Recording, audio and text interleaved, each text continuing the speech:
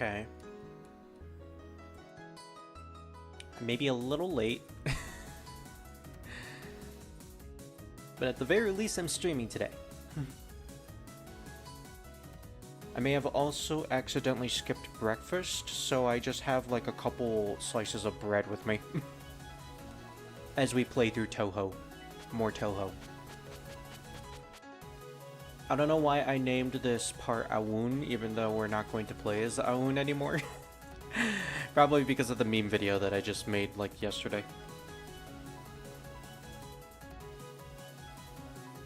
Speaking of which, I realized right after the last session that I forgot to use the GIF of Ran and Chen and Yukari that I was going to use once we made it to Ran's storyline. I had this whole GIF ready right on top of the dancing Orin, and I just didn't use it. Now granted, if I spent a little more time, I probably could have found the GIF of the dancing Chen, which is pretty much just a fan recreation of the Orin dance, but it's Chen dancing instead. And I think someone also made Mike dancing because they're all cats. Granted, fitting. Unfortunately, we will not be using that Chen GIF anymore because the moment has passed. We no longer need it anymore. It is over. It is done with. So yeah, back to more Touhou. We are going to be continuing with the story mode. Last time we finished Nazarin, and it was pretty dang painful. I was also looking at the TH Crap Wiki, and apparently the entire story mode isn't translated fully. I think like the last couple of stories are still in the works. Once we get to the 3 new characters, I think around soon be 10, things will start to become untranslated. I'm hoping that before we get to that point, they will have at least finished the translation. I am not holding my hopes for that though. I am breezing through these pretty fast. So yeah, it takes a while to translate it, and it's been like a week and the entire story still hasn't been translated yet. So yeah, that just answers my question. Either way, we'll just continue with as far as we can until the entire translation is finished. So we finished Nazarin's story, like I said, pretty painfully. Didn't really have anything to do with much. She's a treasure hunter and also a beast. She was just interested in the incident to find treasure. That is literally her entire reason for being in this game. Not really all that interesting. So now we are going with a character who actually has a much more interesting story. Seiron. Hello, Wither. Why do you always boop me? Seiron, who has probably the most interesting story coming from the demo, where she basically got an entire character glow. Earth is so full of impurity, but it's so pleasant here. Yeah, she fell in love with the Earth after coming here after the events of Touhou 15. This place isn't like that lunar capital. I so want to live somewhere like this. I mean, she is. Because I can. Fair. Now go boop Revan. And tell him that I booped him. Or tell him that I sent you. I feel like I could beat anyone up right now. Even this rabbit lady here. Hello, Awoon. Let's fight. There's some quarrelsome yokai here too. Yes! Now I get to have some fun. Oh yes, Seiron. So Seiron's reasonings for being here. You know, I probably should have read the omake text, which is an actual thing. I like reading the omake text for these games because they fill in the bit of lore that we don't really get in the actual game. Yay, thank you for that.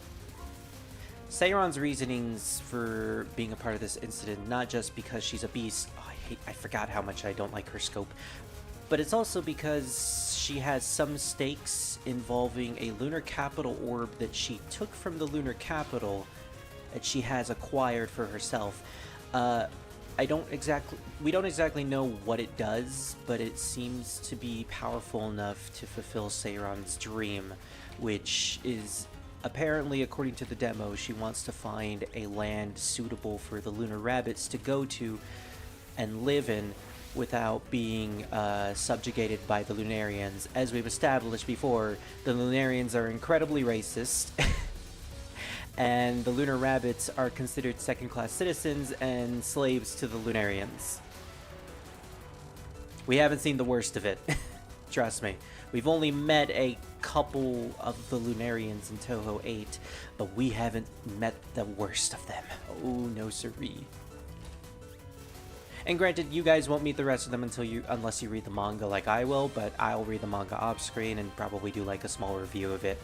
It'll be a extra Touhou stream, probably after Touhou 8. I'm already planning on doing that. It will take a while, but we'll probably play like a fan game in between. So either way, Seiron was a character from Touhou 15. She is a lunar rabbit similar to Raisin, who was in charge of the invasion plan that was going on in that game. She was invading Gensokyo to try to purify it for the Lunarians to eventually take it over. I wonder, is that the influence of impurity after staying here so long? Because that's maybe a little bit embarrassing.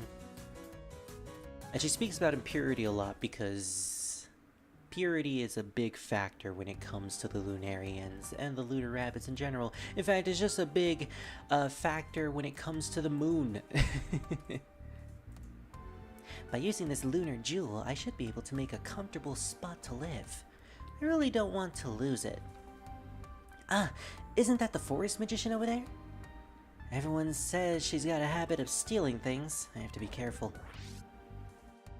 Oh, so she meets Marissa in this one.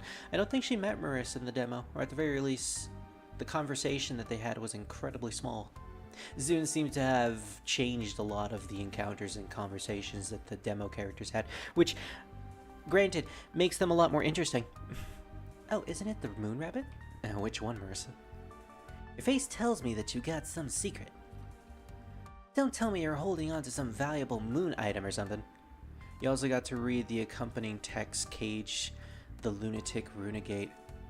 If you plan on reading Silent Center Blue. Yeah, I do distinctly remember that there are different texts coupled together with Silent Center and Blue. So that's gonna be a while. That's gonna take a while to fully read everything, but it'll be worth it. It'll be the first time I'll actually experience that storyline. I'll beat you up before you do.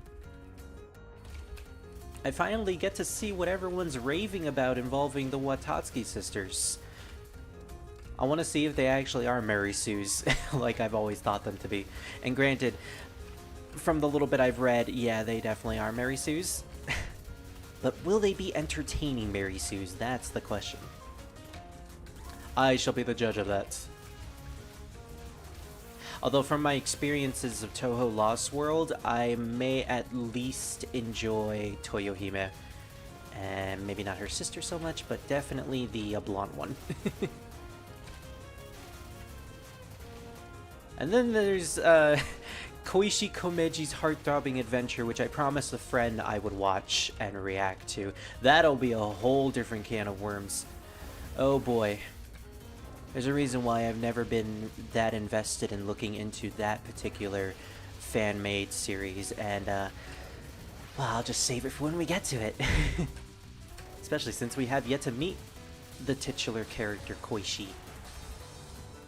I had planned for these Touhou streams to be an introduction for people who aren't into the series, like my friends, to eventually meet these characters and experience these events in order of the timeline. Unfortunately, Touhou 19 came out, and I wanted to cover it as soon as possible for the channel and my first reactions because I like Touhou.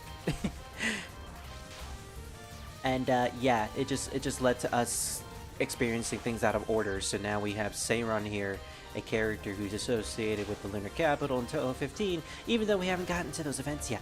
But still, it's cool, because I know this stuff. I know the storyline of 15. I know all these games. Speaking of knowing, I forgot that Seiron's DPS is not as great as it was in the demo. I think she was slightly neutered.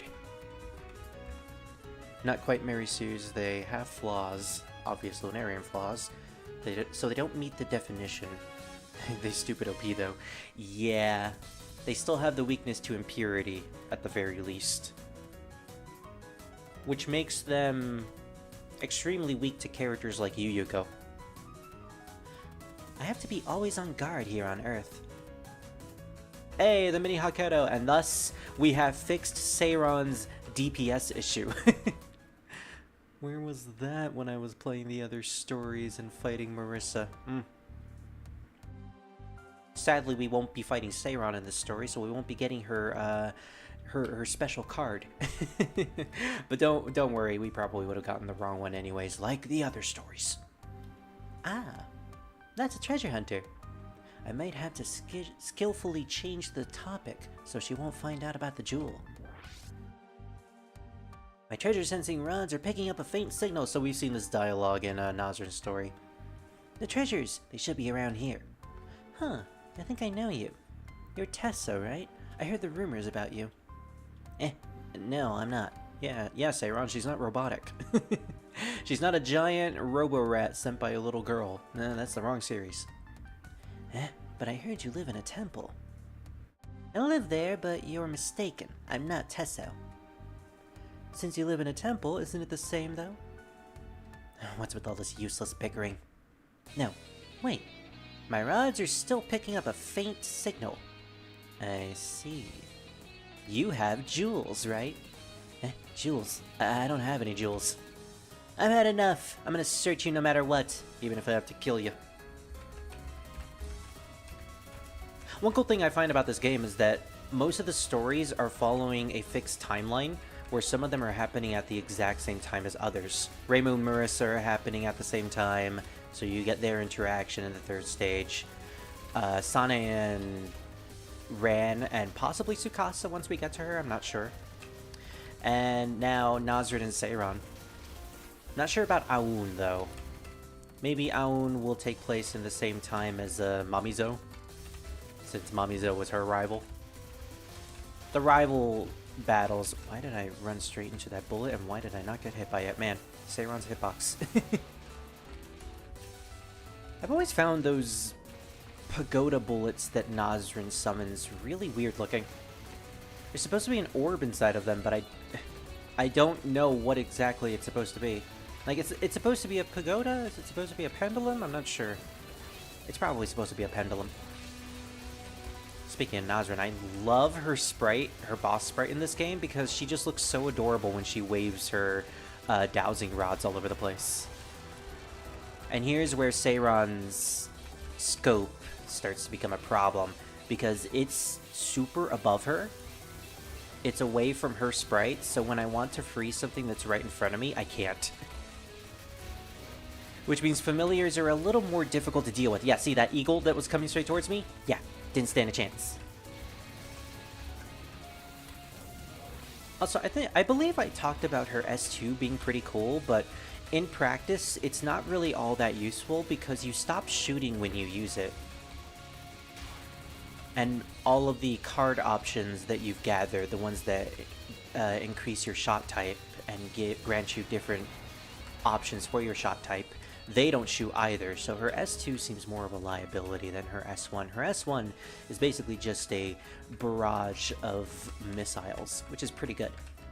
This rat doesn't know how to give up. Let's use my ultimate technique. Lie with flattery. I'm amazed by your sharp sense of smell. I did have the jewel not too long ago. Nani? But I wanted to hide it from a treasure hunter like you. So I just made a good trade with someone else who wanted it. What? I really don't have it. Well, did I really drop it in mid-battle? What am I gonna do? So in Nazrin's story, she requests Nazrin to help her find the jewel and tells Nazrin exactly what it is. In this story, she didn't, and... Hey, Tsukasa. I forgot that her theme song plays here. And I guess it is confirmed that Tsukasa's theme is the Stage 5 theme from Unconnected Marketeers, which I guess everyone rolled with.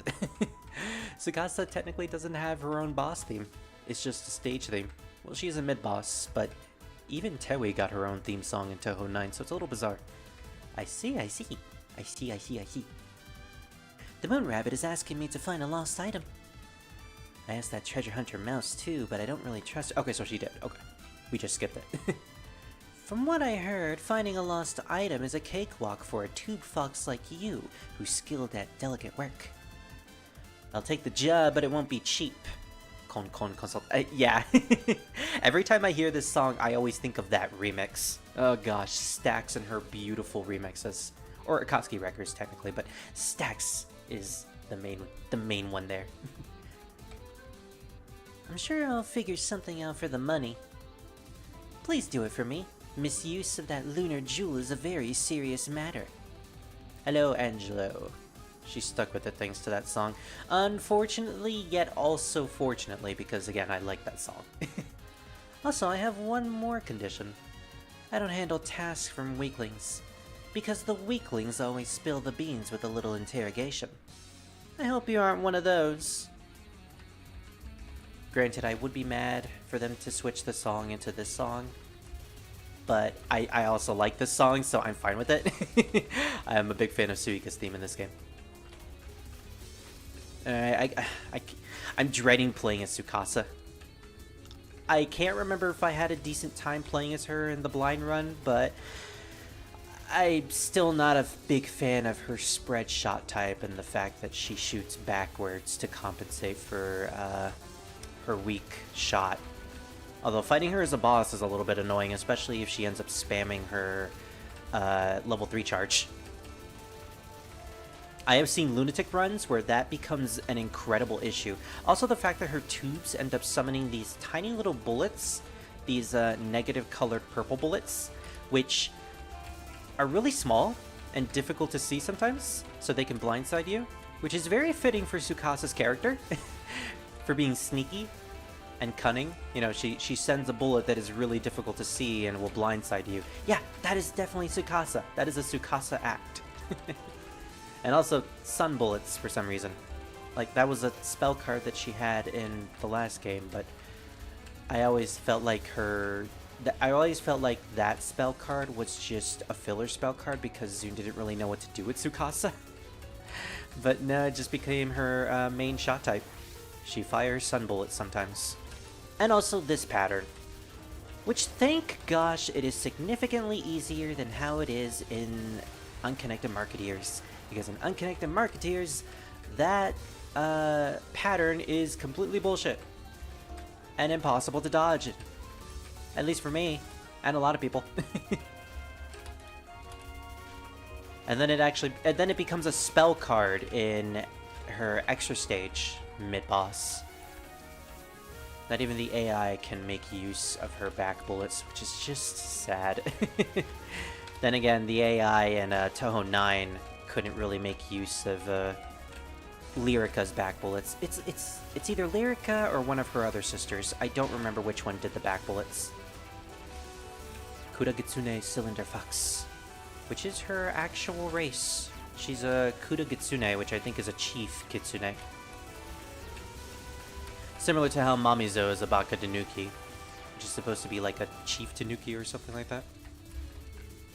Also, a little weird that we're fighting Tsukasa as the stage 4? I wouldn't have expected her to be a stage 4 boss material, but I guess she is.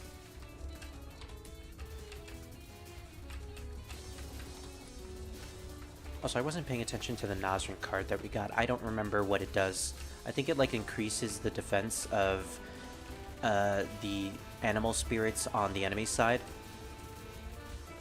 At least that's what it implies. Those cards that state like it increases the defense of the otter spirit or wolf spirit. I don't know if that's supposed to be for your side or for the enemy side. It wouldn't make sense if it was for our side, but the way it's worded, it just feels a little weird.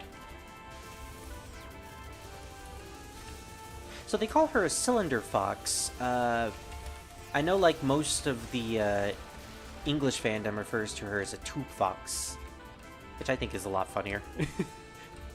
She's just tubey. Is that enough for you? Take my job request already. If that lunar jewel was misused... Hey, who do you think I am? Oh wow, she's not even hurt. I just noticed, yeah, Tsukasa's artwork doesn't even have any scratches on her. Your job is already done. Huh? I dispatched one of my associates mid-battle. They've already found something like your item. Wow. Seriously? Where? A beast yokai in the Forest of Magic is holding it. Dot. She's already gone. I was about to tell her the other candidate. Never mind. Oh, another candidate, huh? Fox in a tube. Oh, great. The ability to shoot horizontally. Isn't that useful? I think it gave you more bombs. Oh, yeah. She does have an extra star right there underneath her hammer. Huh. Maybe that's why I got multiple bombs in Marissa's run. I thought it was just a Marissa thing. Good to know. I guess I never really paid attention to that card. The Forest of Magic is so big. Wouldn't it be nice if I found it right now? Ask and you shall receive, Seiron. Who are you? So, that is Seiron's jewel on her necklace. Or is it just a replica? Because I know in, like, Enoko's backstory, she swallowed / absorbed a jewel from the lunar capital, which purified her and gave her her immortality. Oh, rabbit. You're not my target, looks like. It's dangerous around here. Go home. That pendant! Meh. That's my jewel! They usually call her a tube fox. I think it's just a spell card name. Yeah. And probably because this is a early translation. They haven't fully finished the translation for this game yet. It's mine! It's an important jewel I got from the matriarch. Oh, so this is where we're gonna learn the backstory. Can't get it back without a fight, it seems. Alright, let's go. I do love fighting Enoko, though. Although one thing I don't like when I'm fighting her is the big balls that spawn at the bottom of the screen and pretty much cover the entire bottom of the screen. And they can do that. I would say that is the worst spirit ability in this game, but let's be honest, there's a lot of worse ones than that. In Touhou 9, it would be pretty bad.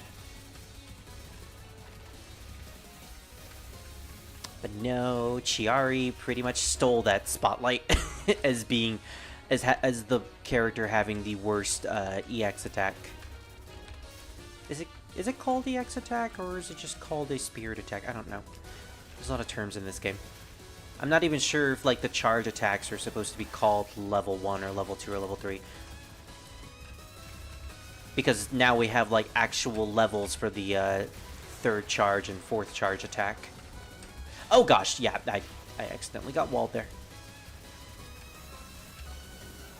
Oh, she's gonna spawn them at the bottom.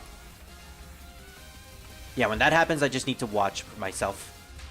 Yeah, and then I don't. What the heck?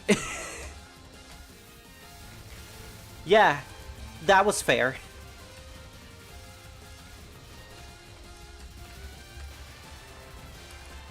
At the very least, she has some good DPS now, thanks to Marissa's card. I would say also Tsukasa's card, but let's be honest, Tsukasa's card isn't hitting anything. Oh look, it's hitting the otter on the side of me, isn't that wonderful? Oh. I could have sworn I pressed the S3 charge, but I also have the sound effects lowered, so I'm not able to hear the sound cue when it happens. I should probably increase it, but I also want to listen to the music.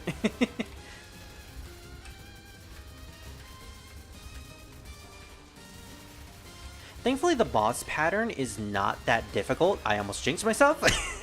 I should be careful with what I say. Yeah, the boss patterns for the 3 Matriarch Commander characters are not that difficult. It's just their EX attacks, when coupled together with those patterns, that make it downright impossible. Yeah, only Sanae's route has her localized old aunt mannerism translation. Her route doesn't have it yet. Oh, you're referring to Mamizo, yeah. Well, we're probably gonna play her route today, unfortunately. It would be her EX attack. Okay. That's good to know. Also, I completely did not read that. What is your problem? That is what she said. I just want to take a look at your pendant. I think it was mine. You can have a look. But even if it's yours, I won't hand it over. Gah, just show it to me already. I'm not giving it, you know that. I know. It isn't mine, but it looks the same. Then what happened to my jewel? Oh, uh-oh. Seiron fell into the trap. Speaking of traps. Miko! What are you doing here? Ow, how did I not see that coming? My head hurts! What happened? What happened? Oh. I completely forgot that we meet you in this storyline. I half expected it to be Yachiye again, but okay. This is a decent surprise, but you know what? I should have seen it coming considering we were fighting Enoko.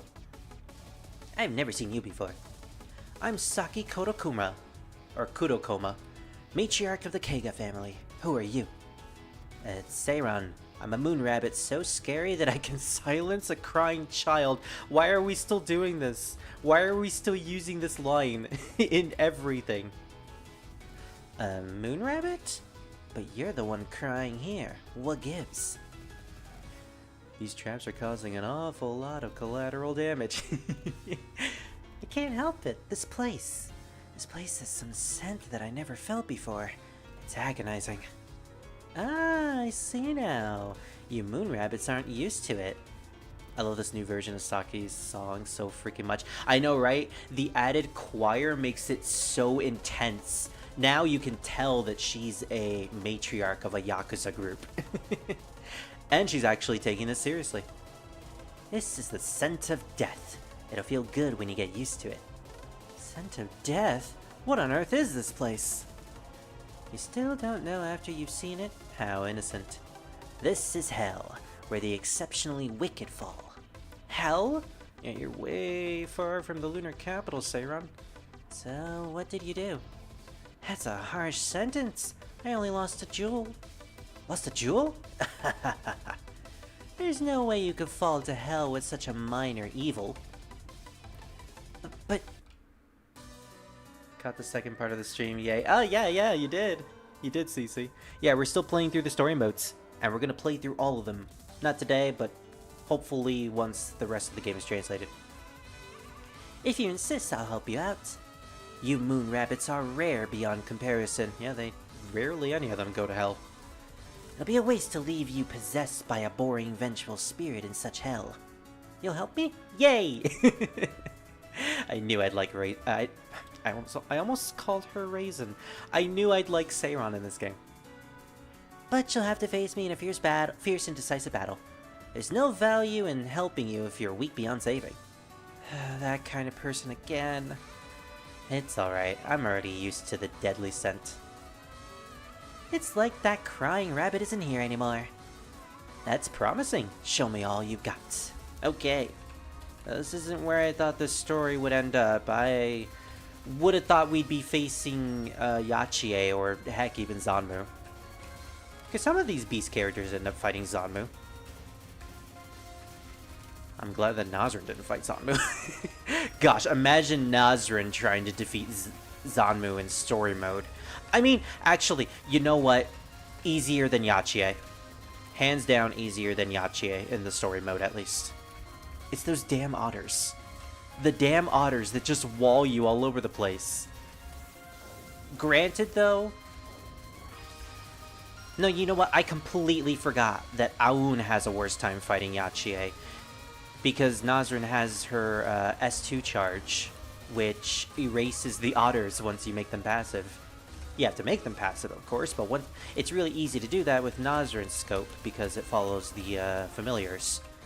And then just use her S2 charge and all the otters are gone. I only realized that like halfway into the battle.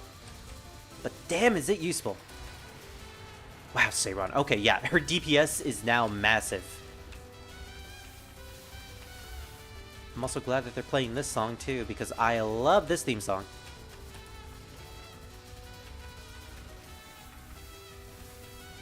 These wolves are so fluffy! And still not worse than the otters.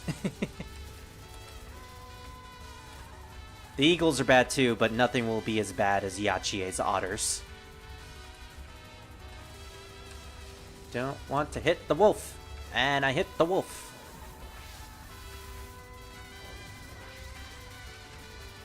Oh gosh.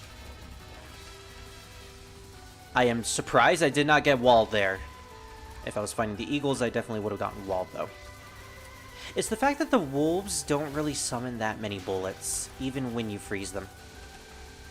Pegasus Cross. Thank goodness you're not using extra level spell cards, otherwise I would have been screwed. Oh! I saw it coming.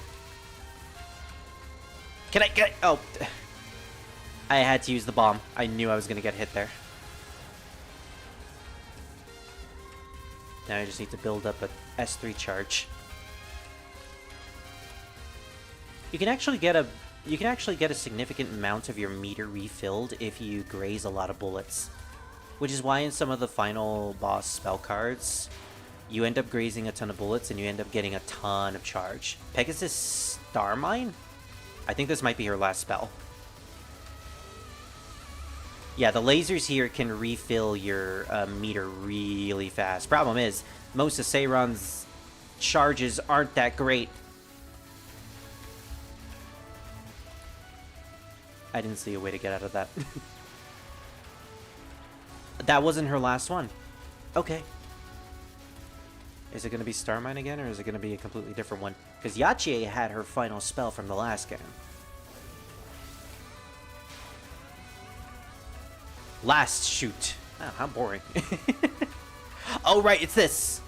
I completely forgot about this. It's like fighting Reimu from Touhou 8 again. And her fast-moving amulets.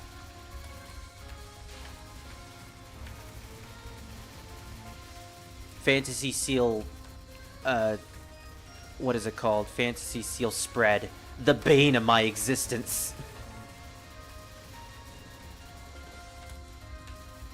I do not want to charge. I do not want to charge while those things are coming. Why did I do that? Oh, actually, I kind of do, because it freezes them a little bit. A lot scarier than it actually was. This game specifically has really sold me on Saki. She's so freaking cool. I know, right? I think it's the fact that she's actually taking this seriously now, and she's not like, oh, I'm just gonna invade the overworld, and oh, you want to fight me? Okay. And then you beat her, and she's like chill about it. She was just there in Touhou 17. She didn't really have much of a presence. I mean, her presence was awe-inspiring, but she just didn't have much passion. In this game, she is at the forefront, and she wants to let you know.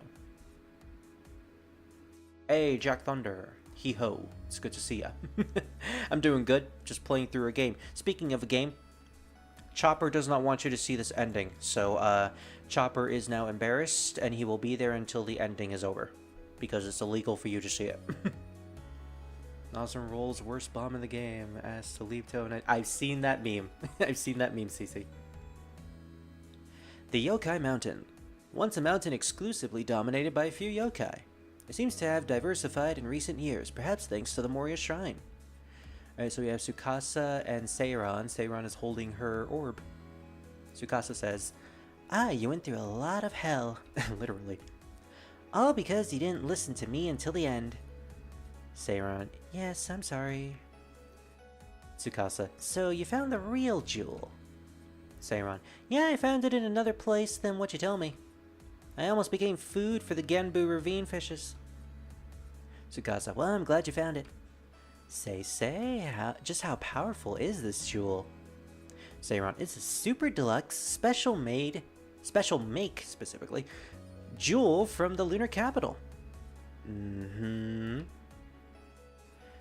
Wherever you place it, impurity is slightly swept away. Tsukasa, "Impurity?" Seiron, "Stuff like filth, odors, and germs. It makes it pleasant." That's it? Seiron, "You say that's it, but it's essentially for Lunarians visiting Earth." Oh, so is that an explanation as to why all the Lunarians can come visit, like Eren? Why Sagume managed to visit, and the Watatsky sisters came as well? That's a good retroactive retcon, which I'm completely fine with. Seiran, you say that's it, but it's essentially... Oh, I already read that. They can't deal with the stink or the uncleanliness well. Otherwise, they lose their immortality. Tsukasa, wow, so this moon jewel can be used as a deodorant and air cleaner. Tsukasa was disappointed. That was natural, since she knew it was a moon rabbit's jewel. She made the assumption that it had more extraordinary properties. She was satisfied receiving the high cost for the job. Oh, so she actually did get the money. In turn, Seiran received an equivalent outcome. She was now prepared to settle on Earth. Really, even if she lost the jewel, she knew it would be a painless, peaceful life. Nevertheless, she had sealed the memories of the Beast Yokai's jewel and her fear of being in hell. Even though she could live on Earth, instinctively, these memories were a thorn on her side. So she just repressed her trauma. Unlike Raisin, who pretty much embraced it. Actually, Raisin kind of also suppressed it until Touhou 15. So, I guess that's fair. Mass-produced Moon Jewel. That is the ending of Seiran. Pretty sweet. Chopper thinks it's pretty sweet, too. Hey, I just saw your video. I just saw the link that you sent me, Jack Thunder. Nice. I will watch that later. So like one of those trees you hang in your car to get rid of a smell. I now want fan art of Seiran in a car and just have the lunar jewel hanging on top of the mirror. And you know what? Just create it in the same art style as Initial D. Seiran is now Takumi. Confirmed. Well, that took an unexpected turn. I did not expect that ending for Seiran. But hey, at least she got her jewel back, and now she can create an area in Gensokyo where it's purified, and lunar rabbits can come to visit her, I guess? Honestly, I don't know if that's a bad thing or not. I'm hoping we get another outcome to this storyline in a later Touhou game, or maybe even a manga. Either way, interesting. Now we are going to what many people consider to be the worst character gameplay-wise in the entire game. I still consider Nazrin bad. Orin is actually kind of fun. I remember doing... I think she was one of the few characters I got a 1cc in the blind run. But I can't remember. It's so nice up here. I can't believe we have this festival. It's the best. Well, Orin. Okay, so this takes place during Nazrin's story. Why are you here? I'm here for all the judges they've got. You could have told me about this great phantasmagorial release festival. It's my favorite thing. And for that, I'm gonna kill you. Why didn't you tell me? Purified in the sense of standard air purifier. She just can't take that stink. That is why she does not interact with Suika. And that's why Zanmu wasn't her final boss. She would have automatically lost because of the smell of booze. I don't remember who says it, but one of the versus dialogue lines in this game, I think it's Ran, speaking to Zanmu. She refers to Zanmu as having a very strong smell similar to Suika. And then she tells her, "Do you take regular baths?" I laughed when I first heard that. And I really, really hope the fanon does not take that as her fanon personality and the fact that she doesn't take baths. Oh god, now I'm dreading. Now I am dreading the fan content that will come from Zanmu. Although considering the other stuff involving her and Hisame, I'm pretty sure people will be more fixated on that stuff instead. And I'm all for that stuff. That we will get into once we get to Hisame's story. Or, you know, meet Hisame later on. So Orin has sperm shots. First time I saw them, I thought she was just shooting sperm at everyone. But no, it's spirits. So she's shooting spirits at everything. I don't know how good this shot type is, because for the most part, it goes in like random directions. As you can see, I'm right underneath the boss, and they just go all the way to the left and the right. It seems to have some homing properties to it, but it's not fully homing. It's very awkward and weird. And if I remember correctly, the only reason why Awoon had a decent time for her final boss was because of all the cards that I collected. So I'm hoping that I get decent cards this time. We're both underworld dwellers. You don't have to give me the cold shoulder like that. I don't like cats. You should know that. What are you talking about? I don't eat rodents. Well, not living rodents. Ah, the old Tom and Jerry routine. Nozrin's ability to make spirit attacks last longer. Isn't that great? Yeah, that's very useful for orange shot type. Yay. I would have preferred the bomb card, but you know, well. I might honestly draw Drifting Raisin. Then questions arise. What car she drive though? Okay, so it has to be blue, and it has to be it can't be a electric car. No, actually, it has to be an electric car because that's pure energy. No gas whatsoever. And I'll let you go from there. The human village is also flooded with phantoms. There might even be some vengeful spirits mixed amongst the phantoms, but probably not. Yeah, Orin, you're kind of the odd one out here. You're technically a vengeful spirit, aren't you? Orin? Don't get too close to the village, okay? Not while bringing that many phantoms, anyway. It's fine. This place is full of phantoms anyway. I'll blend in just fine. I don't think blending in or not is the problem. Lamborghinis. Yeah, that's a good one. I'll head home right after I fill up my cart with phantoms. Or corpses. Don't you think you're overfishing? Come on, Marissa. It's just business. The human village, free real estate. These corpses in the human village, also free real estate. Orin, you killed them yourself. They were alive literally a minute ago. Like I said, free real estate.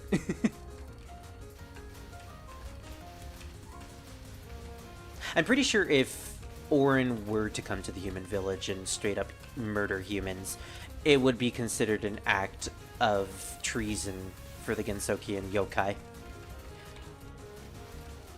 Because, like, the human village is meant to be off limits for all yokai. No one is supposed to harm humans in this village. It's supposed to be a safe haven because of the fact that human belief and fear is what fuels the yokai and keeps them alive. If the human village were to be kaput, well, that would probably mean the end for most of the yokai, too. Although, no one would probably miss a couple of humans, which I think is like the subject of a couple of the mangas. Specifically the ones that have to do with the human village, like Forbidden Scrollery, or the Kazan one, Wild and Horned Hermit. Which I sometimes refer to Wild, Horned, and Hermit. Don't know why, it just rolls off of the tongue better for me. Oh gosh, I just realized we have to fight Marissa. She's not the third stage, but we still have to fight Marissa and her bullet-spawning lasers that come from behind me. Not a big fan of the Marissa spell card, although I'd rather fight Marissa than Reimu. Which, you know what, is my opinion for pretty much any game where you end up fighting Reimu or Marissa. Touhou 4? I'd rather fight Marissa. Touhou 8? Oh, definitely fight Marissa.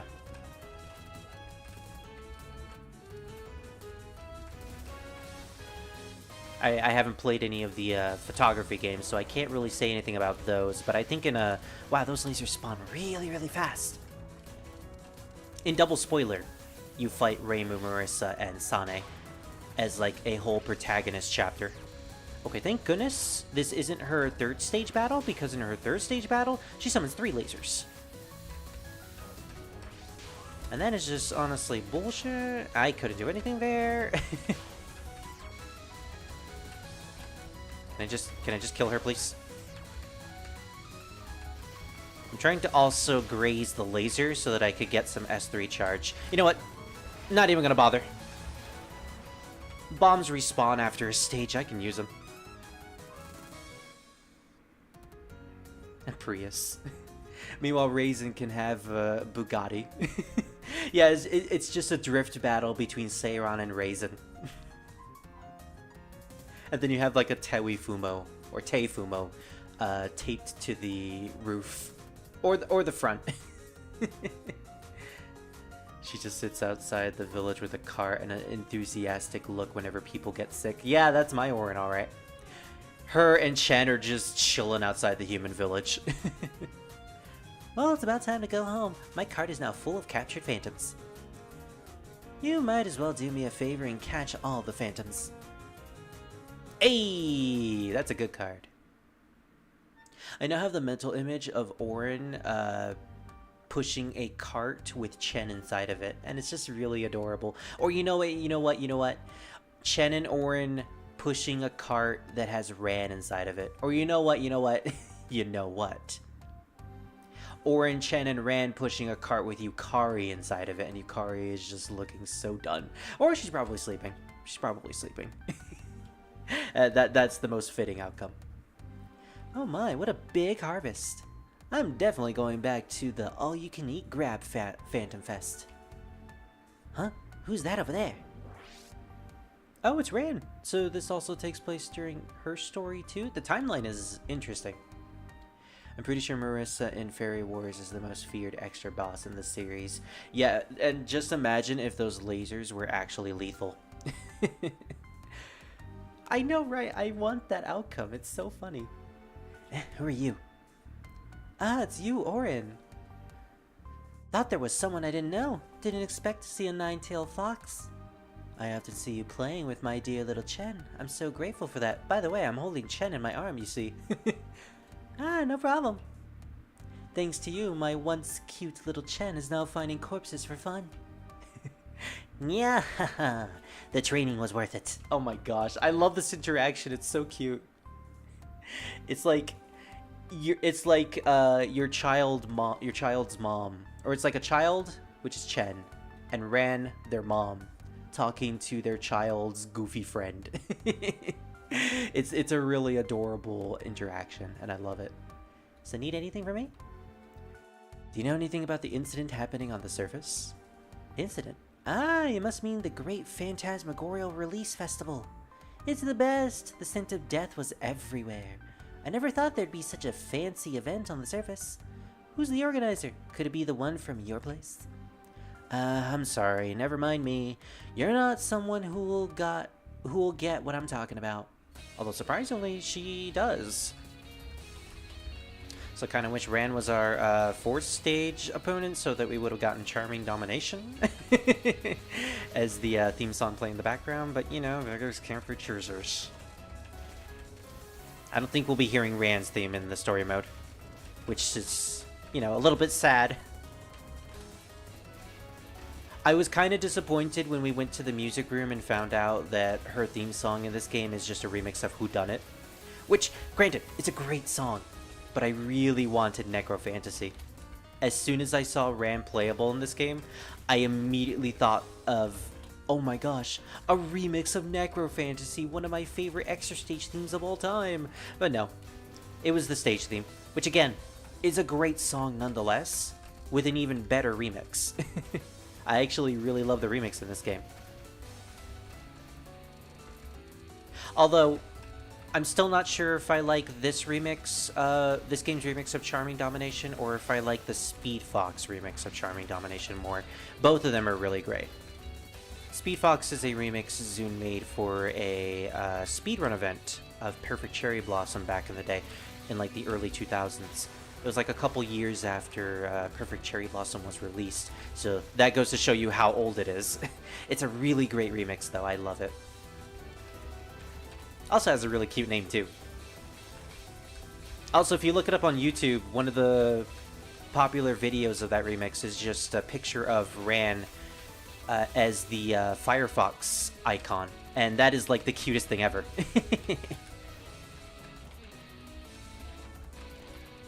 Her extra attack, her level 3 extra attack, is very reminiscent of her survival in Perfect Cherry Blossom. I'm trying to remember the name of it. Kikuri-san's contract or something like that. I fought Ran like 2 months ago. I didn't beat her, but that battle is still fresh in my mind. I'm gonna have to return to that soon. If I had... I didn't know that Perfect Cherry Blossom's 20th anniversary was just a couple of days ago, but if I knew that, I would have streamed my attempts of that extra stage, because I really want to complete that one, dang it. So speaking of Chen, she shoots Chen at us during the spell card. I love the spell card so much. And the more it levels up, the more Chen she summons. She can summon double Chen. Which leads into my theory of the Shikigami shots that Ran uses is just duplicates of Chen. Which is pretty cool to think about. Nope. Well, we got her anyways. And I still haven't lost a life yet. Although that will change in the next stage.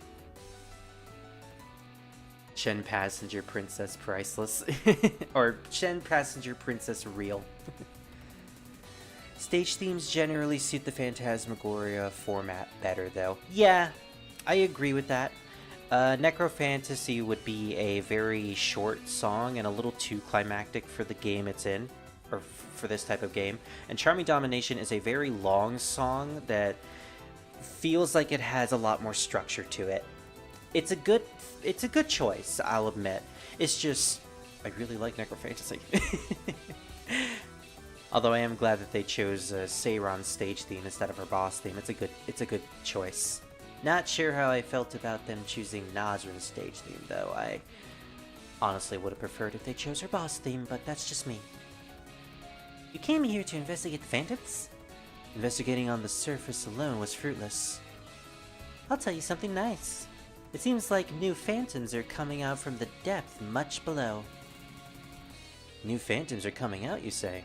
Thank you for the fine information. Fading vengeful spirits filled with little vengeance, like shells left by departed spirits. They aren't to my liking. Oh well, time to kick the mood up and start working. So she just goes up to the surface world, collects a bunch of corpses and phantoms, and then she just comes back home to work. Base Orin base. The ability to control many Shikigami. Many, you say. But it's just one. The best Chen is in Shoot the Bullet. No spoilers, but I nearly died laughing. Oh boy, I can't wait to get to Shoot the Bullet then. Which will be soon. So I had to get here, the former Hell of Blood Pools. Alright, so we've confirmed it. This is the former Hell of Blood Pools, and not Hell's Mantle. In which case, it has a weird purple tint at the top of it. Since this is supposed to be blood. I can't just ignore her and move on, can I? Hello, where are you, Chiari the Tankajin? So she knows Chiari. What's that? Yo, Orin, long time no see. How have you been? What are you up to today? Oh boy, it's the shut-in, and that's cutout dialogue. Oh boy. That is very reminiscent of the Antinomy of Common Flower translation. Although I don't remember if it's the official translation or if it was the fan translation that had this problem where the dialogue ended up going over the text box.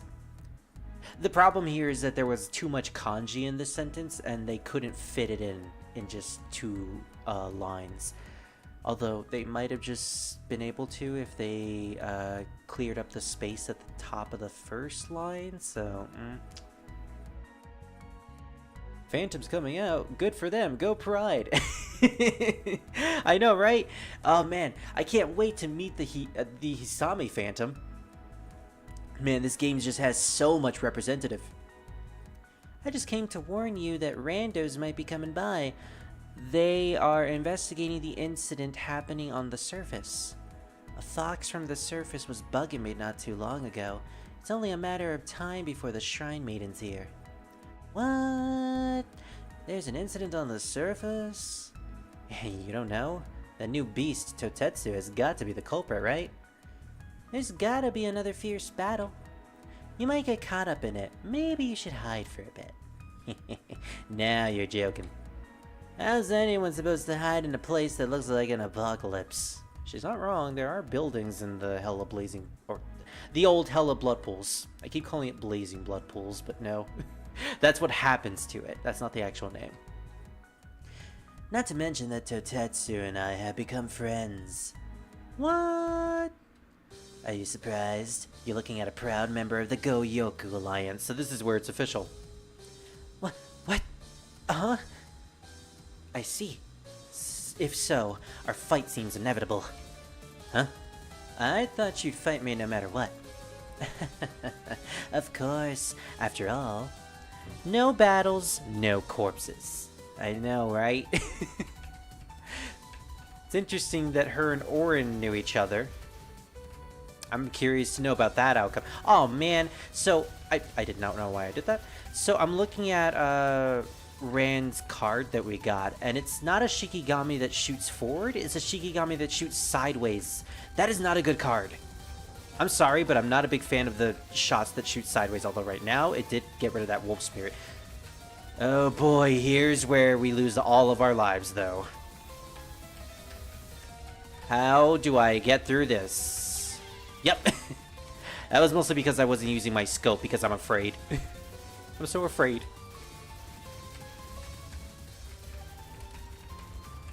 Not a big fan of fighting Chiari in this game. Then again, who would be? Literally everyone has problems with this boss. This is the reason why I've been hoarding all my lives at this point. Get out of my way, spirits. I am not the spirit you want to deal with. There's only room for one spirit in this world. Oh, that spawned right on top of me, and I am surprised I did not get hit by it. Sometimes they are telegraph, except right now. Thank you for making me eat my words.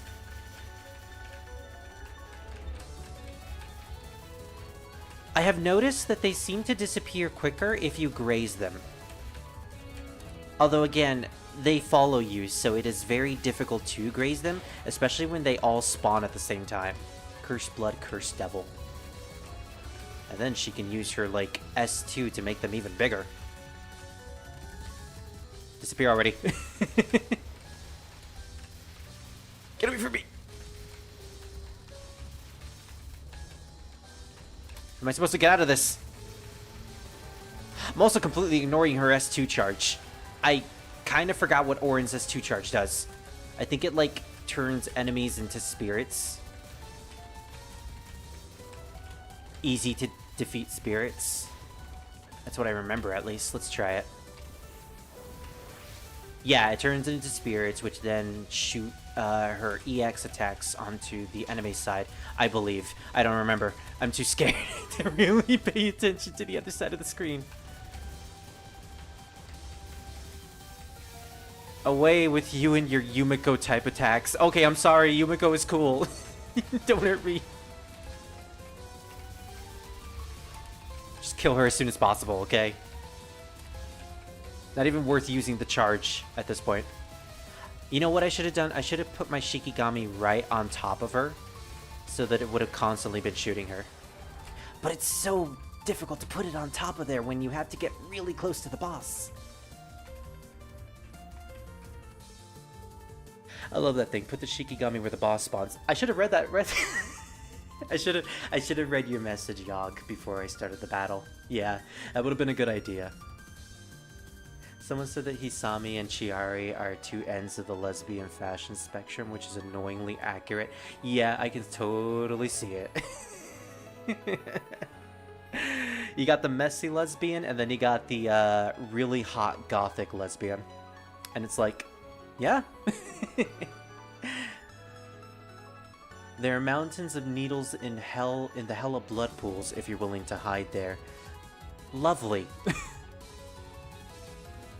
It hits both ends and hits her whenever she floats and does double damage whenever the hitbox is dead center. Ooh, that's actually really good. Alright, I'll try to use it for the next battle, although no promises, because the next battle is going to be Zanmu. That was fun. That fox I mentioned should be here soon to investigate. Speaking of which, where's Totetsu now? She should be... Oh, there it is again. She should be in the animal realm. She said conquering surface requires a lot of preparation and blah blah blah blah blah blah. I've already gone this far. Might as well go say hi to Totetsu. Actually, she is gonna fight Totetsu next. Okay. Extremely Cursed Blood. Chiari Tenkajin's ability to throw lots of syringes, which is actually a pretty good card. That is a decent card compared to the other ones. Whoa, when did the animal realm become this fabulous? I can't complain if these people call former hell the boonies. Hey, Totetsu, are you here? I'm surprised Totetsu would actually show up in this giant city. Also, the city's ground is a complete void. I guess Zune didn't want to render the ground in this game compared to when it was in 18. Who's calling me so frankly? As I thought, Awoon from the Palace of the Earth Spirits. It's rare to see you here. What do you want? You know that incident on the surface? You're behind it, right? Incident, you say? If so, what are you gonna do? Phantoms were everywhere. It was awesome. Just to tell you that, I really appreciate it. That's it? What the hell are you saying? Some kind of joke? However, I'll not claim that deed. It's not me, and I don't do things like spreading phantoms on surface. Since you've been making new friends, I thought you were up to something.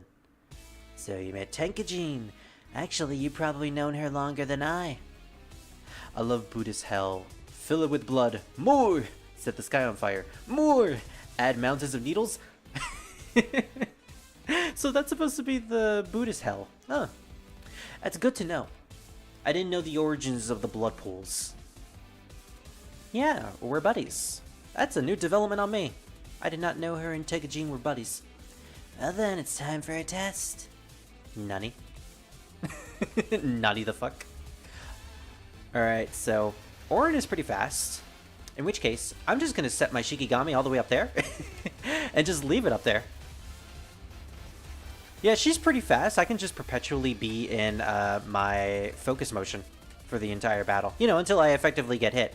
Although, problem is, she is still slow. She's not at her full speed.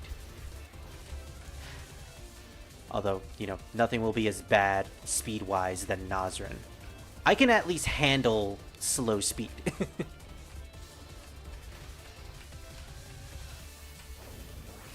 So, what exactly is this supposed to do? Oh, wow. I didn't even see the bullet that spawned right there. Wow, she went down really fast.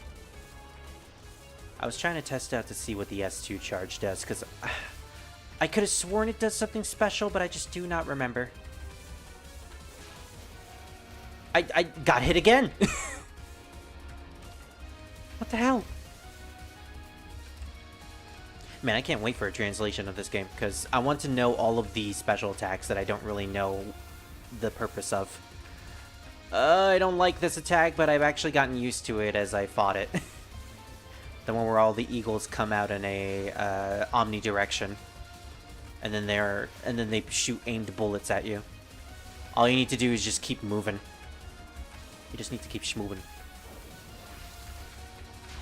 Although when she shoots a bunch of them while Totetsu is on the screen, good luck with that.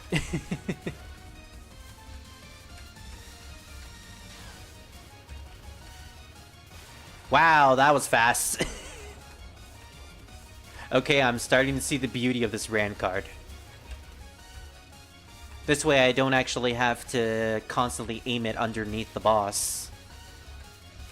I can just constantly stay focused for the entire battle. It's also it's not like I need to move constantly at a really fast pace throughout this entire fight. And thankfully, whenever I get hit, it doesn't automatically just come back towards me. It stays in position as long as I keep the focus button held down. I thought I'd charge it enough, but okay. The song. I don't know if this... No, this definitely isn't my top favorite final boss theme, but it is definitely my top 5. Wow, that was fast. Okay. Yeah, that rant card really busted. Hey Spirit, guess what? Phone screen randomly came on. Hey Drew, that's awesome! So that means your phone is officially fixed. Back up all of your information now. Before it's too late. Yuma getting a little jealous. I know, right? A little jealous that Tenkajin has another friend. I smell another ship coming. That's enough. You're just an ordinary Kasha. Obviously, but what were you testing anyway? At Tenkajin. She came to me all of a sudden, said she wanted to join me. Really? Chiari? Hard to say whether that's out of character or not. There was no reason to turn her down, so I just let her be. However, the blood she's been accumulating was mixed with some suspicious test tubes. So, yeah, she does have test tubes. Suspicious test tubes? I have some here. Want to take a look? Okay. Come on, close. Come closer.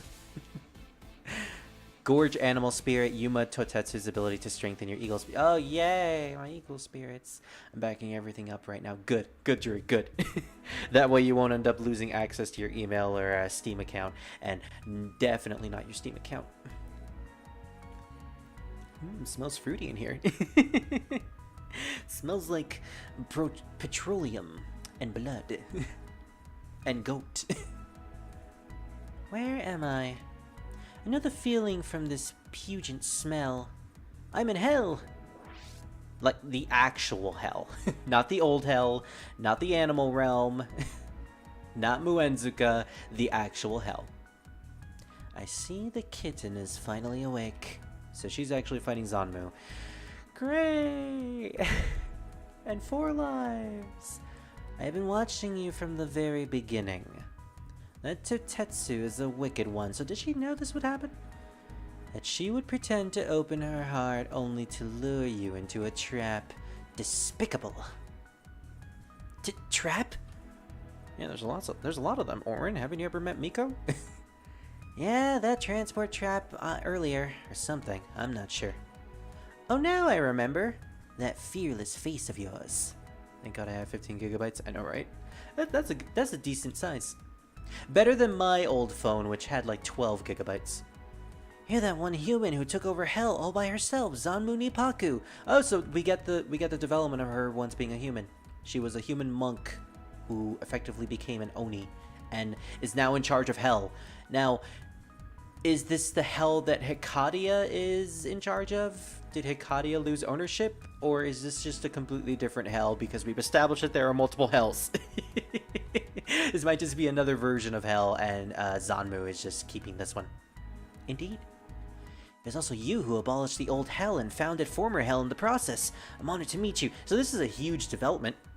The reason why the old hell existed and why hell was relocated to a different location is because of her. We never knew the reason. This is a huge lore dump. Did you come to waste my time reminiscing? I'm not here by choice. Wait, I am here by choice. No. You already know me, so you already know what is to come. Buddhist mythology has like 18 levels of hell. True, true. This could be just like one level. And Hikadia could be like a different level as well. Or heck, Hikadia might be the ruler of multiple hells. We don't know. We haven't gotten to that point in learning hell's entire diography. It would be interesting to learn about it though. So if you stand before me, there will be no escape. And my RuneScape and DFO account is tied to the Google Authenticator, so yeah, that's true. Gotta keep that account. Just as everything else, you two will dance in the palm of my hand, and the curtain will fall. So I can see why she says palm of my hands now, because that is very definitely a thing that a monk would say. Specifically a Buddhist monk. I needed to get up there so I could plant my Shikigami. This is unfortunate. Can I get up there? Okay. I got hit. Can I... I don't have an S3 charge. Oh, almost lost a life there. Oh, this isn't good. I planted my Shikigami, but at what cost? Oh, jeez. Alright. Got my shields back. Why did my Shikigami go all the way back down there? Did I press the focus button again? Dang it. Oh, look, there's... Got hit again. Yay! There we are. Eep! Wow. I can... That is just crazy amounts of damage, and I really need to stop going up there, but I want to plant it in the center, dang it. So, like, the current big Touhou 19 meme is that Orin and Zanmu are, like, the textbook case of who is OP in this game and who is a very unbalanced character. Because Zanmu is, like, incredibly unbalanced in versus mode. And you can definitely see it in story mode, too. But, her facing against Orin just leads to absolute chaos. On both sides of the screen, mind you, because Orin's S2 charge apparently is really good when faced against Zanmu. It's just that Zanmu's S2 charge is also a fantastic counter to Orin's Pure Spirit Shot. Oh look, it's me, Purified. I'm just a bunch of purple bullets, which is fair because I like the color purple. Even though I'm the color green. You know what? She's wearing a green shirt, so that's fitting. Like, good luck trying to do a lunatic match against Zanmu, or Chiari for that matter. The balancing in this game is really skewered. It's still a fun game, though. I like 19. 19 is fun to play, even if it's incredibly unbalanced. But then again, all of the Phantasmagoria games were incredibly unbalanced. Yumimi was literally impossible to fight against. Even in versus mode. And Shiki-Iki is a cheater. Like, I'm not even just talking about story mode. Like, Shiki-Iki is just a genuine cheater in versus mode.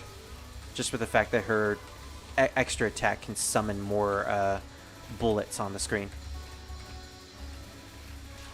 Wow, that is completely unfair! Oh, yeah, I couldn't survive that. Can my Shikigami kill it, please?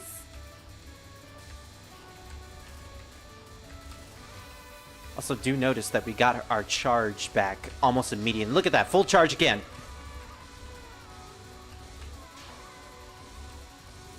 Yeah, these bullet patterns give you a lot of charge. Any day now, Zanmu. There we go. That wasn't nearly as bad as the blind run. Certainly wasn't as bad as Awoon and Najrin's stories either. I like playing as Orin. She's fun. You know what else is fun? Chopper. But Chopper is embarrassed because I said that, so he will be covering the ending for a while. Also, if there's 7 sins and each sin is a gate of hell, there's got to be 7 gates of heaven, right? That is some sound logic. And we have been to heaven, it's just we've been to the Buddhist heaven, so. Bahava Agra, so it's technically different. Oh yeah, I've seen that image. I love that image so much. I don't think I have it on my PC, unfortunately, so I can't show it, but I wish I could. I think Western when I make that statement. Fair, yeah. As insane as lunatic patterns are, they sure are pretty to look at. Like, wow, glowing purple balls. Everything is so blue. The former hell of blood pools. Located at the bottom of former hell of blazing fires. The most abominable place in former hell. Also, I just remembered what we'll get in this ending. Perhaps because it's such a cursed place that decarbonization hasn't been going well. So yeah, everything is just full of blood. Yeah, there's the picture. The picture of Orin doing like a ha-cha-cha pose. And it's just Tenkajin to the left wearing a shirt that says, I love old hell. That's so cute. Also, it's apparently established that the Welcome to Hell is actually a clothing line made by Hecadia. She just has her own Goddess of Hell. Most powerful Touhou character confirmed officially. Also has a clothing line. Chiari says, so you got to meet Totetsu. Rin, yeah, not only that, but why'd you join the Goyoku Alliance in the first place? Because it seemed really interesting and stuff. Rin stare. Seems like you're trying to say something. Totetsu didn't seem very trusting of you. Maybe it's because you're hiding something, or setting some kind of trap, or... was I found out? Did Totetsu say anything? She didn't seem to trust you to begin with, as if couldn't care less about you. What are you up to anyway? The trap, you know, I didn't set it. I was just part of the deal. Or it was just part of the deal. A deal? With Zanmu by any chance? Oh, one of the few characters that actually goes out of their way to reference Zanmu, instead of it just being a memory in their mind. There isn't a soul in former hell who doesn't know the name of Zanmu Nippaku. This is because it was Zanmu who had the idea of reforming and abandoning former hell in favor of greener pastures. Well, not so green. Many Oni and yokai agreed with this idea, but some of the others clung to their vested interests and rebelled against it. In other words, many of those who remained in former hell are anti-Zanmu influences, so some of the Oni, like Yugi and possibly Suika, as well as Satori and the rest of the old forgotten crew. The incident occurring on the surface seems to be exactly the same thing. If Zanmu is behind it, then it all makes sense. Rin didn't know exactly what was going on, but... Adding number 8, Memories of Former Hell. Interesting. So Rin has a lot more importance to the final boss than we initially thought. She actually has connections to her. Which was unexpected. I drew this pic and some others on my Tumblr yesterday because they were so adorable. Aww. That's amazing. Cece, what is your Tumblr? I would really like to see that. And the new phone was sent out today, so I'll be getting it soon, I hope. Nice. Nice one, Druid. Yeah, better to just get a new phone at this point. Especially since, you know, there's a possibility that the old phone will mess up again. Alright, so. Next up we have Tsukasa, who I'm kind of interested in. She's a tube fox. And from what we learned in Awoon's story, there was a tube fox controlling Awoon. It doesn't seem like Tsukasa was behind it, but the fact that tube foxes are being used by the animal commanders is concerning. Not sure how I'm gonna feel about playing as her though, because I remember her shot type not being very good.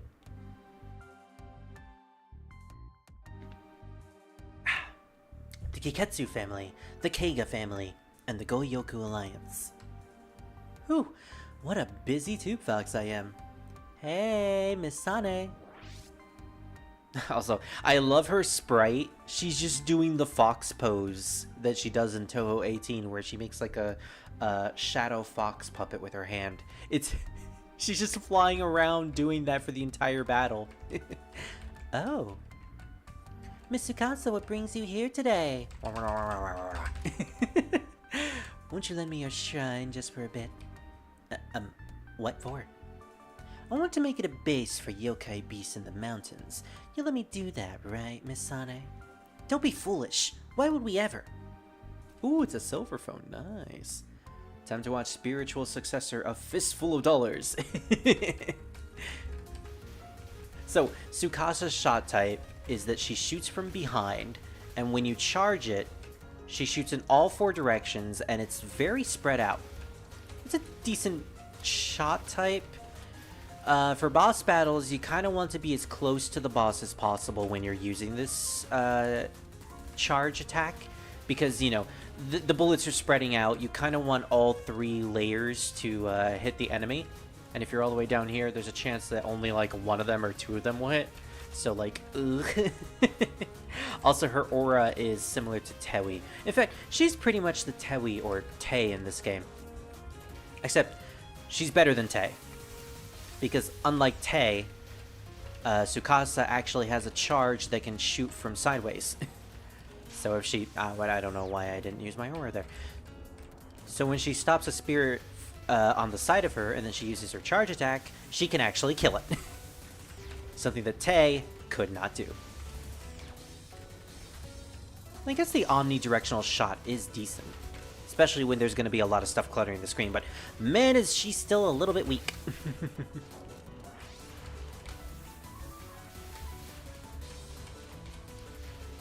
Also, can we just appreciate how dorkishly adorable Sane is in this game?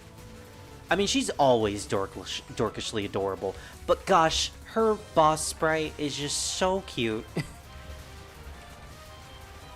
Not sure how I feel about her going on a genocidal rampage against furries, but you know, you do you, Sane, you do you. You're still cool, you know, you like Gundams, you watch Dragon Ball, you apparently like Kamen Rider as according to this one spell card, which I know it just might be a name, but I'm going to hold it. I'm going to hold it to my grave that she is a fan of Kamen Rider, because Sane really does seem like the type to be into that stuff. She would be into tokusatsu, and if she were to meet Wriggle in canon, she would probably make a Kamen Rider joke. Or you know what, she's probably one of those obscure Japanese fans who would probably make a Power Rangers joke. For context, for people who don't know Touhou, i.e. Druid, Sane is from the real world, so she knows all this stuff. She's basically the isekai character of the series. Before we actually got an isekai character, which was Sumireko Same in the later games. No matter what you say, it's a race against time. At this rate, we'll be taken over by those weird beast yokai.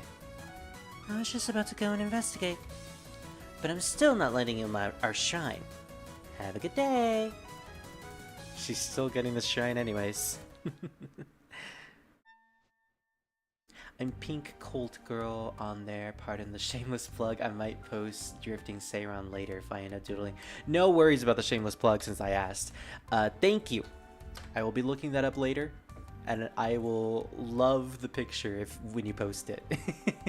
I don't have a Tumblr, but I think I'm gonna make one just for that. I wanna like that. I'd get along then. I know, right? Yeah.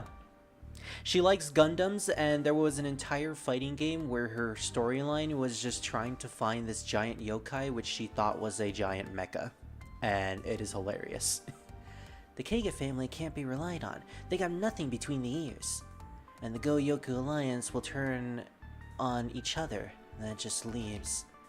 As expected, it's going to be the Kiketsu family. Their ideology suits me just fine, too. So is she trying to join Yachié? You're a tube fox. Okay, so yeah. It took place during Sane's story, which also means it takes place during Ron's story, because they both intercept each other. Okay. Well now, aren't you that fox aren't you that fox that can't hide her tails? Ooh, catfight! Brings out Chen, now it's a catfight. What is someone like you doing at the Moria Shrine? Miss Sane said she was busy, so I'm house-sitting in her absence. House-sitting? It didn't seem like that the way Sane spoke about it. Well, I shouldn't put much faith in the words of a tube fox, so they do call her tube fox, alright. My, how upsetting, even though Miss Sane asked me to. Send away any suspicious trespassers, she said. So yeah, there's apparently some big beef when it comes to the tube foxes and kitsunes. Apparently as much beef as the kitsunes have with the tanukis, which is a mythology thing. I'm not sure if the tube fox thing is a mythology aspect as well.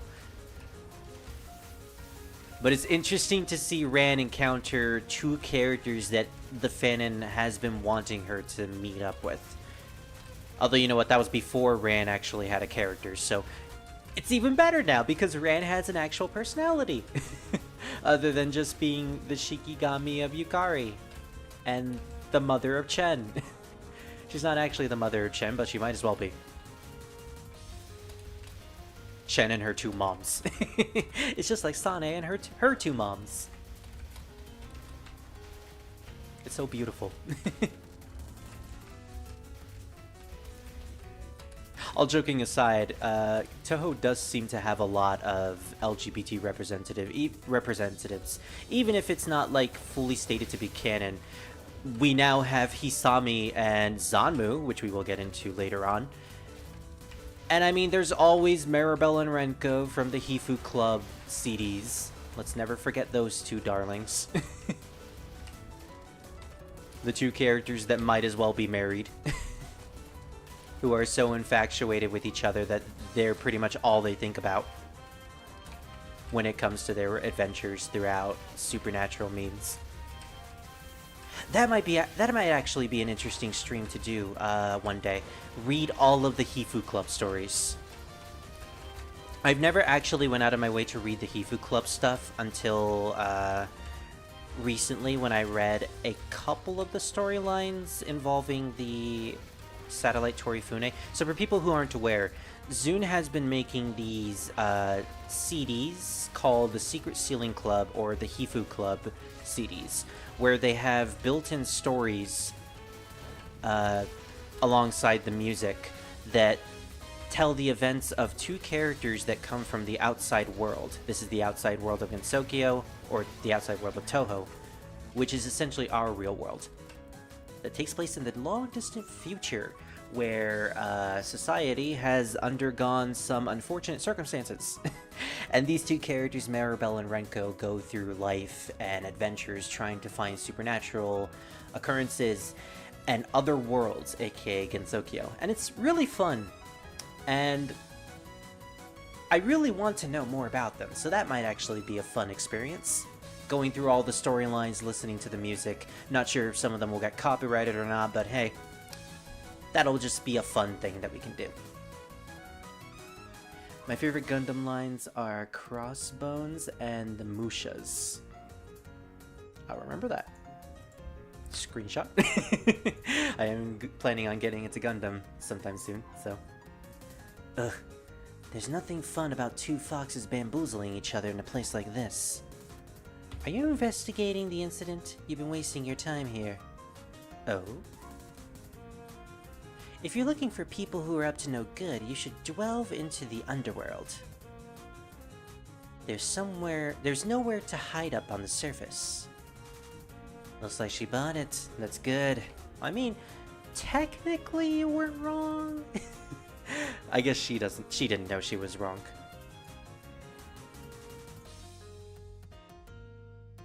Also, for some reason, it's, my chat is acting a little weird because I accidentally clicked on something that... Okay, there we go. Yeah. It was highlighting your message, Druid, and it told me, like, should I delete this message? And I'm like, what are you doing? The Goyoku Alliance is the biggest concern. Let that stuck-up Nine-Tails fox deal with them. Ooh. So she purposefully sent Ran on that mission to fight Totetsu. Gosh, Tsukasa's so sneaky. Series like Touhou that are exclusively female are so important to me. Big fan of women loving women. I know, right? And gosh, it's so good to finally have a canonical ship between two women in this franchise that is genuinely official. Like, I don't know how else we can describe Hisami and Zanmu's relation other than that. I know technically it isn't officially stated by Zune yet, but a text case book of a lesbian relationship is pretty much what their relationship is. There's really no other way to look at it. In my opinion, at least, and pretty much a lot of other opinions as well. An assistant with high autonomy and an overachiever, though. Oh, wait, that was part of another message. Am I the only one wondering if the Tengu are involved in this because of Tsukasa? Her omake text does make it sound like she's directly an assistant to Megamu, or is she just an open mercenary? That actually brings up a good point, in that I didn't actually read the omake, and that is some interesting information you can get from the omake. You know what, I'm probably going to do that after we do this story mode. I'm going to look at the characters' omakes, see if there's any useful information that we can get from there. But yeah, in terms of what Tsukasa's planning, I thought she might have, you know, been kicked out of the Tengu because she's, because of the events of Touhou 18, she probably got kicked out of them. Probably not, though. She might still be working for the Tengu. You never know. You never know. I am actually kind of surprised that we did not get a Tengu character in this game. Oh, thanks for the links, Jared. I'll be sure to look at them later. That's helpful. There used to be a sanctuary of spirits around here, but a yokai ate them all and was awakened. That sounds like the Kiketsu family's work. If I want to get in good with the Kiketsu family, I just have to win that guy over. That guy, she mentions, is beaten. Who are you? A fox? I work for your boss, running errands. Ah, so you are the one Lady Yachie spoke of. A tube fox, are you? So she is, like, genuinely working for Yachie now. Yeah, just as I just thought I should stop by and introduce myself. I heard a mountain monkey was driven out of their pack and awoke by eating the sanctuary spirits. Shush! I told the family I was born from a stone and was struck by a thunderbolt. From now on, spread this story, alright? Okay. So, yeah, the context of Sun Baiten is that she is LARPing as Sun Wukong, and her and Yachie are all in on this. She's actually not Sun Wukong. She is just a random monkey who was just thrown out of her family and casually ate a bunch of spirits and became powerful. That is like the most ridiculous and hilarious thing to come out of this game, and I love it. I initially thought that Yachie was manipulating her, though, into believing this story, because, hypnotism is a strong thing. But no, it just turns out they're both in on it. Besides, I have no reason to confide in you. Those who only run their mouth can't be trusted. That's what I believe. So you want to see if I'm all talk? Which, I always thought Tsukasa was incredibly weak. So I guess this game makes that non-canon in that she can actually fight. She can actually put up a decent fight. She's actually quite powerful. Okay, so with Orin, this Shikigami card was actually useful. Was really useful because Orin's focus movement was very fast. Tsukasa is pretty slow though, so it's making it a little more difficult to keep it all the way up there. But we're gonna try. We're gonna try. I distinctly remember, yeah, that one's a little nasty. Especially with slow movement. Sunbiten, your song is amazing. Not my favorite in the game, but still a really great song. And a great example of Zune experimenting with his sound font and music. The Eru being a new instrument that he's brought into this game. And I'm still not sure if it's the instrument that he uses for the Zanmu battle. But either way, it's still a great instrument nonetheless. And it really pulls the Asian-inspired feeling that Sun Beiten is trying to have with her being a proxy of Sun Wukong, or a supposed proxy.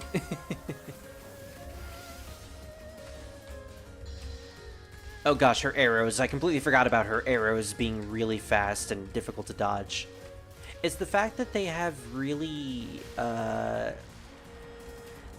outlines for those sprites are very light, so it's really difficult to see them. So yeah, it makes it difficult to dodge them at the same time. I like the arrow bullets in the fact that they actually look like arrows. It's a cool detail.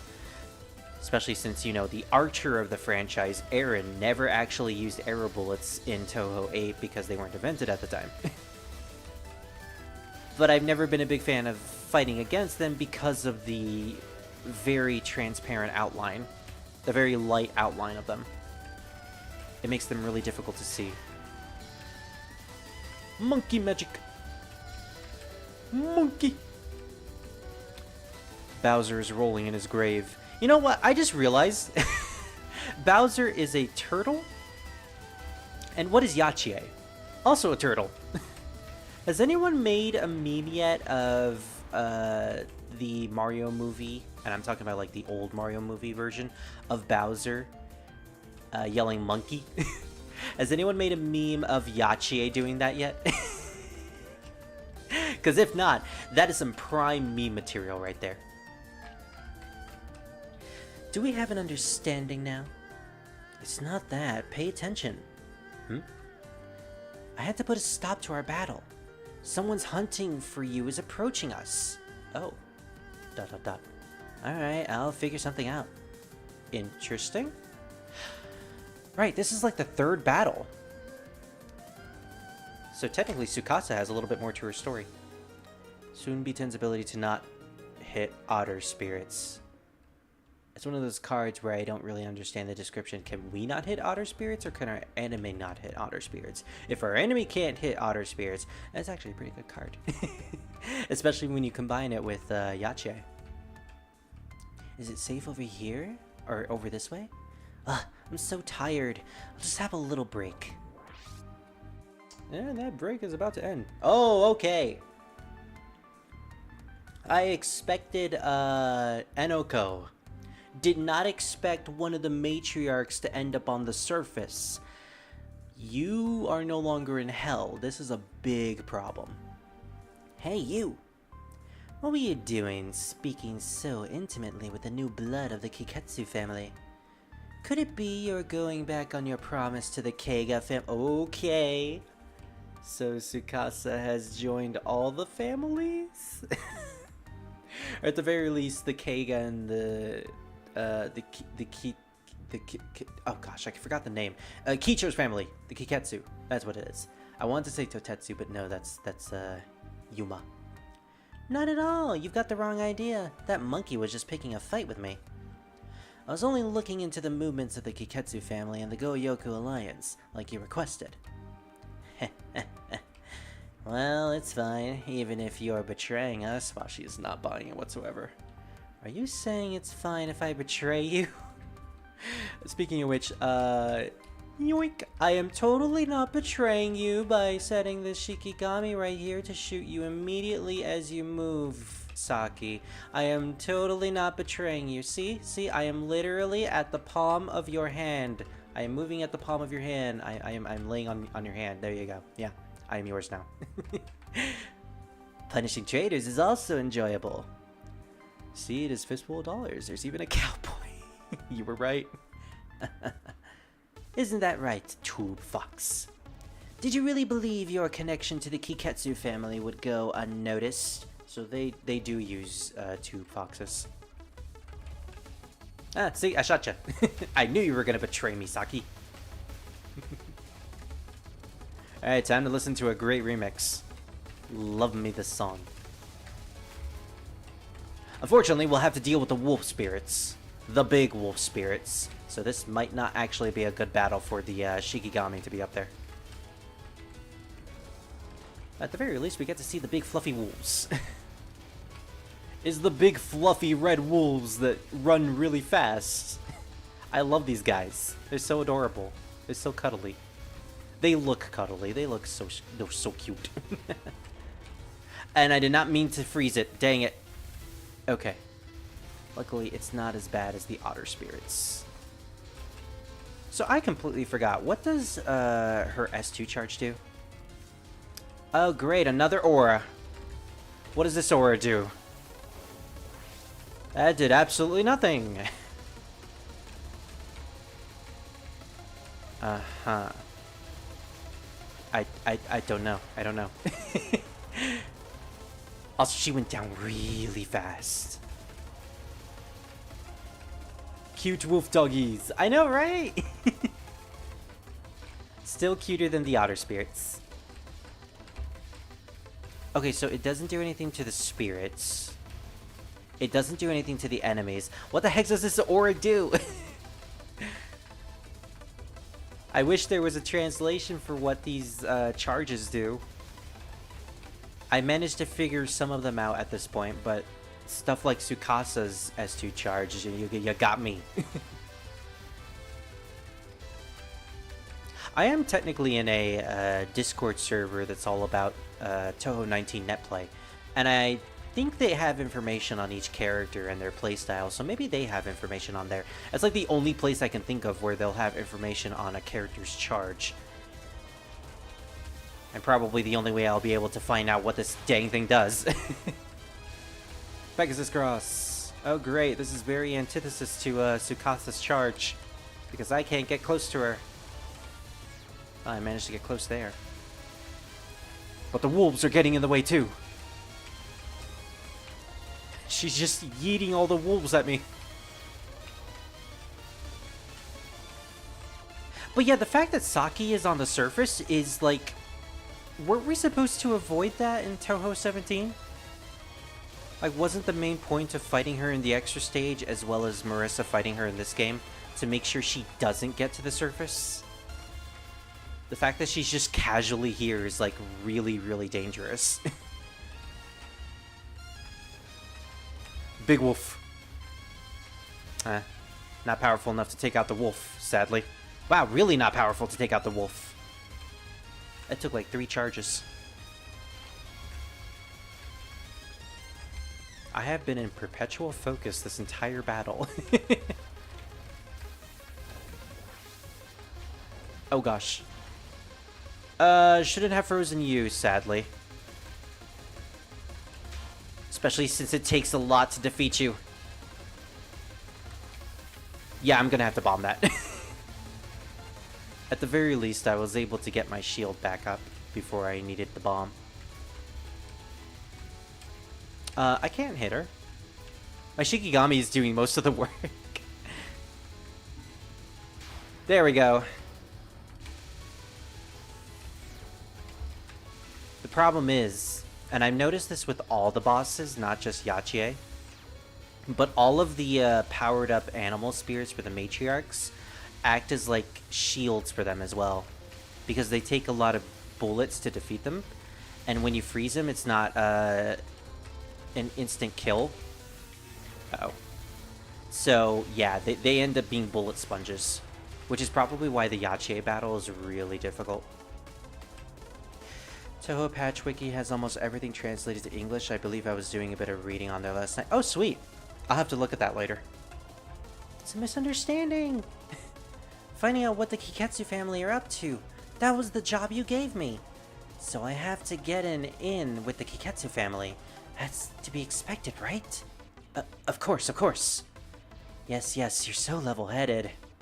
In that case, you can continue your investigation. Wow, she just gaslit Saki. That time, the target is a little unusual, but I'm sure you can handle it. Interesting. Hey, it's my favorite card in the game. The Buff Wolf. Saki Kudakoma's ability to terrify opposing wolf spirits. Interesting. That would have been useful to have before we fought Saki, but okay. That spell card was dizzying. I know, right? The strobing lights. Took me forever to realize Saki gets a smoking bullet hole through her hat when she loses. Yeah. And I was looking through some of the versus lines of this game, and apparently Marissa mentions it. She mentions to Yachié, like, or not Yachié, Saki, like, did I make that bullet hole in your hat? Buff girl Saki confirmed. Oh yeah, she is like confirmed buff girl. Her ability is that she has amazing leg strength. So at the very least, she did not skip leg day.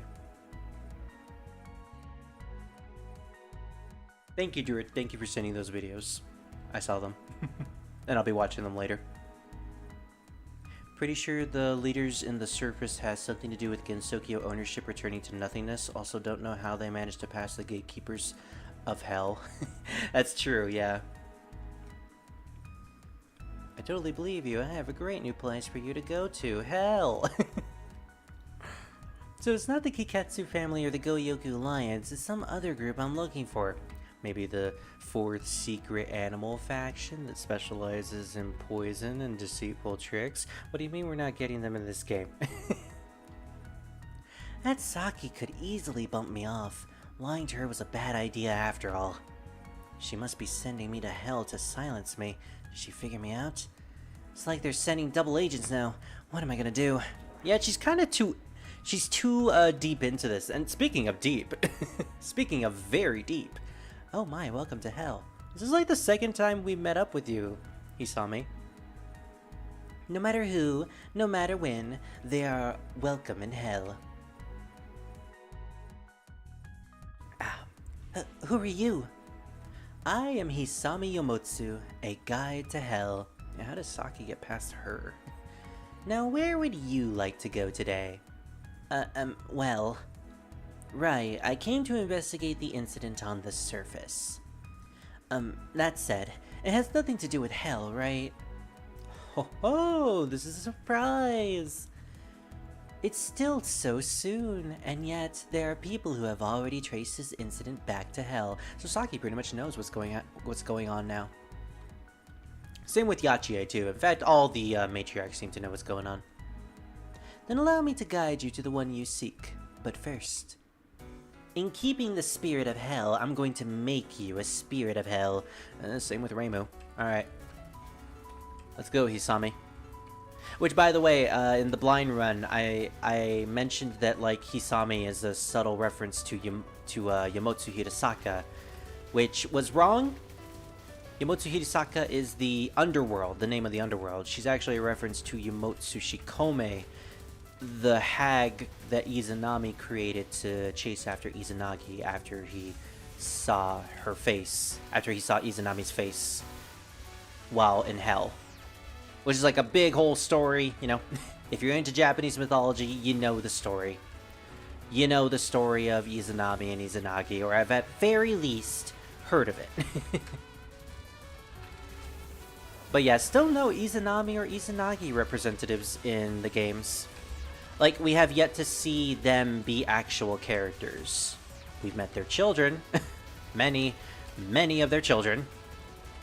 And now we've met a creation that Izanagi or Izanami made.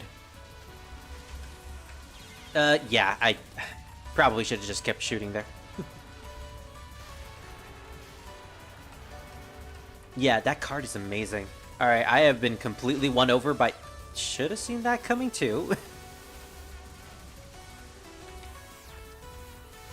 You know, you'd think I would hate fighting Yomotsu a little bit more because of the whole curvy bullets.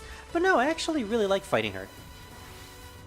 Okay, so apparently Tsukasa's level 2 charge seems to get rid of tiny bullets. At least that's what it's implying. That's what it seems like. So those tiny little pellet bullets are being erased by her. That's neat. I mean, I can already get rid of them with defeating an enemy that's close to them. But, you know, extra bullet wiping, even though it's not really all that useful. Yay! Curvies. Curvy grapevines. I'm hoping that if Yomotsu ever becomes playable again, she'll use her curvy curvy grapevines as a shot type. It's really cool. And I was too close to the top of the screen. Wow, that was really fast. They are likely too OP. Ah, such splendid strength. Now then, I shall guide you into hell. Also, there needs to be a big, like a catastrophic, actually, level event, or that. Let me take a sip of water. That's better. There also needs to be a big, like a catastrophic level incident to probably make them come out. Yeah, that's true. As big as of an incident so that characters like Yukari or some of the sages to come out is when you know that the incident is really big and really important. No, maybe not into hell. Were you thinking of going to home? Or rather, did you think you could go home? Huh? Those who have fallen into hell may never leave by their own power. It would not be much of a prison otherwise, would it? Phew. So, Tsukasa is kind of trapped down here. To send vines to pursue the enemy. So that's basically a familiar. Yep, summons another familiar. Tsukasa has like a lot of stuff following her right now. Huh. This is where I give up. Without a doubt, this place is hell. Speaking of hell, oh boy, this battle! Yay! Tube Fox. Yes? You stand before Zanmu Nipaku. I have been watching you from the very beginning. Huh? You have groveled before Kicho and Kurokuma, both, while only ever thinking about your own benefit. How do you know all this? You are despicable. I would have you fulfill a request, should you be able. Depends. What is it? Wow, Tsukasa's been taking a lot of requests recently. After doing those beasts' bidding, you have no right to refuse mine. I guess you're not gonna give me a choice. My errand is... What? Kill Reimu Hakure? What? Wait, what? Kill Reimu Hakure. That's a very blunt request. Also, that's very serious. She wants to straight up murder Reimu because she tried to solve the incident. Will you undertake it? Or would you rather wander in hell for all eternity? Also, yeah, good luck trying to kill Reimu, because she has like a super cheat ability, and also she has the blessing of all the people who hang out at her shrine. That's like a total of 6 people. Plus all the sages. Yeah, she has like 9 people having her back, so do you really expect Tsukasa to be able to kill Reimu? This is interesting. Muster all your strength and surpass my imagination. She has a very fertile imagination. Oh my gosh. I just now got the image of that one SpongeBob scene where he says imagination and he just forms a rainbow. And because of the whole Zanmu and Hisame shipping, that is now like... You see where I'm going with that. Zanmu just making a rainbow. I now want an image of that. I was already making a meme involving that one scene with for one of my friends, but now I guess I'm making another one. And I am completely fine with that. Wow, so she just straight up wants to murder Reimu. I mean, I guess Reimu didn't agree to her terms of staying out of the incident. And she's probably afraid that Reimu will eventually return again to mess with Zanmu's plans. So, like, yeah, I can see why she wants Reimu out of the way. But man, that's still a surprise. It managed to catch Tsukasa off guard of all people as well. Like, I don't think Tsukasa wants to kill Reimu. As devious as she is, she probably doesn't want to get her hands dirty specifically to kill someone. She straight up put the hit on my girl, Reimu. I know, right? That was a twist I was not expecting. Same with Awoon and Yachie. Man, a lot of people really want to get rid of the Hakure Shrine today. Like, this incident is just full of people trying to get rid of Reimu. And granted, they're all gonna fail. Zanmu is definitely a little more intimidating than Yachie in this game at the very least. Gosh, like 2 games later and Yachie is just like the girl fail of the series. Super intimidating in 17, being able to masterfully hypnotize and manipulate all of the protagonists to do her bidding and getting away with it as well. She got away with everything. And then you go into this game and she's like failing at every single one of her plans and being defeated by Awoon of all people. As well as Nazrin. Nazrin. Although, to be fair with Nazrin, she is like a disciple of Bishamonten. Also, where the heck did that bullet come from? I saw that purple bullet. Isn't that supposed to be my thing? Did she just shoot a purple bullet that I'm supposed to shoot out? Okay. Also, I am trapped there because of the otters. That was pleasant. Oh, look at that. She actually used the bomb. It's actually kind of surprising.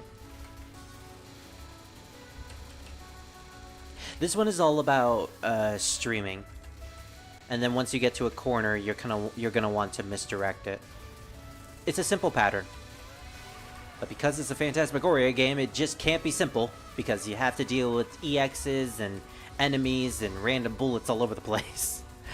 Like that. Should have used my S2 charge. Oh, here's the final spell. Alright, well we have 3 lives, so... You know what, I'm not even going to use my charge because it's not worth it. It's not much damage anyways compared to what I'm doing. Oh gosh. I was almost trapped in that bullet.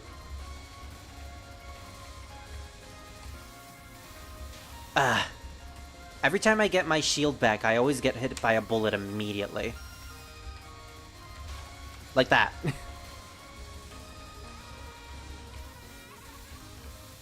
Can I actually kill her? You know what, screw it.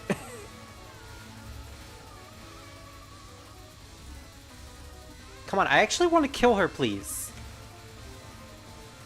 Wow, we did not kill her. I was charging for way too much. Oh well. Tsukasa wasn't as bad as I thought she was gonna be. She was actually kind of fun. Speaking of fun, One Piece is really fun, and Chopper agrees that it is fun, but he's very embarrassed that you said that, so he's gonna hide the ending for a while. Insert Pride Month joke. If only this game came out in June. I doubt it. If she wanted to kill Rainbow, she'd have done it herself. That is true. She was powerful enough to stop Rainbow from defeating her, technically. Like, the end of Reimu's story, Zanmu was pretty much okay. And plus, with her ability to manipulate nothingness, whatever that means, I would have no doubt that she would have been able to kill Reimu.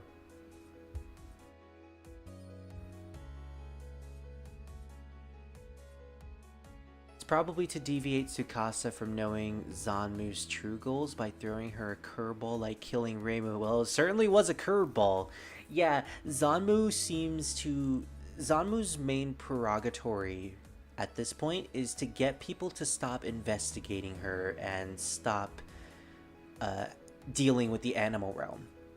She is fixated on dealing with the animal realm herself, and everyone else who's trying to solve the incident are just in her way, so she meets up with them through these traps and just gets them to stop. Same thing happened with Marissa and Sane as well. Yache fails to realize how OP Gensokyo inhabitants are. Exactly. She just did not know. She probably doesn't even know who Yukari even is. Even a girl boss has her girl fail moments, indeed. Alright, ending. The Hakare Shrine. A shrine located on the eastern border. It's also a place where those involved in incidences tend to gather. I love this picture. I really love this picture, and now that I have context, it's amazing. It's Tsukasa right behind Reimu, and Tsukasa's got like, I'ma hug you. She's got a I'ma hug you pose.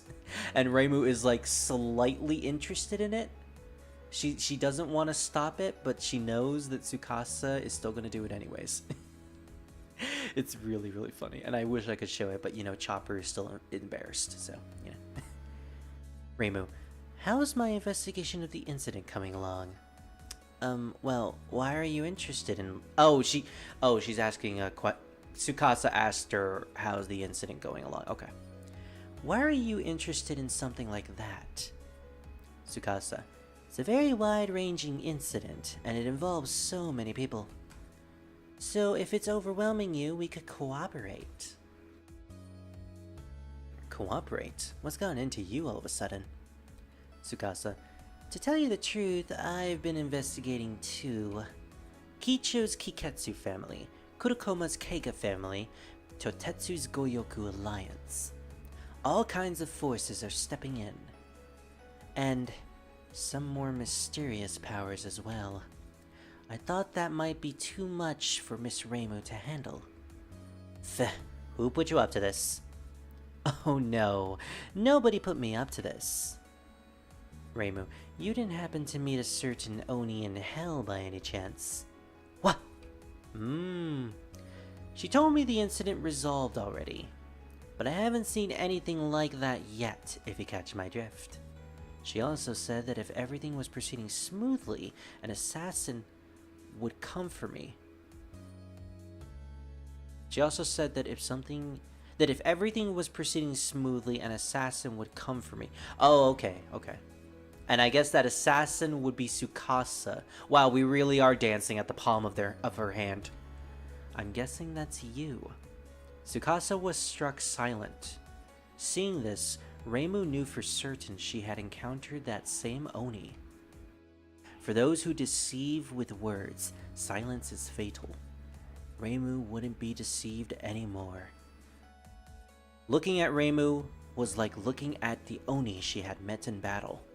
In reality, the request to kill Reimu had never been a genuine one to begin with. It seems that Oni was only ever toying with her. Yeah, you were right. You were right, Ghost.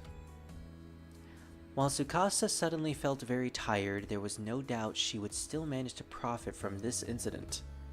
Crafty people like her have always thrived in times of war. Ending number 9, Back View of the Truth. Okay, that is... Man, that storyline threw me for a loop. I genuinely thought that she wanted to kill Reimu, but no, it was just another part of her plan to just get Reimu to be invested in not solving this incident. Because she told Reimu that an assassin would come to meet her, and sure enough it did. Okay, so I'm gonna look up Touhou 19 on the Touhou wiki. And I am hoping we can find the characters.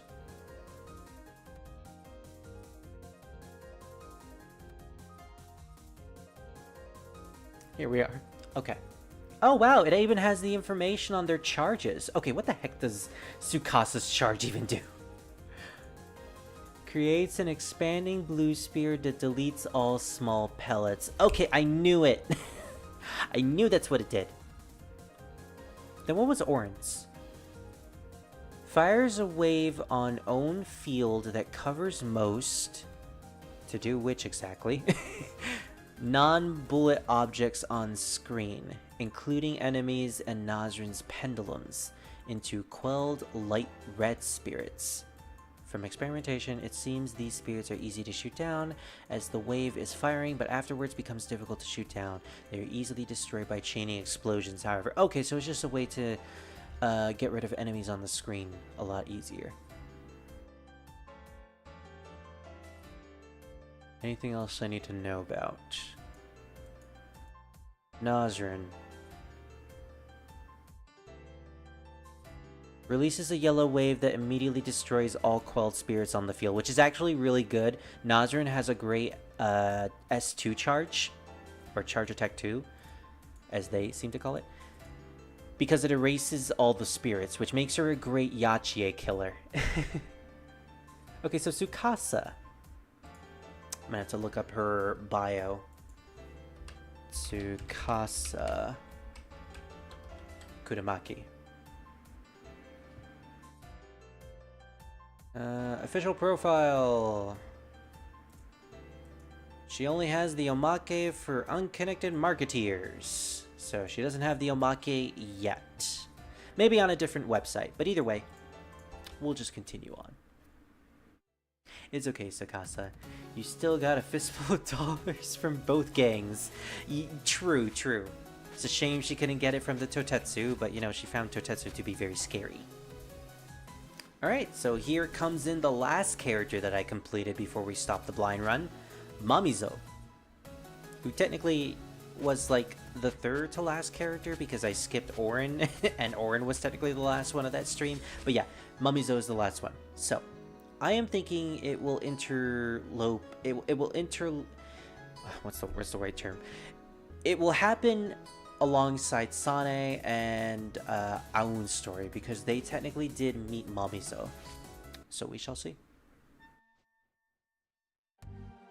Also, if I remember correctly, Mamizo's story has her own theme song playing in the first 2 stages, which is pretty cool. I like hearing Futatsuiwa from Sato. Thanks for the report. You Tanukis can rest now. Just as I thought, it appears there are some no-good people running around here and there. I want to find that notorious Totetsu as soon as possible. So she's trying to gather information on the entire incident because Mamizo knows everything. Who would have thought Sane was into that kind of stuff? I still want to know what she's into. Oh, right. She's into Gundam's Kamen Rider, Dragon Ball, and Dragon Quest. Yes, that's right. So yeah, this is taking place during Awoon's story. Good to know. What are you mumbling about all to yourself? I heard voices whispering in my ears. The voices! Voices, voices, voices! She's a joker. So I am trying to listen carefully. It's been so much fun. Whispering? Let me have a look. Hey, you're in big trouble. Inside your hair. What? The Tanuki in front of me is an enemy? Okay, I'll take her out. Oh gosh. There's a fox in your hair. It's a tube fox.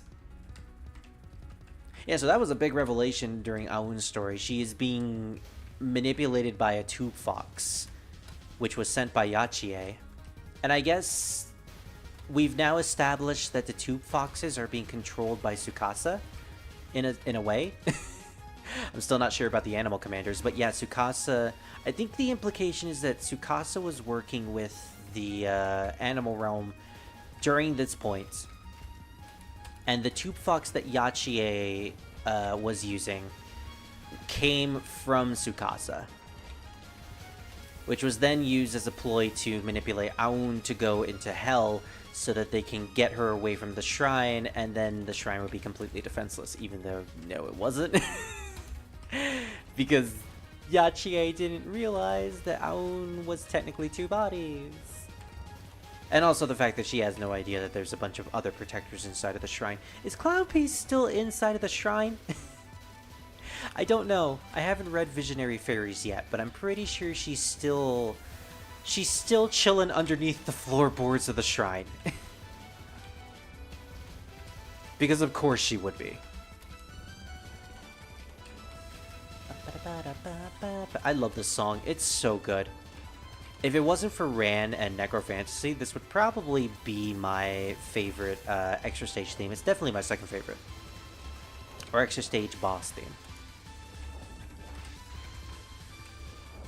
Also, I had thought that Mamizo's options on the side of her were tiny tanukis, and the tanukis were just shooting. It turns out they're actually just boost canisters. They're jars. They're jars just shooting potato wedges. I don't know what the Danmaku she's shooting at are, but my headcanon is that they're potato wedges. Because B10 shoots french fries, we might as well have more food, Danmaku.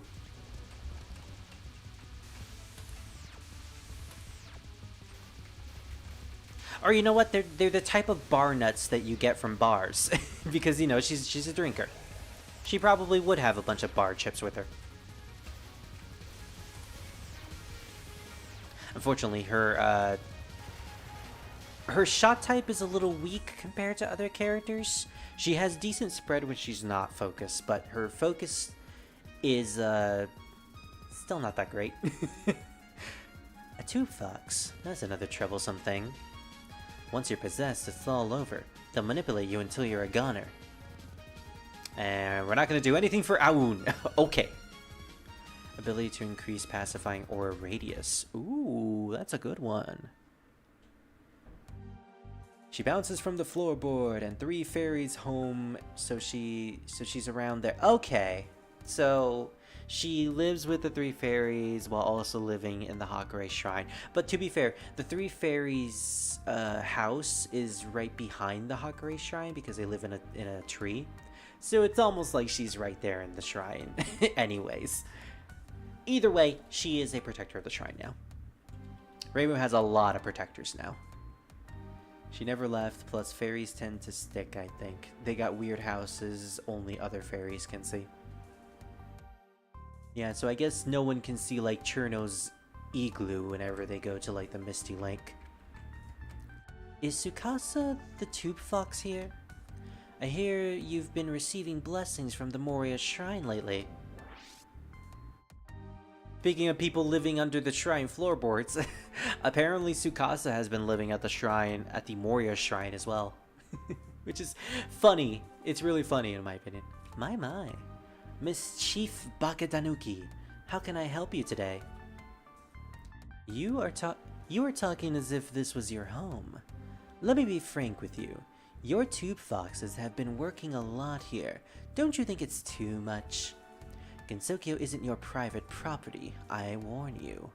Wow, coming from the person who also tries to take over Gensokyo on small occasions. And also think that they own Gensokyo in a way. According to her dream self at the very least. Yeah, speaking from someone who commands her Baketanuki's doing all the work non-stop.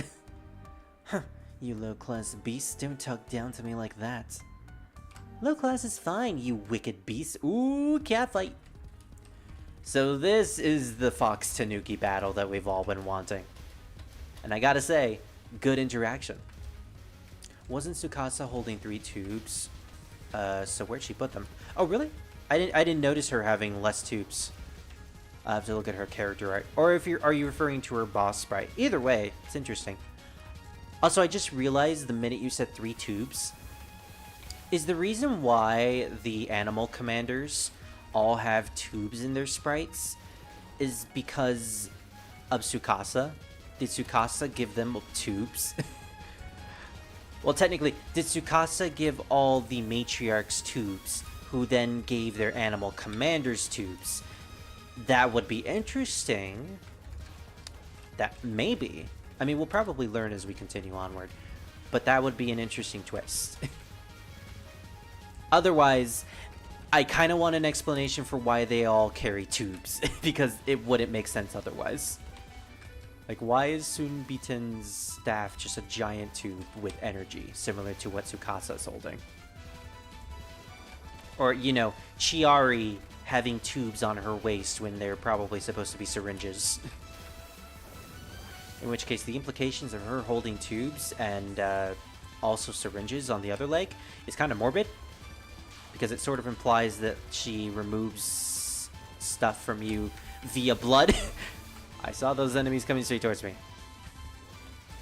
And all I could do is bomb. Speaking of bombing, Mamizo has a really interesting S2 charge in this game. She replenishes bombs through bomb pieces. I think she's like the only character who can get bomb pieces in this game. It takes 3 bomb pieces to make a full bomb. So what you should do when you're playing as Mamizo in a versus match is just constantly spam her S2 charge until you can get a full bomb. That way you have an extra resource. Or, you know, you can just wait until later on in the battle after you've abused all of your bombs to then get another bomb ahead of your character, ahead of your enemy character. And you know what? Use Nazrin's card at the same time to get 5 bombs innately so that you can then grind for a 6th bomb. Now that would be disgusting. It's just a shame, though, that Mamizo's bomb isn't really all that great, because it's a very close-range bomb, so you really want to get close to the enemy in order to use it. To use it effectively, at least. I meant she must have 2 more tube foxes on other people. That's also true, yeah. So if Awoon has 1 tube fox, there might be other tube foxes on other characters. Maybe.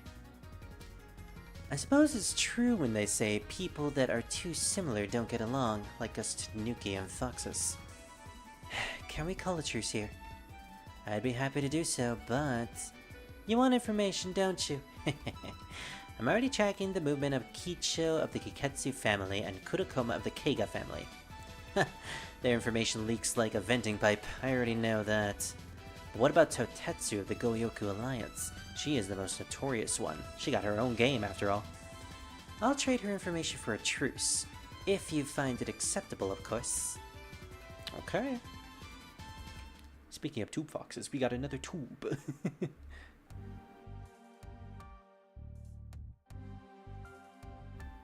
Tsukasa was afraid of Totetsu and avoided her. She has a cute side to her too. Oh my gosh, she actually did call her cute. Mamizo really is the old woman of the franchise, isn't she? Or at the very least, the way she speaks. Let's see. Totetsu will soon appear at the children's limbo, they said. As expected of a tube fox, she has an impressive information network. Speaking of Totetsu... Who's there? Ah, the Bakatanuki chief. The fact that you know her. Speak of the devil. What do you want from me? You want ownership of the land, don't you? But with one rival after another, gathering new allies in a hurry. Get to the point. Why don't you team up with me, someone who knows everything about the surface? That is true, she does have a huge information network. Sure, I don't really care. Wow. Huh? However, I don't need weak people. Understand? Okay. She's very informal, that Totetsu. But you know what, that's the endearing part of her character. Yuma is just a big gremlin. She's nothing but a squishy, eating gremlin who loves to eat. Also, a shame that they're not playing Totetsu's theme during this battle. I love Totetsu's theme. It's great. Also, we really couldn't have picked a better place to fight, and not the area where dead children are laid to west, or laid to west. We could have chosen the place where they've been led to east, or you know, laid to north. Instead, you chose west. We are predominantly an eastern area, Totetsu. I will not have you spread this western dynamic.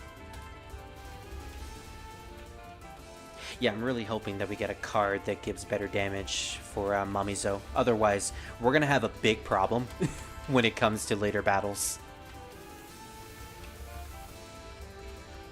Oh, I chose a wrong place to be at.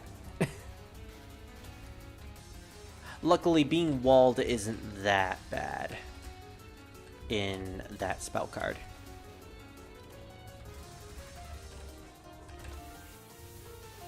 Wow, she didn't send out her boss spell card. I guess I must have... What? She lost her shield! The shock. Whenever a boss loses their shield in the story mode, it always... it always surprises me. Because the AI is, like, built to never get a hit. Which, you know, is a little unfair. They all have the Iki AI. But this isn't the type of game... This isn't the same game as 9, even though it's built off of the same premise. The core points of battles aren't that you're supposed to take out the enemy by taking out all of their health. No, you want to take out the boss itself when they appear on your side of the screen. It's a different mechanic. Yeah, I couldn't get out of that. It's a different mechanic. And in my opinion, it's actually really fun. I really do like Touhou 19. It's a very fun experience. Even if it's a little unbalanced. Some characters having a lot easier time to deal with certain characters. Let me rephrase that because that sounded like I was having a stroke. a lot of characters are very unbalanced, while other characters have a much harder time dealing with certain bosses and strategies. And the fact of the matter is that some characters like Nazrin and Tsukasa are incredibly weak. Their shot types just do not have enough damage to compensate for their mechanics, and so you end up timing out a lot of spell cards. And granted, if Zune kept the original plan that was from the demo, where you have to defeat a spell in order to progress with the battle, or, you know, defeat the battle, like such, you would need to defeat it, and if you timed it out, you would have to redo the spell card. Yeah, that was bull. If he had kept that, Tsukasa and Nazrin's story modes would have been impossible. I just straight up wouldn't have a good time fighting them at all.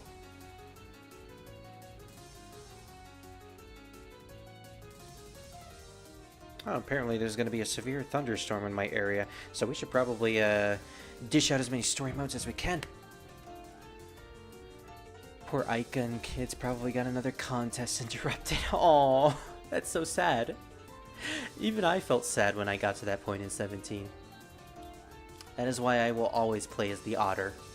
Marissa will always feel bad. I can imagine Aika looking at all the people going to her place and just look defeated and complaining out loud. She's just holding all the children and she just yells out, "Think of the children!" I just want to appreciate the detail of you. You see that too, huh? I love that. I love that little detail as well. And I can't tell if that's a thing from Touhou 17.5. I think that's new. I think she didn't have those buttons previously. Oh, yeah. And then I read your next comment. Yeah, CC, it's a really cute addition. And I'm thankful that Zune did that. Also, I'm thankful that Zune drew her in a squatting position. Because it is so Yuma to be in that position. That's enough, right? Yeah, you're now part of the Goyoku Alliance. Just that easy. It's that easy to join her alliance. I was sure you would refuse. My plans have been thrown off. You must have been in a hurry because the other beasts are getting new allies. You've got the wrong idea. I recently made a new ally before you. Even before Yachie and Saki. No reason to turn down somebody who wants to be an ally. A new ally? You made your arrangements, I see. Please tell me we're not gonna fight Chiari. I really don't want to fight Chiari. I think we're gonna fight Chiari. I miscalculated. Totetsu already has an ally. My plan was to pretend to be friends with Totetsu and spy on her. Nope, she already has someone who's already doing that. A slight change of strategy is necessary. She's a goat who let a chupacabra join. Mamizo. Mamizo's the fourth member. No. I think it's Ran. My theory is that Ran is the fourth member. Either that or it's a new super secret character that's also a snake, because I like to believe that the poisonous animal would be a snake. Slight change of strategy is necessary. Talking to yourself in the graveyard. We have to fight her. I don't wanna fight her. As expected of a gal approved by Totetsu, you have excellent hobbies. Who? I'm Chiari Tenkajin. What about you? I'm Mamizo. I'm running a staffing agency on the surface. They said the Goyoku Alliance had a new ally. Is that you? Indeed. What is Totetsu thinking? Bringing in somebody who's so obviously a spy. Never trust a tanuki. What do you say, Miss Mamizo Futatsuiwa? The Baka Tanuki. She actually knows her. Huh. Maybe Zanmu told her about her. Either way, the fact that Chiari is out here in Gensokyo is a little surprising as well, considering she's supposed to be a hikikomori, a shut-in, who has no business being outside. I call this a character assassination, Chiari. What the heck are you doing? Speaking of character assassinations, she's gonna assassinate me with this ability. Although she is the stage 4 boss, so she's not gonna have all of her spell cards. And for some reason, I'm having a really good luck with this. That usually shows up all around me.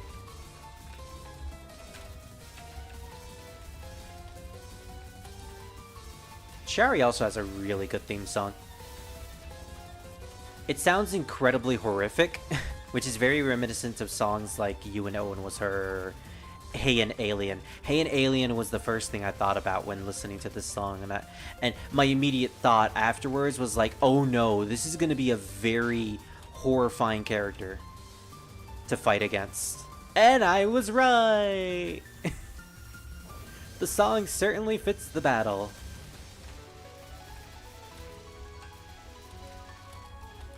If her EX attack isn't enough, she also shoots out these Yumiko-style bullets, where they're just a big line aimed straight towards your general direction.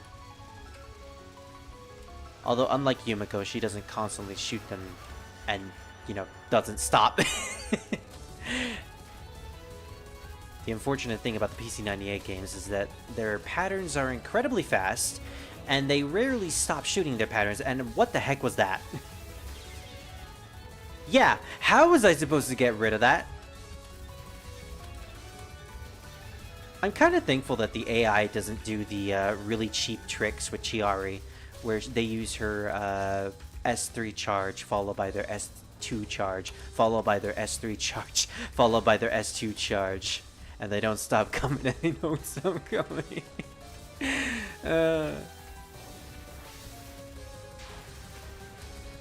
I'm scared to ever play a tournament of this game.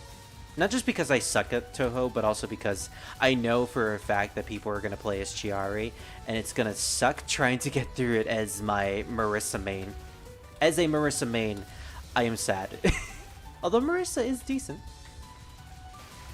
Marissa's pretty fun to play as because she has really good power. Ran is also fun to play as too, although Ran I feel like has a lot more setup with trying to kill bosses, to the point where it just becomes a little of an antithesis. Whereas Marissa, all you really need to do is to just spam her S1 charge and just watch the bosses melt. Is this gonna stop? Thank you. Oh great, this combined with her boss pattern, isn't this wonderful? I love Touhou.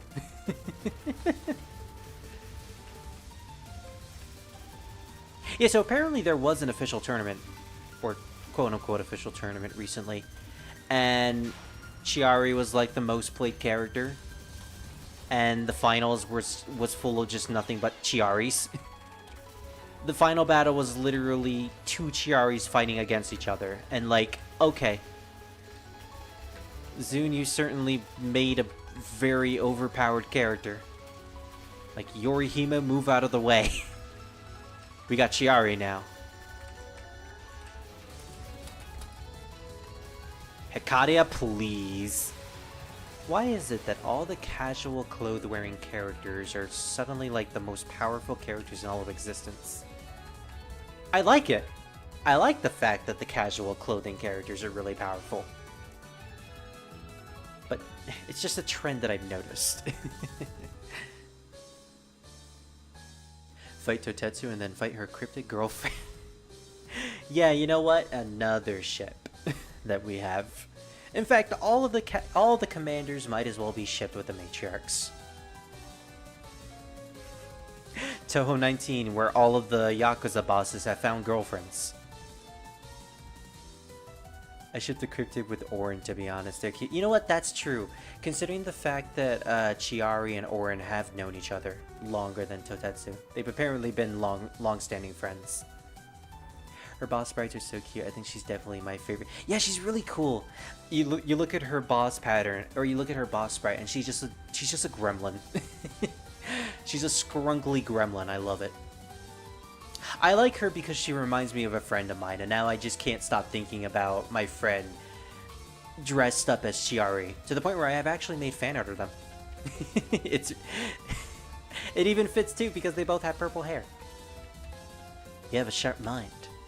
I reckon I have seen you somewhere. Aren't you that Chupacabra yokai? Chupacabra? No, I'm a Tenkajin.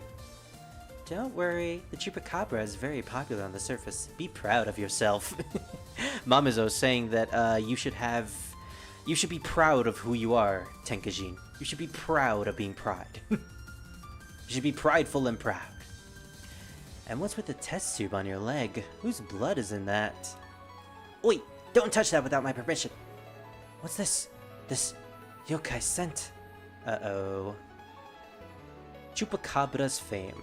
So she might actually be a Chupacabra, but she might actually not be. It's a little confusing. Play Nazarin for the street cred. I don't wanna... I don't wanna play Nazarin anymore. Have you played Chiari's route yet in this stream? Nope, we're going in sequential order. So next will be, I think, Yachie. And I'm not even sure Chiari's story mode is translated yet. I'm hoping it is, but we probably won't get to that point today, considering it's probably gonna thunderstorm outside in a couple of hours. So, yeah, not sure about that.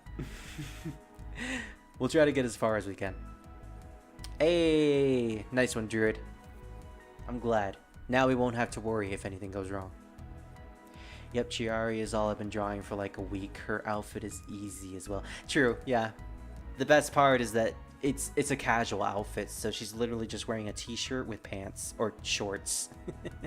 The hardest part, honestly, is just getting the pattern down on her skirt or her shorts. I called it 3 different things in the span of 10 seconds.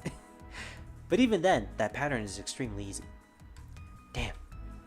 Getting caught in the transport trap is not like me. I think I somehow managed to escape midway. Where is it? Oh, so that's why she didn't end up in Zanmu's location. Welcome to hell! No matter who, no matter when, they are all welcome to hell. So her pose is literally just trying to give everyone a hug. I love Hisami. Who are you? My name is Hisami Yomotsu, the guide of hell. Hell? A trap to hell? How does the like of a chupacabra have something so vile? Now, where would you like to go today? I don't care. I've fallen into hell. I've fallen into a trap. I'm leaving right now. Oh my, are you not aware? Once you're in hell, you can't get out by yourself. Come now, let me guide you to the very depths of hell. Okay. I'm glad that we're starting to fight Hisami again. Another theme song from this game that I really love. It's so elegant. It's so elegant and very fitting of Hisami. So her title is apparently supposed to be the Stalker of Hell. Which, you know, judging from her backstory and her connection to Zanmu, it kind of makes sense. So we might as well get into that now. Hisami is like... I have only read about this from comments, and I've heard about it on Twitter. I'm sorry, X, as it is known now. Ugh, I'll never get used to that name. But apparently Hisami is deeply infatuated with Zanmu, to the point where it's sort of a masochistic love. It's also very one-sided. Zanmu doesn't seem to reciprocate the feelings. But it's a very masochistic relationship, where Hisami desperately likes to be scolded by Zanmu. In fact, I think that's supposed to be the point of her story mode, where she fails in her plans so that Zanmu can get angry at her and scold her, which, you know, used to be the fan interpretation of the character Tenchi. Tenchi was portrayed to be a masochist in fanon because of the way she wanted to be defeated in her game. She wanted to be taken out by all the characters because she wanted to have fun. And, you know, fanon takes those personality traits and turns them into a character's one defining personality in the fanon interpretations, which can sometimes be a little bit annoying, like Flandre, but, you know, it's all in good fun. As long as you know that it's a fan interpretation. But in any case, Hisami is pretty much that, and I love it, and pretty much everyone loves it as well. Hisami is the raging lesbian of the Touhou franchise, and we are all for it. We are all, like, fully supportive of Hisami. You go, girl. You get Zanmu to appreciate you.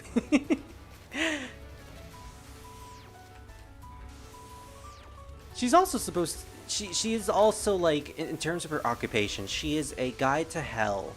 And she's apparently really good at her job, to the point where the Yanma, of all people, the judges of the afterlife, have to constantly monitor her because she's just too good at her job.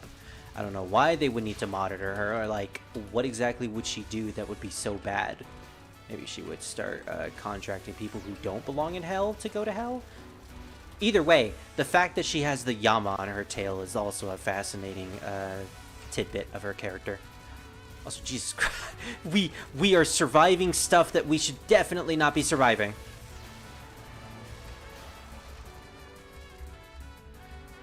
Zune took Fan and Tenchi and Fan and Alice and combined them into a single character. Yes, and that is why we love her. She is everything from the early 2010 Touhou characters that we all love. It's useless because hell is not the kind of place you can leave on your own, right? I have to find someone with the authority to get me out of here. That is correct. As such, I'll take you to the one who has the authority to do so. Isama Yamotsu's ability to bog down the enemy. I don't think I've seen that card in action. She's the exact opposite of Komachi then. You know what? Yeah. And this is a game that's based off of the same mechanics as Touhou 9. This is a Phantasmagoria game. So it's like we took Komachi and Iki, twisted them, and turned them into these characters for Touhou 19. That's an interesting thing that I did not think about. Probably why I really like Hisame and Zanmu as well, because I also like Komachi and Shikiki. Hell is the same no matter where you go. Nothing at all. Seriously, nothing at all. This is supposed to be the green pastures that they were talking about. Finally, you have arrived. You, who came all the way from the province of Sato. Welcome. So she even knows about that. She knows that Mamizo came from the real world, from the island of Sato in Japan. And who are you? My name is Zanmu Nipaku. To think anyone could free themselves from a transport trap after it has sprung. Well, you know, if anyone can, Zune's favorite can. If you got on the wrong train, you'd usually jump out the window, wouldn't you? That's an interesting way to put it. What? I don't understand your example, but no one would do that. Anyway, your selfish actions have hindered me for long enough. I will imprison you here to prevent further meddling. Hindered you? Are you with the Kiketsu family or the Keiga family? You dare lump me with those mongrels? Your judgment is as poor as your vision. I am my own alliance. The one who uses nothingness to quell this incident. Now shut up and witness. As you play into my hand, dear Tanuki Chief. Okay, we have 2 lives. Not sure if we can actually do this, but I've been through worse. I have gone through Zanmu's battle with less resources. When you get done streaming, could you join me in the voice chat on Discord Spirit just for a little bit? Yeah, no worries, Druid. In fact, I was planning to do that anyways. Oh man, we got the bad version of Chiari's card, the one that shoots syringes to the side and not, you know, aimed at the enemies. I like the one that's aimed. It's more DPS. And unlike the Rand card, I can't really do anything to make it better for boss battles. I can't, like, place the syringes at the top of the screen for them to hit the boss. Unfortunate. Yeah, we didn't get much good cards with Mamizo in this run. Good cards really do make a difference in the final boss battles. I was kind of disappointed when I tried out the versus mode and you could only choose one card. You can only choose one card for each character, so you can't, like, go with multiple cards, which would have been a really cool way to play versus mode against other players. Like, it didn't have to be 5, it didn't have to be 6. Maybe just make a limit of 3. And you could have some crazy combinations. It would certainly make tournaments a lot more interesting. It would certainly make watching the Chiari tournaments much more interesting. Because let's be honest, people are still going to use Chiari even if you could use more than one card. Tournaments are basically just going to be the how are we going to make Chiari more powerful event.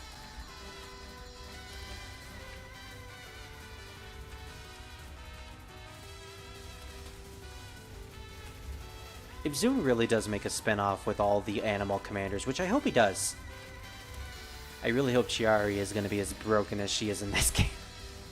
Or you know what? Another photography game? Because we've been needing another one. Have him make another photography spin-off game. And have Chiari be like the hardest boss in the game because she's the hardest boss here. And if he doesn't, well, I'm just going to be disappointed. Although I said we do need another photography game, but technically we already had a photography-like spin-off with Touhou 18. And by all accounts, we haven't had a photography game in a long time. We just had spin-offs that act like the photography games. Like, we haven't had a game, a spin-off game, with Aya as the main character where you take pictures of the bosses.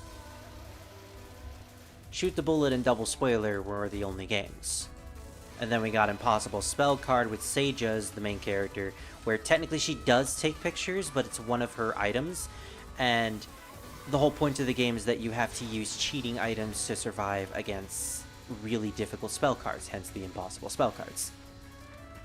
Which are technically supposed to be illegal, but, you know, Seija is a criminal, so all bets are off.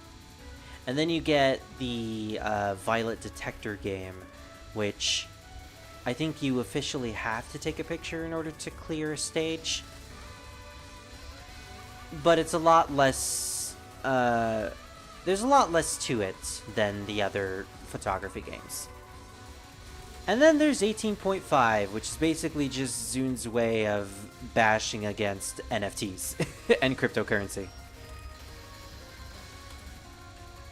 18.5 is a very divisive game, but I personally really like it. I'm currently playing through it right now. A couple of days ago, I downloaded it off of Steam, and I'm enjoying it.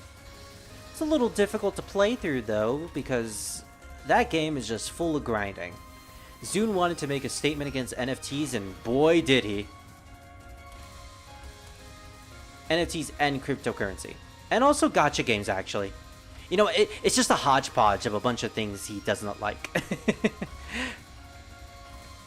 There's the whole gacha element where you have to get a bunch of this currency in order to buy the ability cards that you can use at the beginning. And then you have to constantly play through stages over and over again to unlock the ability to use more ability cards. And yeah, the point of the game is just constant grinding, which for a lot of people it's not fun. I personally really like grinding, but you know, in a Danmaku shoot 'em up game it becomes a little difficult because you start out from nothing and patterns are really difficult. A grinding Danmaku roguelike, that's pretty much how you would describe 18.5. And yeah, I'm a lot more privy to the game than most people. I admit that the game has a lot of problems, but I like gachas. I'm a fan of what Zun wanted to do there. Speaking of a fan, Chopper is also a fan of gacha games, but he's so embarrassed because people don't like gacha games. So he's going to cover the ending because of that. You said Aya is the boss. Aya, I leave. You know what, Druid? People have made that joke with Aya before. We will meet Aya in Touhou 9, by the way. I am excited to get to that game. So I dropped my pillow. Dang it. So my setup for streams is that I have a microphone that has a very tiny stand on my desk. So I have to really lean into my desk in order to speak to it. Otherwise I sound like this and I'm really far away and my voice is really difficult to detect. So I'm away from my from my chair. So in order to be a little more comfortable, I need to have a pillow behind me. Sometimes it's still uncomfortable. I need to get another microphone. I need to get a new microphone. Maybe one that has an even bigger stand, or one that can attach to my desk and I could just move around constantly. Oh, that would be awesome. To get a boom mic. Oh, one day. One day. According to an interview, Touhou 9 was also written to be the opposite of what Rise of the... I need to copy that because I can't see the whole message, because dang YouTube Studios has the heart emoji on the side of the message, which covers the whole message, so I hate that. AI art. Yeah. I've heard of that. I've actually heard of that. There was, I think it's in the Omake text that Zune has confirmed that Touhou 19 is a huge jab at AI created content, because that was the big thing. That's the big thing currently. Zune really likes to take real world events and just use them as influence for his game. Let us never forget that Touhou 18 was not only a jab at gacha, but also a message, a consequence of COVID and Comic Ket being closed at the time, and Chimara basically just being the market god, the representative of Comic Ket, which I will always love. Anyways, Yokai Mountain. Once a mountain exclusively dominated by a few yokai, it seems to have diversified in recent years, perhaps thanks to the Moria Shrine. So we have Mamizo all alone, smoking her pipe on top of her scrunkly tail. Mamizo, I have had enough of hell. It's suffocating to be in such an empty place all the time. Mamizo had received information about a tanuki who had gone here and there to investigate. Oh, so that Kuda Gitsune gal went to hell too. That's funny.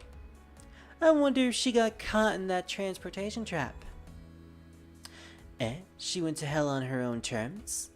I say, that doesn't sound like a very efficient thing to do. Yep, I really like how he takes a stand against it because of how important fan art is to Touhou. Yeah, and just how passionate he is about the doujin market in general as well, because it's very easy to have an AI make content, but at the same time it's also difficult for AI to make good content.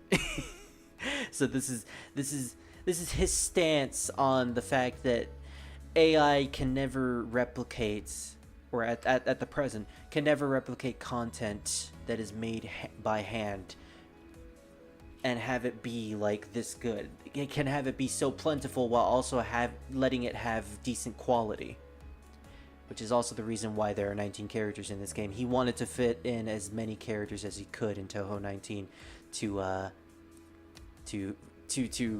fulfill his agenda, for a lack of a better word. And I appreciate that. I appreciate Zune's opinions on this type of stuff. It is very fascinating to see into his mind about how he feels about certain situations, which is pretty much the entirety of the Hifu Club stories. Let's see. If she's gonna travel that far to hell, she's better off getting there by a trap. What? You say people are buzzing about seeing a chupacabra in the village? I say, that's good news. She wasn't going to listen to Zanmu's advice. Instead, she would continue poking her nose into the affair. Yeah, so literally, no one is listening to Zanmu, and everyone is just still getting involved in all this.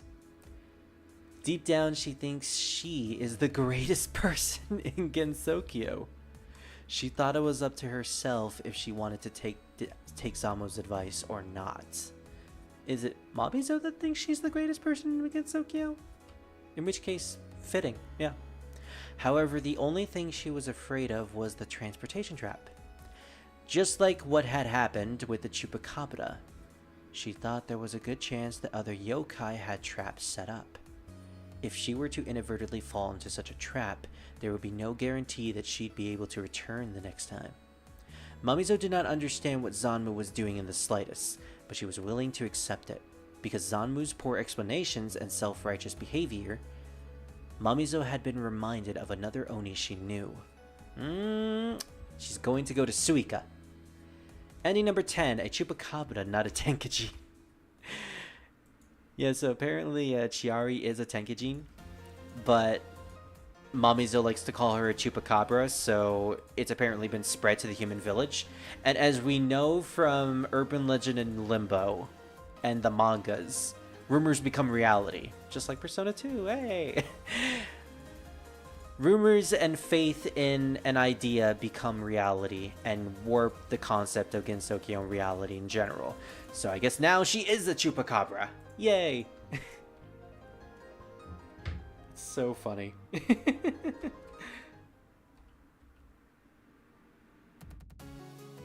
Okay, so I think we have time for a couple more stories. Maybe one or two, or heck, even three. It is time to go into the new content that I have yet to play. That's right, we're going with the matriarchs. We're going to see their sides of the story. First up is Yachie. The girl fail. Let us see what she is up to. After being taken out by Awoon, I guess she came to the Provenance and is going to meet B10. Alright, it's almost time. Now, where is Gensokyo's own great sage, heaven's equal? Straight up gaslighting everyone in Gensokyo. Also, can we appreciate Yachie's playable sprite? It looks like her scales are moving downward from her tail. That's a neat detail. Girl fail time. Oh yeah! Also her. Hey, look at her orbs just jiving out of control. You called? Is it finally time to conquer the surface? You're quick to seize an opportunity. I've recruited such a reassuring ally, and one of flesh too. Now let's begin. This will be our final training session. Come at me. I knew you were here for a fight. Alright, so her charge attack is a bunch of scales that show up. Okay. It's very close range, sadly. I don't know how to really feel about that, but I guess it can be good if things are coming straight towards us. Sadly, that is not good to deal with bosses. In fact, I am already noticing that Yachie's entire kit is just filled with stuff that is great for dealing with enemies, but not bosses. Oh great, she took Awoon's school of shot types. So she has decent spread. And she has like this shotgun type of shot type.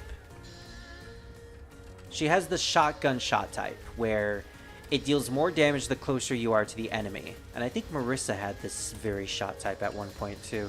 I think it was like Touhou 10, where like all of these bullets intercept each other in this one point forward in front of you. No, wait. I'm misremembering. It's Alice. It's the Marissa Alice combo from Subterranean Animism. Although to be fair, her shot type still has a lot of bullets aiming in the center. It's just, if you can get the boss right in between that little bit where all 5 of the lines are intercepting, that can deal a lot of damage. Like, for instance, right now. I can stick up there while B10 is doing that attack, and I just did a lot of damage to her. A lot more DPS than I would if I was staying at the bottom of the screen. That's basically how you play Alice in, Marissa Alice in Touhou 11. It's a little awkward, but hey, you get used to it. Especially if you know how the patterns work. In any case, it's actually really fun to play as Yachie. I never thought this day would come. Her sprite is awesome. She seems to have really long sleeves for some reason. Okay, that's enough. I need you to work with the beast spirits to defend our territory once we've taken it. Understood. Then what will you do, Lady Yachie? I will pay the Keiga family and the Goyoku Alliance a visit to keep them in their lane. I'm particularly interested in the Keiga family. Their new friend looks rather capable. Ability to not hit otter spirits. That's good because we're playing as Yachier. I mean, you're not going to hit the bosses anyways, but that's the card you want to have on Yachier if you're playing versus mode. This is the place from the rumors, but there she is. I throw my balls at you. Although you seem to already have a ball. Oh, with that long, scaly tail. Could it really be the matriarch Kicho of the Kiketsu family? But why would she come here? Ha! This opportunity is already ripe. You, ancient wolf pup. Let the feast begin. Alright, so we're just gonna murder Saki's new recruit. I mean, fair, Yachier is taking the initiative. I'm actually not a big fan of her charge attack because it really is just super close range. I think like the best thing to do with her when you're facing up against a bunch of spirits is to just start charging and then immediately go back to your normal shot type. Because, yeah, you're not going to do much if you're just using this. I wonder how much damage that would do when you're facing against a boss. Maybe there's a website out there that talks about the amount of DPS that each shot does. Maybe someone can like hack the game to figure out how much damage Yachier's charge really does. Alright, maybe it has it on the wiki. I certainly can't get close enough to use it though, which is unfortunate.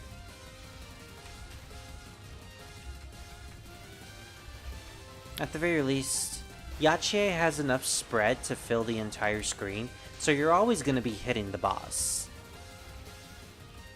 It's just whether or not how much damage you're going to be dealing. Overall, she's pretty fun. Not my preferred shot type, but I do like how she plays. You best believe I'm going to play as Marissa in Touhou 11, but in terms of what shot type I'm going with, well, Touhou 11 has like 3 different shot types for Reimu and Marissa, and as a total of 6 different playable shot types. And Marissa has either a combination of Marissa Alice, Marissa Patchouli, and Marissa Nitori, another character that we will meet later on in the Touhoustreams. And I'm not sure which one is better. Patchouli the Bookworm has this neat mechanic where she changes her shot type depending on how many times you focus, and they all resemble the elements that she uses. You know, fire, water, wind... No, fire, water, earth, wind, metal. That's the elements, right. Lady Saki won't stay quiet after pulling this crap.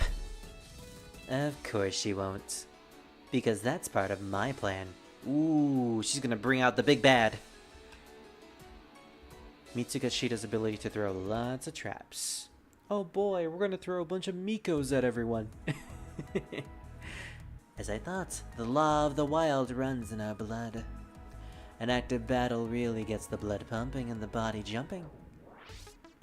There she is! Oh my. It's strange to see Yachier come out here herself. This is an interaction we did not get in Touhou 17 or anything at all until this game. This is like the first time Yachier and Saki have interacted with each other. The first time any matriarchs have interacted with each other. It's actually pretty cool to see. I grew tired of waiting. You really did beat Enoko. You pretty hard by the looks of it. I've been looking to pay it back to you. I already have, actually. I paid your monkey hermit a little visit. She was weaker than I thought. Disappointingly weak. Ooh. What did you do to Beaton? Wow, she actually really cares about Beaton. I won't forgive you. Get ready. Or something. Oh, dang it, I didn't read the dialogue. Alright, I'll pull up the wiki after this so I can read what Saki said, but wow. You know, I didn't expect Yachier to actually care for her underling that much. I just assumed that her relationship with Beaton was just, you know, manipulator and manipulatee. Although, as we've established, they both work together in order to gaslight everyone. Beaten is like completely in on this. You know what? More fuel for the ship. I ship them now. Although there's this one artwork on Twitter. I'm gonna keep calling it Twitter. I don't care. I don't care, Elon Musk. There's this one artwork on Twitter that I found this morning of a recreation of the Sane dialogue that she has in her story when fighting against Beaten. The one where Beaten asks her to come closer, and Sane is like embarrassingly saying, "Okay, I'm coming closer." And Beaten just says it again, and then she tells her to close her eyes. And it sounds like Sane is incredibly embarrassed. And the artwork is basically a recreation of that, but it's Sane, like, blushing. And Beaten just looking, like, incredibly attractive. And then the second part is just Beaten, like, confused. Like, why is she blushing? I'll see if I can link that artwork in the comment section later on after the stream is done. Because that is some really good artwork. The Touhou Twitter fan community has been on fire lately, now that Touhou 19 has been released. And I think it really is just because of all the possible ships and canonical ships that we have gotten from this game. 19. You gave us a lot. It's certainly a game that was jam-packed full of a lot of things. Zune certainly accomplished his promise. But yeah, we're fighting Matriarch versus Matriarch. This is like a big battle. Isn't this the thing that Zanmu was trying to avoid? Maybe Zanmu is trying to get all of them to fight so it can be a perpetual stalemate. That's what I've... oh wow, that's a very long bomb. Long in the sense of distance, not time. The implication that I got is that Zanmu wants this to continue to be a stalemate, so that the animal realm cannot invade the surface world. They're just going to constantly be in battle with each other, to the point where they'll be so focused on each other that they'll never be able to get anything done. Which, I mean, is a fair... It's a fair plan. But she has to realize that the other people are going to get involved as well, and they've already have. Reimu has already gotten involved. And now everyone else is starting to formulate their own plans on how to solve this incident. Mamizo, Marissa, Sane. Rand seems to not be involved anymore. But, you know, the other characters, they all seem to have their own motives, and I feel like they're going to return in the later stories. Touhou Tumblr has already been really lively. I bet. I bet there's a bunch of Hisami porn. I was about to say porn. I meant artwork. Ugh. That is a fail on me. That is a fail on me because I've been designated as the anti-horny police on a Touhou Discord server, which I proudly take that title. I'm looking at you, knowingness. I know what you do, and I do not like it. Done already? Have you gotten this week? I'm disappointed. Sorry, I just couldn't focus on the fight. You know, because of this raging bullet hole in my hat. Did something happen? No, it's just... Why'd you do it? Why to Enoko? Wow, she's really torn up. No, you're pretty right, sadly. Yeah. Unfortunately, but you know, if you like that stuff, then you do you. I don't judge. But you best believe I'm going to take the role as the horny police. Hey, I love this card. That might have just been my favorite interaction in this entire game. Just Saki being so sad that Enoko was defeated by Yachie, and apparently was beaten up to a bloody pulp. And Yachie was just like, she had no words. That was cute. That was really cute. Yeah, Saki really does have feelings. I heard Yuma also made a new friend. How unusual for that loner. There were a lot of reports she's here, but... Hey, Chupacabra, are you here? Why were you mean to my doggy? I know, right? Why would you hurt the doggo? Who's there? I'm not something weird like a Chupacabra or anything. Oh, don't worry, it's gonna be canon after this. I'm a Tenkajin. Oh, is that so? My sincere apologies. Chupacabra of the Goyoku Alliance. Wow. To bring up the name of the Goyoku Alliance, just who are you? I am the matriarch of the Kiketsu family, Yachie Kicho. Alright, I gotta go, but it was fun to catch the stream today. I look forward to the future Touhou streams. Oh, thank you, CC. I appreciate it. You have a good day, alright? Next time we'll probably finish the stories, and if it's not translated by the time I do another stream, we'll probably just return to Touhou 8 and try to get a 1cc there. Then after that, we'll probably finish the rest of the stories. Also, I love this little screenshot that we have here of Chiari just numbing on Yachie's tail.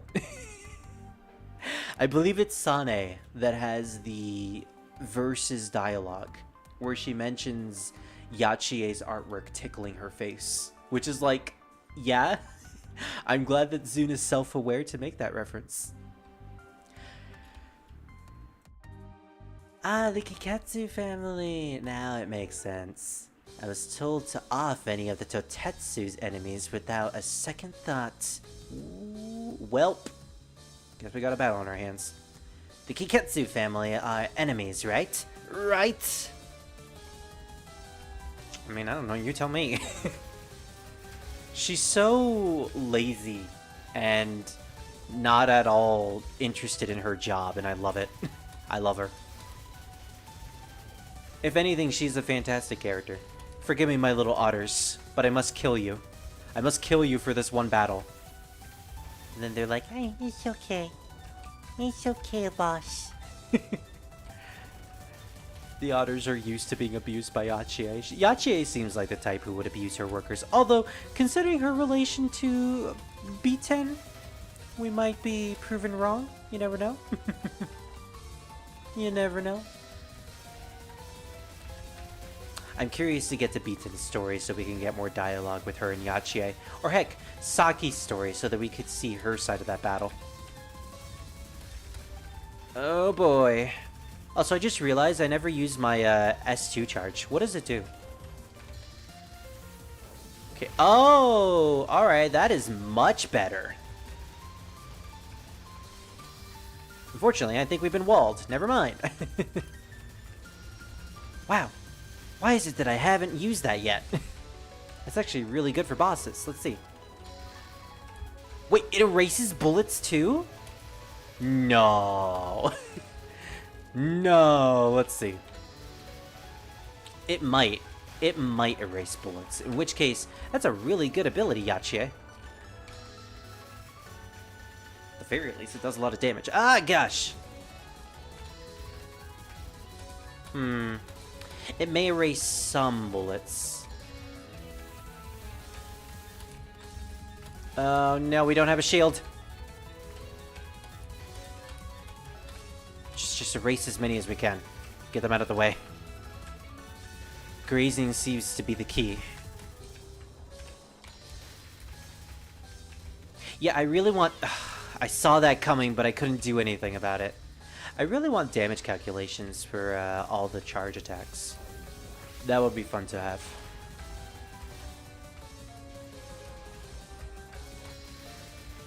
Okay, never mind. It does actually delete bullets. Wow. Yachie, that is overpowered.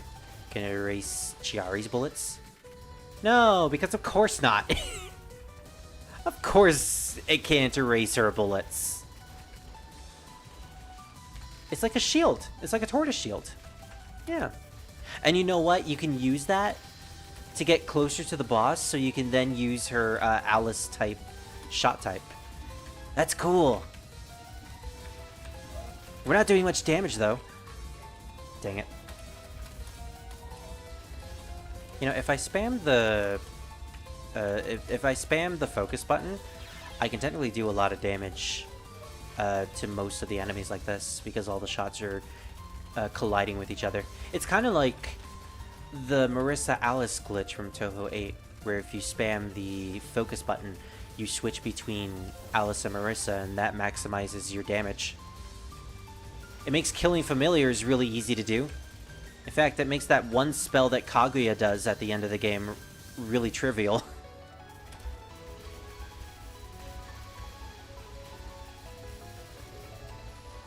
Also makes the final spell from Aaron really easy to fight against as well. I'm just gonna, yeah. Oh, you gotta be kidding me. How did I get through that?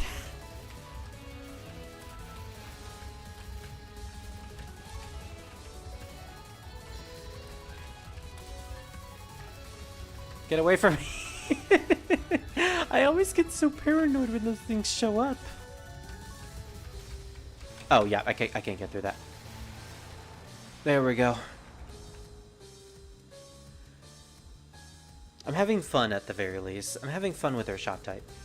Alright, that's the game. As expected of the matriarch. By the way, how do you keep your tail so glossy? Oh, that? Here's my secret.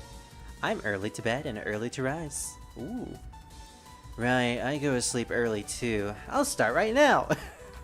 Okay. When I heard Yuma made a new friend, I thought the world had gone mad. But now I get it. What do you mean? You two are cut from the same cloth. The Malice Shot, I think they call it. Oh, that's a good nickname. I'm gonna call it that from now on. I think that's the one that shoots sideways, in which case, ugh. Yeah, the Malice Shot type is amazing. And I'm a Marissa player, so like, yeah, I want to play that. You best believe I want to play that. I'm almost done making the rounds. Yuma Totetsu is the last on my list. Doesn't seem like she's shown her mug in the animal realm lately. I need to brace myself. Speaking of bracing yourself. Oh, did not. Oh, I thought we were going to fight Hisame. Never mind. If it isn't Yachi, you finally feel like starting. If Marissa and Sane had a kid. By the way, I heard about Chiari. Meh, if she can't win, that's her problem. How cold. Is that the attitude appropriate of a leader? If anything, it's a kindness to flatter the weak into suffering for you. To flatter the weak into suffering for you is more cruel. Well, it's not good to meddle with the policies of other groups. Enough with this. I want to fight right now. I'm itching to grab that tail of yours and show off my giant swing. Is that a reference to Mario? You know, because we're Bowser. She's just gonna grab our tail and twirl it around until she throws us into a bomb. That might as well be a Super Mario 64 reference. Oh no, this is the card that I actually like. Where she shoots syringes that are aimed at the enemy. Okay, that's good. Yay, more DPS. There are a lot of references in this game of other products. We got a Dragon Ball reference with the with Sane and, you know, soon B10, although it's more of a Super Kong reference, but you know, it is what it is. We got a Kamen Rider reference, which may or may not be a Kamen Rider reference, but I'm gonna stick to it. It's a Kamen Rider reference with Sane spell card. I think Sane calls Yuma a Dragon Quest enemy because of her scrunkly attitude. Now we got Super Mario 64. That sounds like a reference that Zune would make. Yeah. Zune is a video game nut, so he would make a bunch of these references. I'm surprised he has yet to make a Final Fantasy reference, although the song from Touhou 2, the Stage 4 theme, is literally a parody of the Touhou 6 Final Fantasy 6 boss battle theme, Decisive Battle. I will never let him live that down. Dude just straight up took a theme from a Final Fantasy game and remixed it into his own game. Granted, that remix is really good, but it's funny. It makes me laugh. Yeah! It can erase bullets. I love Yachia's level 2 charge. It's just a shame that you can't spam it.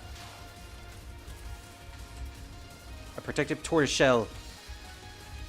Alright, I'll just let those things pass by. Okay. Should have kept moving. Can I defeat her, please? The background makes it a little difficult to see some bullets. The transparency is a little off there. I'm too poor right now to get Touhou 19, so I got the Touhou UFO and Marissa Izakaya. I meant Mystia Izakaya. Oh, those are two really good games. Touhou UFO, a little difficult as a Touhou game, but still really fun and has one of my favorite characters on there, the final boss. Mystia Izakaya is a fantastic fan game that more people should definitely play. It's very wholesome, has a lot of great character interactions, and it's just an all-around perfect fan game. It's also great for the genre it's trying to portray as. If you like restaurant simulators, then yeah, it's a great restaurant simulator. Luna Knights is also a fantastic fan game too. I technically own both Luna Knights and Mystia Izakaya, which I will play on stream one of these days. We'll do a fan game stream where we play a bunch of the fan games, because I am itching to play some of the RPGs. Specifically, to show off Touhou Fantasy, since literally no one on YouTube has played that fan game. And it may be old, but it's still pretty cool. I used to play that SpongeBob cooking simulator game. I think I know what you're talking about. No, I think what I'm thinking of is that SpongeBob Mario Party game where one of the mini-games was a cooking mini-game. In which case, yeah, I'd believe there's a SpongeBob cooking simulator. I mean, why wouldn't there be? He's a fry cook after all. Game over. As I take a bite of my bread. I'll admit defeat this time. That aside, you're acting weird. Well, someone defeated my monkey. You'd be sad too if someone kicked your monkey. You're not the type to go out looking for a fair fight. You're quite right about that. Maybe this incident is driving me mad. Or maybe... Oh, so you noticed too. Someone is working behind our backs. Oh yeah, nah, I'm talking about the one on your phone. Ah, okay. That explains it, yeah. I've never really played any of these SpongeBob mobile games. But that's cool. Well, that's a relief. She's not the only one who's noticed. So I guess this technically takes place before, Nazrin's storyline. Because Yachie makes a reference that there's someone who's pulling the strings. Yeah, look it up. It's called Krusty Cook-Off. Screenshotted. I will look that up later. Thank you for telling me. In fact, let me open up YouTube right now, because I've been getting recommendations of a SpongeBob game, and I'm curious. Is that the game I've been seeing all over the place?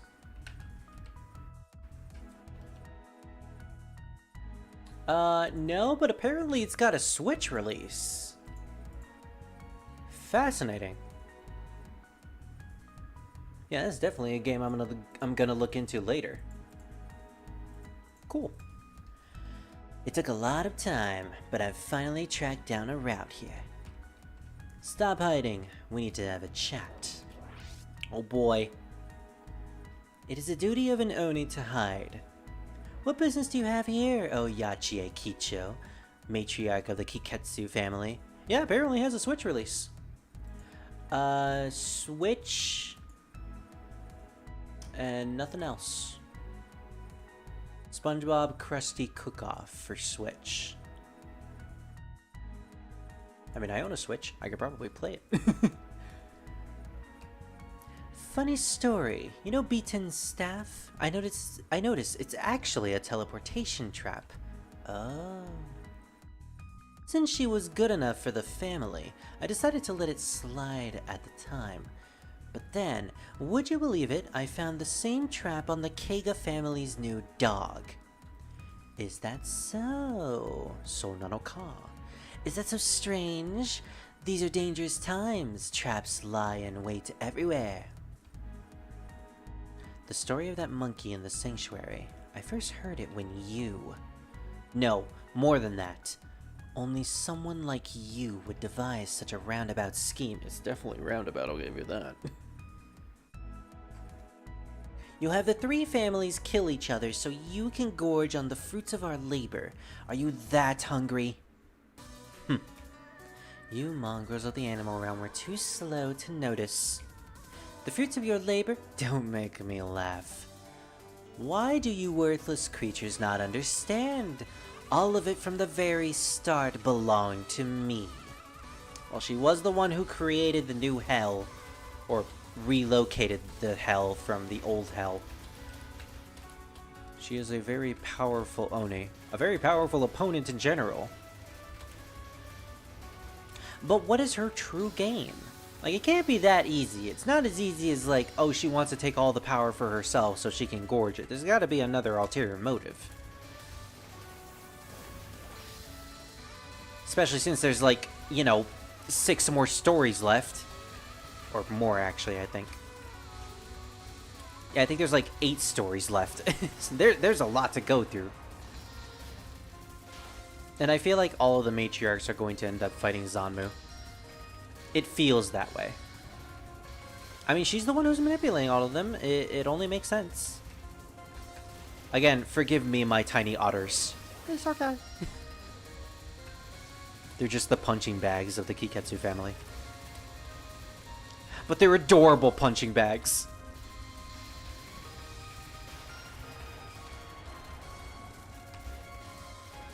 They're teeny and they're squishy and they love her.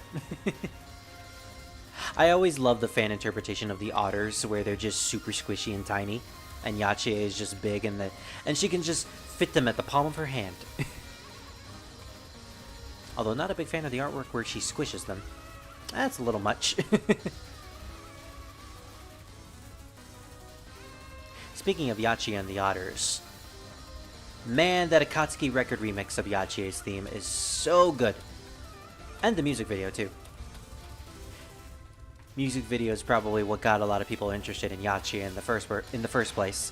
I've been interested in her by day one just because of how fascinating of a character she is.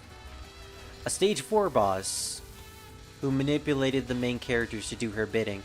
Not the first time that a stage 4 boss has done that. But certainly one of the most malicious ones. Oh, dang you, Eagles! Dang you, Yuma. Wow, that's a lot of bull. Oh, so apparently her S1 can also erase bullets too. Maybe. Wow, she actually got hit. Wow. Wow, Zanmu, you actually got hit in the story mode? Ah, so embarrassing. It's rare that that happens. Ooh, okay. Yeah, that was a bad mistake.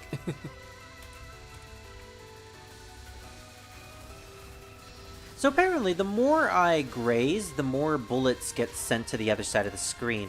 I noticed that there's like a graphic of that. That's neat. Oh gosh, I think I might get walled here.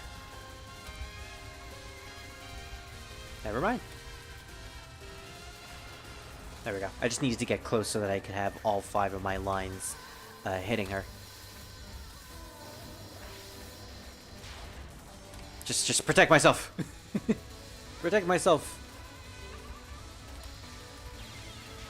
Oh, dang it. I got too close. Ah, I got too close.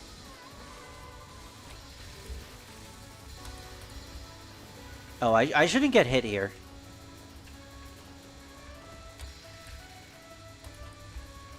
I wasn't paying attention. Should not get hit.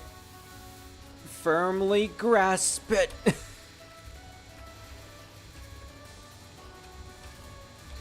Firmly grasp it. Her shield is good, but it's not gonna last for much long. I actually thought that was me getting hit. It scared me. Alright, we're just gonna survive. We survive. Which I guess is in line with the canon of what's happening. I don't think Yachie managed to defeat her. Hey, irresistible matriarch of the Kiketsu family. It's been a long time since we got an achievement. Wow, those are nice buildings. Those are really nice buildings. In fact, those buildings are so nice that Chopper wants to admire those buildings. He is so in awe of those buildings that he's going to be hiding the ending because he's just staring at those buildings. But old hell had buildings. This place is just empty everywhere. Clearly, she's more lazy than the previous management. I know, right? No, because technically Hykadia has some sort of business inside of hell. So, at the very least, in this deserted wasteland, we have a hot topic somewhere in the middle. You are a turtle, that's the reason. That's a reasonable strategy. Exactly, yeah. Nice defense. Here, the animal realm. Here, animal spirits are kept under control and live a set daily routine. They should be thankful to be able to work 24 hours a day. Jesus Christ, this place is horrible. So, I love that picture of Yachie just having a oh my gosh pose. She's raising her arms in the air. It's like she's holding an invisible giant fish. She's holding an invisible giant fish so that she can feed to Sun Baiten, who is right behind her. Because as she knows, Sun Goku is incredibly hungry. Anyways, Yachie, you're telling me that the Keiga family's Yamainu launched another attack? Those are nice buildings. Those are nice buildings. So he doesn't want to share in the beauty. Exactly. Shopper. Why does he gotta be like that? You two really don't get along, huh? Beaten. I've done a great job at fighting her off. How reliable you are. We're so close to conquering the surface. Didn't you say something like that before? When will we be able to conquer it? When will we be able to conquer it exactly? Huh? I don't remember saying that. You said something like, "Look, the time is ripe." You must be imagining things. Just go home and get some rest. I feel a great sense of emptiness today, Lady Yachie. Has my character changed? What do you mean, has your cheek? What? They really are LARPing. Sun Baiten is just role-playing as Goku. and the Son Goku is just her character sheet. Oh my gosh. It wasn't clear when, but the goal has shifted from conquering the surface to maintaining the present state of affairs. For some reason, a feeling of helplessness washes over Yachie's entire body whenever she begins to have doubts. After a while, she longs to fight again. Things like that seem to repeat themselves. Yachie remembered. She remembered the ability of Zanmu, an Oni of Hell. The ability to return everything to nothingness, to crave nothingness. So that's why she really is manipulating all the animal realm matriarchs so that they will be doing nothing. They are technically all in just a loop, so that they will continue to just be in this perpetual state of fighting each other, then fighting Zamu, then going back to doing this all over again. Annie number 11, please give me a 24-hour break. Yay! Chopper, you deserve a break too. Go have a break. Go find Nico Robin and read a book with her.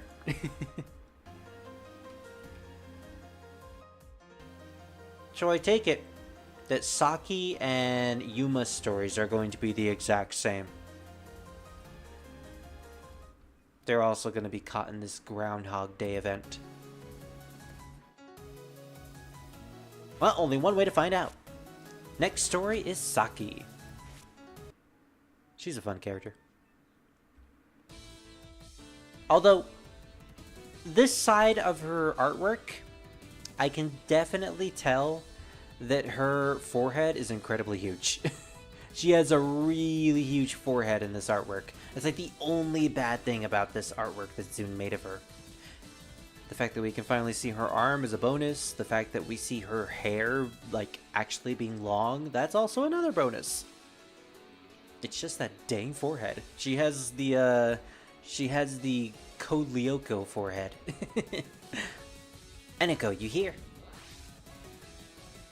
Lady Saki, preparations are ready. At last, time for that decisive battle. Let's do one last warm-up exercise. Yes, but you really don't have to do that. Shut up and stop complaining, let's go! So I didn't mention this when we were playing as Yachie, but Yachie seemed to have otters firing right next to her. They weren't just orbs. And Saki has her wolves right next to her too. She's just shooting with the wolves. Saki with her main posse. Out here to take names. They're ready to find the sheriff of Gensokyo and take him out. Oh, Saki, you outlaw. So that's the lasers I kept seeing while fighting her. Jeez, that's a lot of lasers. So she pretty much is the Marissa of this game. Well, she's a Marissa XP. Shoots lasers, has really good range when unfocused. Better than Marissa. And her one charge is multiple lasers in different directions. Although it's not a laser in the center. You know what? Saki's shot type is actually very reminiscent of Marissa's love sign shot type in the earlier games. Specifically Touhou 6 to 7. Where she had two lasers that randomly appeared, or that appeared under set intervals and then disappeared. They basically faded away and then faded back in, and they would deal massive amounts of damage. I personally wasn't a big fan of that shot type. I much prefer magic missiles because, you know, damage. I'd rather have consistent damage. Although the unfortunate thing of magic missiles is that it has very, very tight range. If you aren't underneath the boss, then you are not hitting them.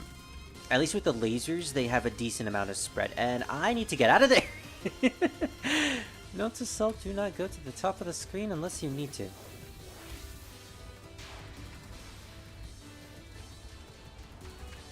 I like her aura, her scope, where it's just a giant marble. It's just a marble oval. So, what is your, I keep missing her. I keep losing her shield, and then I die. And then I die at the end. So what is your, I was hoping they would go. What is your S2 charge, Saki? Okay, lots of lasers, got it. Good to know. Yeah, I fumbled that battle a little bit. It's not her fault she was born with that forehead. Why do you think she has the hat? Good point. She's using it to cover it up. Well, you should definitely lower that hat, Saki. Now just going back to fighting, looks like she made them content. She made them content ending their part in the conflict. True. Yachie is not even being a part of the conflict anymore in her ending. So that's probably what Zamu's plan is all along. She's just trying to make them stop doing anything. I like the piercing lasers, at least when they actually pierce. Exactly. Which again, is why I'm not a fan of the Marissa lasers in 6 and 7, because they go away. Less damage. Yes, my body has grown dull. You fight every day, there's no time for it to grow dull. You, protect the land from the Earth Yokai.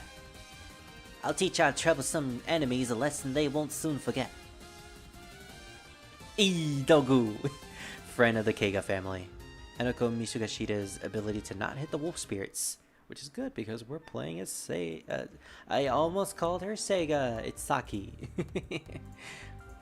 You can't get to the former hell of the blood pools without first going through the hell of the blazing fires. This old blood pool really is in such a faraway place. I'm trying to do an accent with her. I don't know. Well, that Totetsu is hard to deal with. That fella prefers not to meet anyone. Speaking of not meeting anyone, oh boy. Oh my, oh my. Just when I think it's Oku, another character shows up. Wow, she actually knows Oku too. Who are you? Saki Kurokuma, matriarch of the Keiga family. And you must be Totetsu's rumored associate, the Chupacabra. Damn it, that rumor has spread. The Choka will not die. I'm not a weird yokai like Chupacabra or anything. I'm a Tenkajin. I was told to off any Totetsu enemies. Off Totetsu's enemies without a second thought. The Keiga family are enemies, right? Right. Poor girl, we're just gaslighting her. We're gaslighting everyone into thinking she's a Chupacabra. It's the soon beaten thing again. What I find really funny about Soon Beaten being mistaken for Sun Wukong is that it technically happened in the real world as well. Because everyone thought she was Sun Wukong when the game first got released, because we didn't have a translation. We didn't know about the story. Not everyone knew someone who had a Japanese friend who could read the dialogue for them. Or, you know, the translation for the characters weren't released yet, so we didn't know anything about them. So everyone just thought she was Sun Wukong, when in actuality, she wasn't. Straight up being gaslit in-game and out of the game, too. And also, everyone thinks that Chiari is a Chupacabra, so... This is literally just the game of gaslighting everyone. It's actually kind of funny. Alright, I didn't get my shield back last time, so there you go. Honestly, I'd rather just use Shaki. I'd rather just use Saki's normal shot, because at the very least I have consistent lasers. And yeah, these are the type of lasers that do in fact pierce, so I can hit more than one enemy. That is really good. Wow, she really is the Marissa. I can see why she is interested in Marissa, and wow, you know, I'm getting a bit cocky after playing as Yachie, so I end up running into a lot of bullets. I think that's why I'm constantly running into these bullets.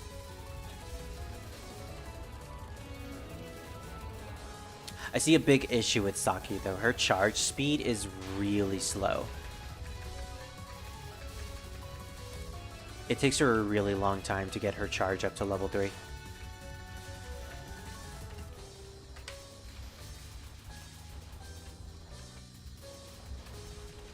I bet if I like move constantly like that, most of my lasers will end up hitting her. Which means more DPS! Yay! More lasers, more!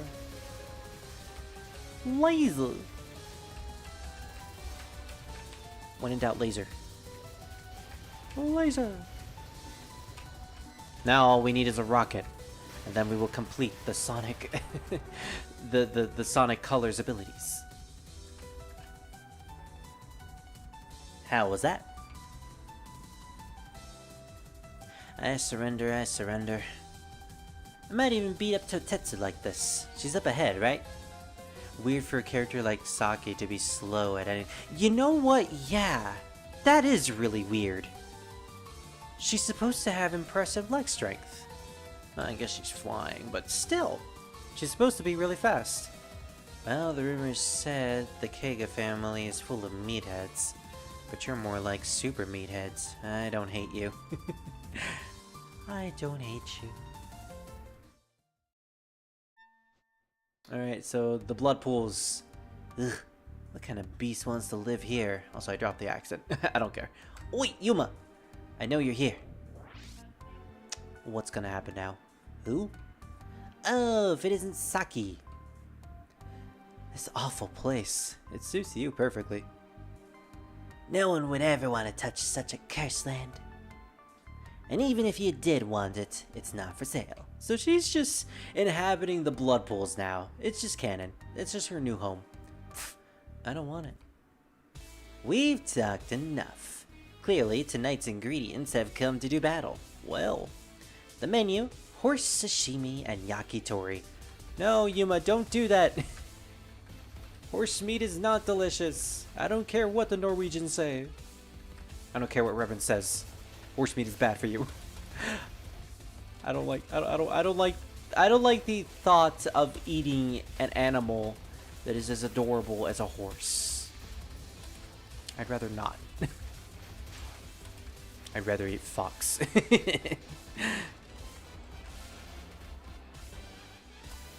Revan better watch himself.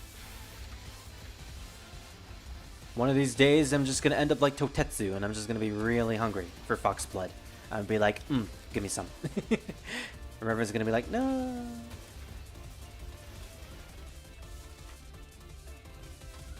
So if I remember correctly, Totetsu is supposed to be in charge of the blood pools as directed by Madara.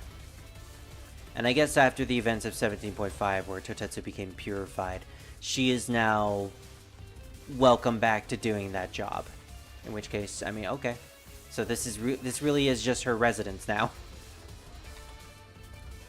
We've just come to accept it. Yeah, similar to Yachié, if you can get really close to the boss, you could... Well, not like that. That was bad timing. But if you can get really close to the boss, you can deal a lot of laser damage to her. But good luck. At least with Yachié, you don't have to get, like, really up close. With Saki, you need to be, like, super up close for most of the lasers to hit her. Or all of the lasers to hit her.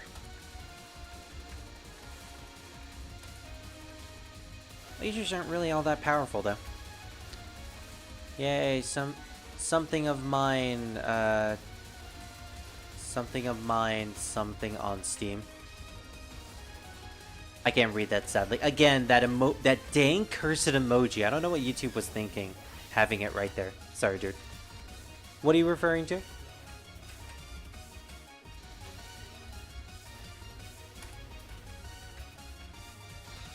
Yeah, it's a little awkward. I noticed the little graphic that Saki is making with her lasers and her shot type. They're like little blue pellets that are falling off of the enemy, as you can see, like me shooting Yachié. Or, not Yachié, Yuma! I keep forgetting their names. When I shoot Yuma, there's like these blue graphics that are falling off of her. I don't know what that effect is supposed to be, but it's the same effect as Mamizo shot type. Oh, something of yours sold on Steam. Thank you, Yonk. Awesome. What did you sell? That sounds pretty cool. Game set. Element defeat this time. You fought fair and square. I wonder, has your matter with the surface already started? I'm just getting started. Did you not notice? Your enemy isn't me or Yachié, much less Reimu. Okay, so they're finally figuring this out. Every single one of them, even Saki. Or maybe not, considering she's a meathead. My enemy isn't Yuma or Yachié, much less... Or Yuma or Yachié, much less Reimu. What's that mean? Yeah, she doesn't know. She doesn't get it. Meh, I heard that Enoko was just defeated by Yachié. First things first, I gotta exact revenge. So this is where the monkey comes in. Monkey! Ah, you're the matriarch of the Keiga family. Saki Kurakuma. 2 of my Steam cards sold. Hey, sweet! I love it when that happens. I gotta start selling some of mine as well. I have built up a bundle. I heard you were gonna fight Lady Yachié. It really does help, even if it is like chump change. Any amount counts. Looks like you know exactly why I came here. Yep, seems like you're going straight to the top brass.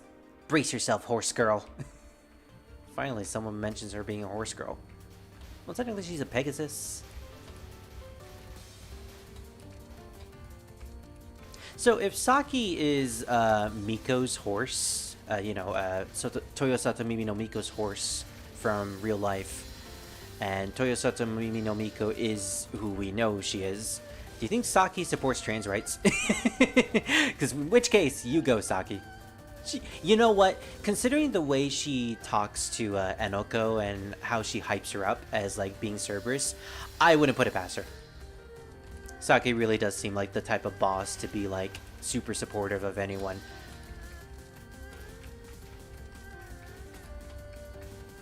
And you know, considering the Touhou fandom is probably going to ship her and Enoko together, yeah. She pretty much already is. Now that begs the question. Who out of the Touhou franchise would be transphobic? That is a question I never thought I would answer, and I probably don't want an answer to anyways. Short answer is Lunarians. Short answer is all the Lunarians except for Sagume, because one of my friends ships her and Doremi together. And like, yeah, I can see it. I can also see the Watatsuki sisters just casually being transphobic, because heck, they're racist. Like, if there's one thing about the Lunarians is that they are canonically racist against everyone that are not Lunarians. Or at the very least, everyone that is impure. Which is pretty much everyone that's not Lunarians. They have very, very high standards. For reasons, of course, but, you know. Still kind of sus. I mean, she has wings. Exactly. She's a flying horse. She's a Pegasus in charge of wolves. Now that is metal. Monkey magic. I love that name. Alright, let's start using some of her skills. Lasers.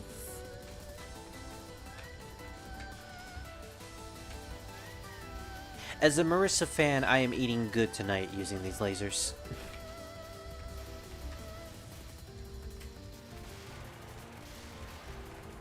Decent attack. I kind of felt like the lasers aren't really as powerful as Marissa's though. Like, she has good spread, thanks to the wolves. And 2 lasers instead of 1. Ooh.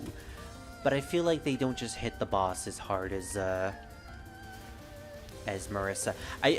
Actually, I think it really just has to do with her charge. Her charge takes a really long time to build up, and it's just not worth using unless you're fighting a screen full of enemies and not a boss. In which case, yeah, it's best to use your laser. And her S2 charge seems to be the same thing except more lasers. It just doesn't seem worth it to get to those charges because it just takes forever. And plus, these really do work like piercing lasers because they pierce through enemies, which is really nice.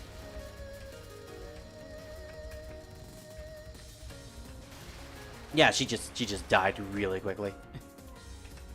Her Omake text specifically says she's willing to take suggestions from those beneath her. When you think about it, a horse is just as taller, or a horse is just a taller wolf with funny eyes.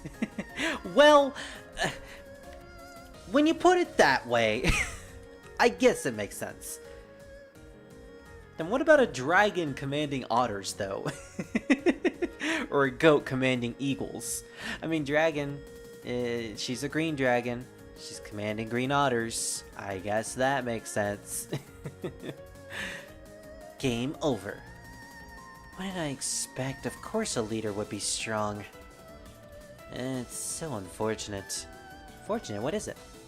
The Kiketsu family doesn't capitalize on highly skilled fighters like you. I really wanted you. Ooh. A little jealous, I see. A dragon turtle is just a longer otter. Well, I mean, they're both long, so yeah. They're both tubey. Which is probably why the tube foxes joined up with Yachier, now that I'm thinking about it. Tube family represent.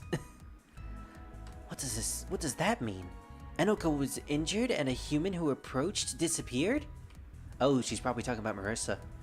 Got it. Dispatch more wolf spirit reinforcements and have them monitor the situation. What the heck happened to Enoko? Oh, Enoko's just gone? Hey, are you here? Looks like you've also come prepared. I can't wait anymore.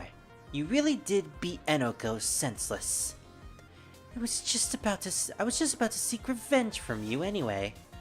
By the way, your monkey was much weaker than I thought. I'm so disappointed. You beaten? I won't forgive you. Get ready. In this world, the strong eats the weak. In the end, only the unjust and violent wins. Okay, so that's what she said in Yache's storyline. Again, I am surprised by how Beaten's defeat was handled by Yache. She actually does care about her.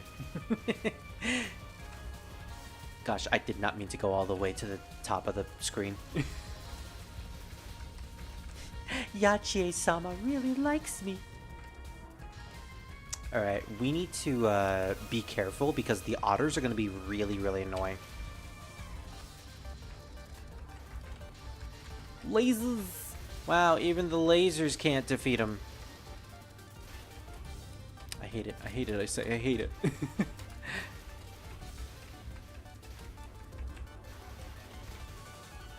Yeah, you know, I'm not really a big fan of these lasers anymore. They look cool, but I just don't feel like I'm getting much damage out of them.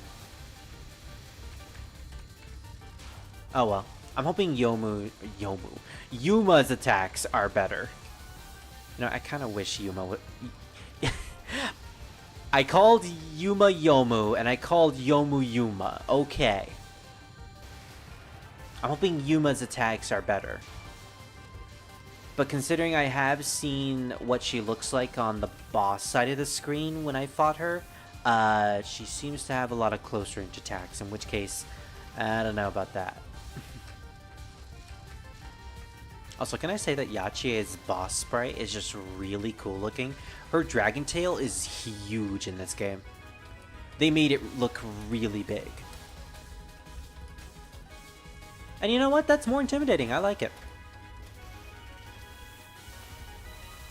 It's weird because Yache is supposed to be like a combination of 3 different things. She's supposed to be a dragon tortoise, hence the shell on the back of her, but is also supposed to be a type of Chinese deer yokai, or Chinese deer demon.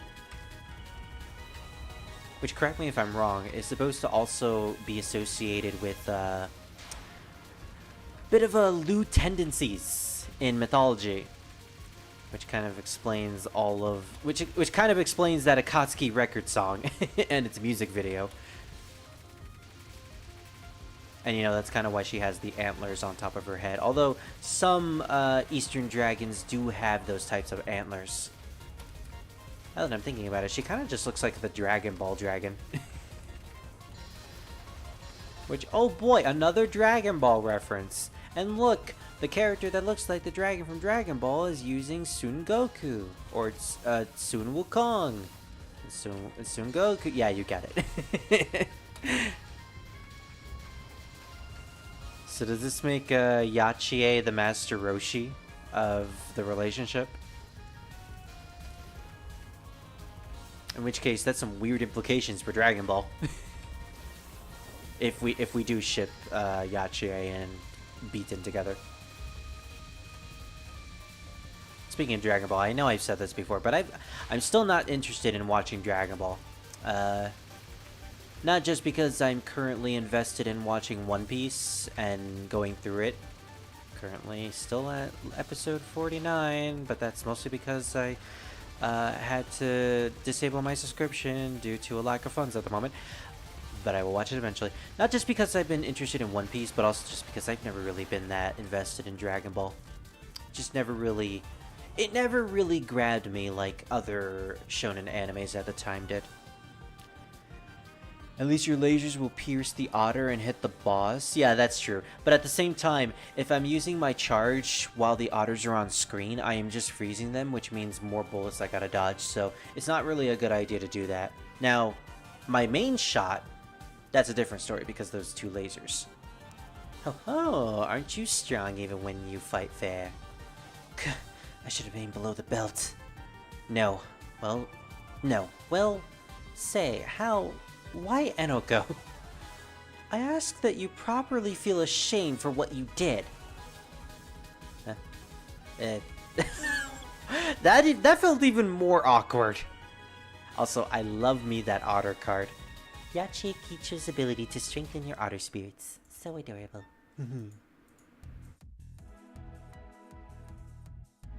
Oh, someone pinged me. Nice.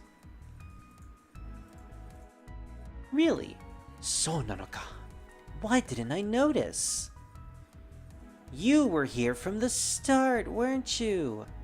Hey, this is your handiwork, isn't it, Zanmu-sama? So she knows Zanmu. So late. You've kept me waiting for so long, oh matriarch of the Keiga family, Saki Kurokoma. I heard the trap you set on Enoka was a warp trap.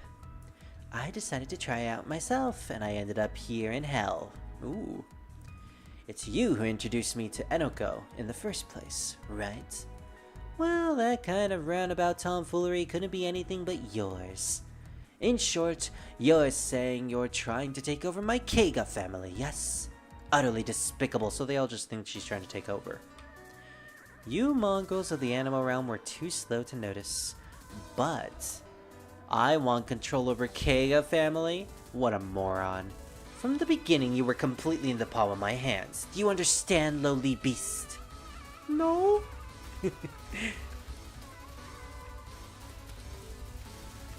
Alright, I feel like this is going to be a little bit more harder this time because we don't have Yachie's tortoise shell to protect us. And I love that tortoise shell, damn it. I love that turtle. If there's one thing I really love, it's defense and protection. I'm currently playing as like the warrior of Touhou. When I was playing as the tank previously. I told you guys I'm not a fan of playing the DPS role. I'm more of a fan of playing either a tank or a bard.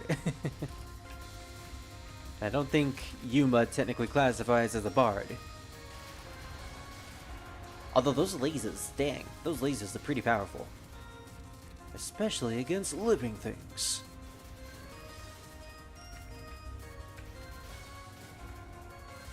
Sorry, Wolf. I still find it funny how the matriarchs still have to deal with their own respective animal on their sides of the screen. It's just like a bunch of rogue wolves coming in. Although in the context of Saki, I feel like she would want them to come in so it could be a fair fight. She wants the fight to be as difficult as possible for her so that she can come out on top, because she loves to battle. Yeah, wasn't gonna hit that otter.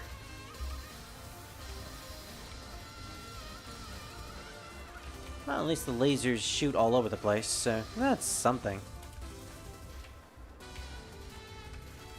But yeah, look at that. It wasn't enough to deal damage to the otter.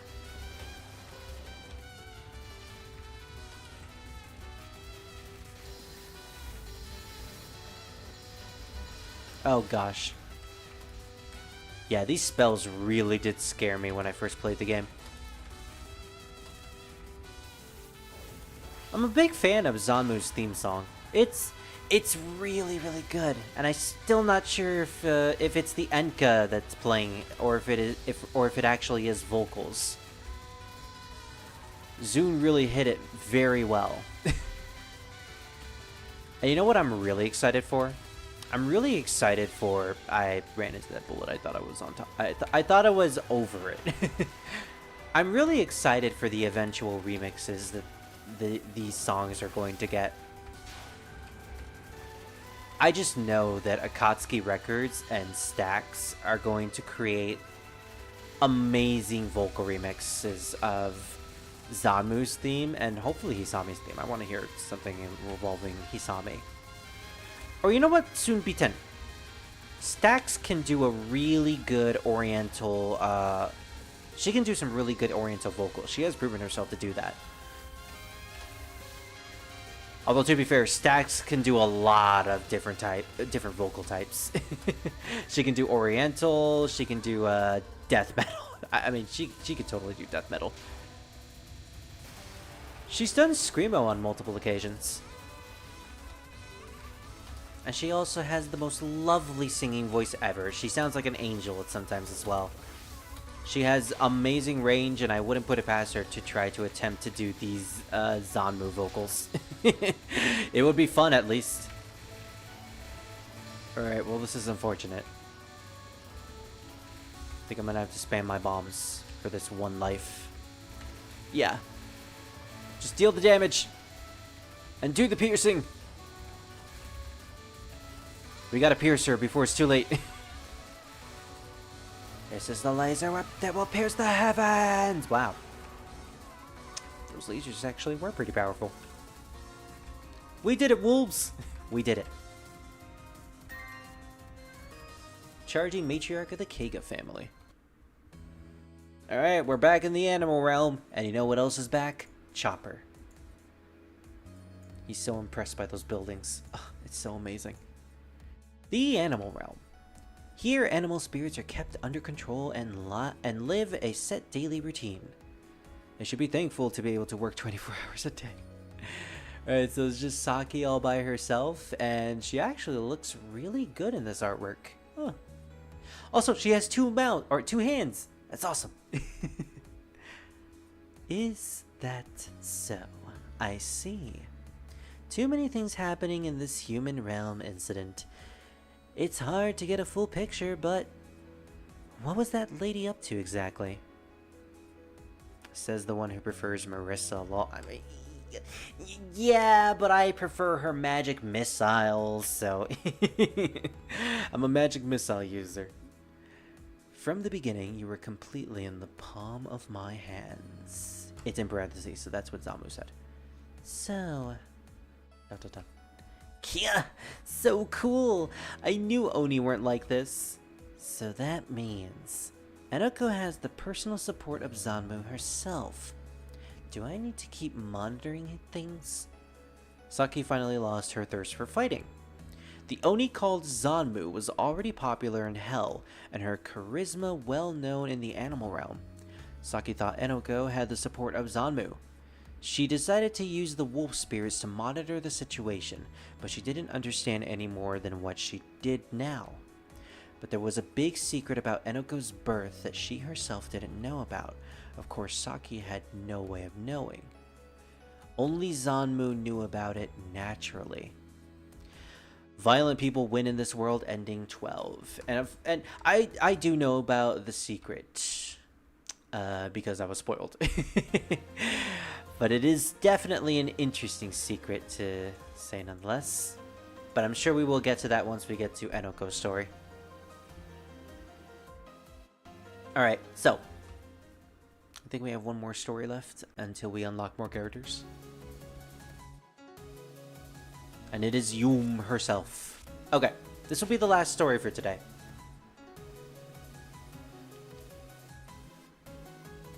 Especially since I'm running out of bread. We're going to be playing as the scrungly gremlin with the giant spork who loves to drink blood. Let's go. Also, Zoon's drawing has been doing... Zoon has been getting really well with his drawing lately. His hands are looking very realistic, and I noticed the feet actually look, you know, like they actually would. And not just blobs like in the earlier games. Good job, Zoon. You're getting better. Hey, Chiari. Was it Enoko got stuck in a pair of bear traps and gained their power? And then she became the bear yokai. Yes, that's right. She became Yogi Bear. Yes. Why are you bothering me at this hour? I love this interaction. What time do you think it is right now? What time is it? How am I supposed to tell from here? Oh, right. So she was pretty much just sleeping this entire time. Honestly, mood. This is basically an interaction that I've had with my friend Maluki. Me just casually sleeping the entire day, and Maluki's like, "Hey, what you doing?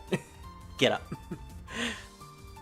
What matters is, now is our big moment. Get your head in the game. Or get your ass in the game. Oh my gosh, she shoots sporks. I forgot about that. Either they're grungly hands or they're sporks. I'm going to call them sporks. They don't seem very powerful though. So what is her charge? Yep, it's the close range one. She also has the scope that grows continuously. How long will it grow? Oh, very long. Okay. Oh, it's encompassing the entire screen. There was a character from 9 with that ability. I forget which one it was, though.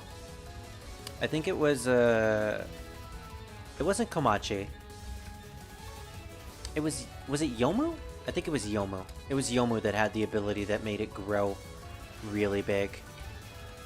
Ooh, that's the S2 charge. Interesting. So she, like, punches a lot.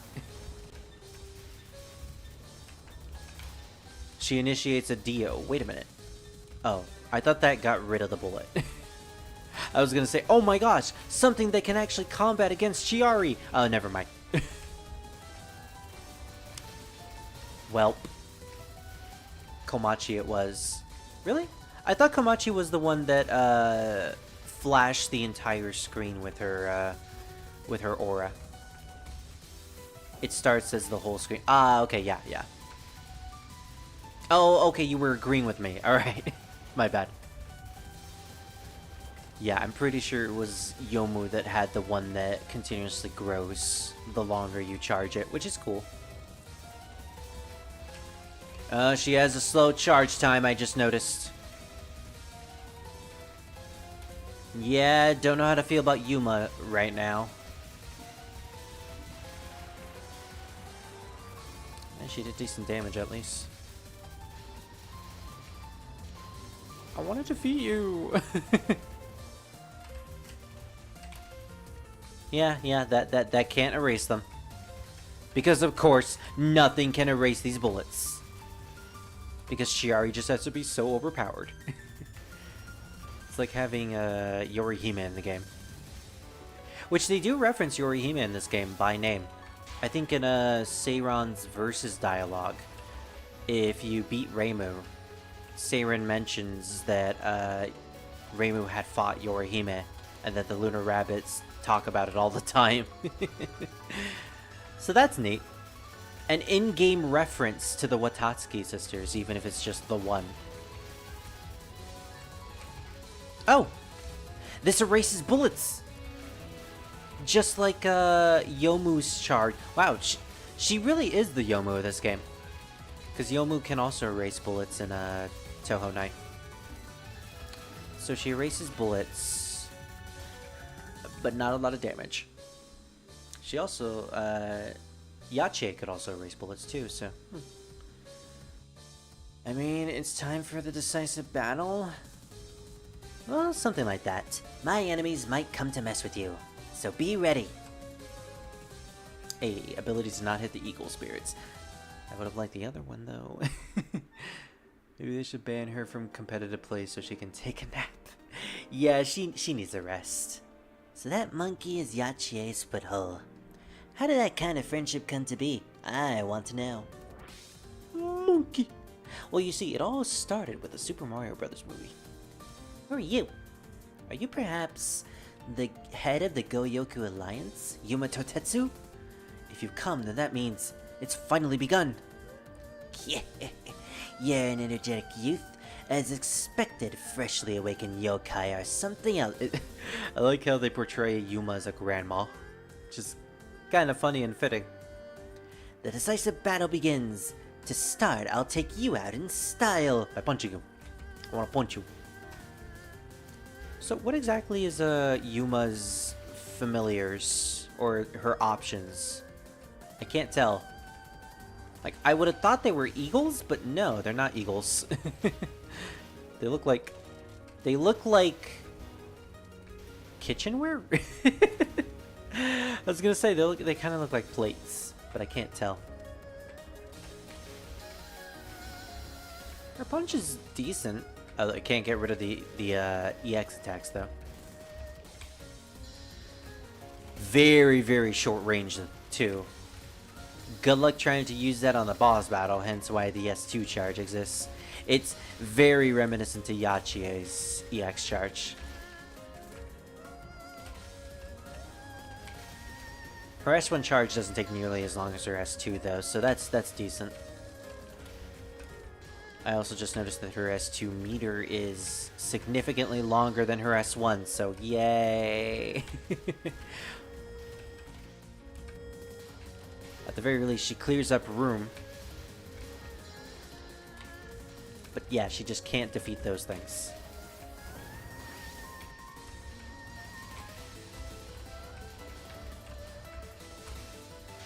Oh, her S2 charge doesn't erase bullets? How wacky. Oh, that would have been so good. My gosh, what did they do to food? See, I get that reference. So that's why she isn't in the game. Oh. I really wanted a Taoist representative in this game too. But to be fair, none of them are animals, so Mamizo's like the only one. And she's not even a Taoist representative.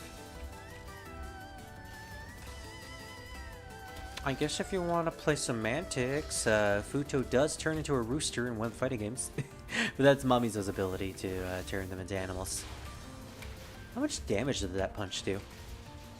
Ooh. Ooh. Ooh. Yeah, look at that. She just erased a bunch of bullets.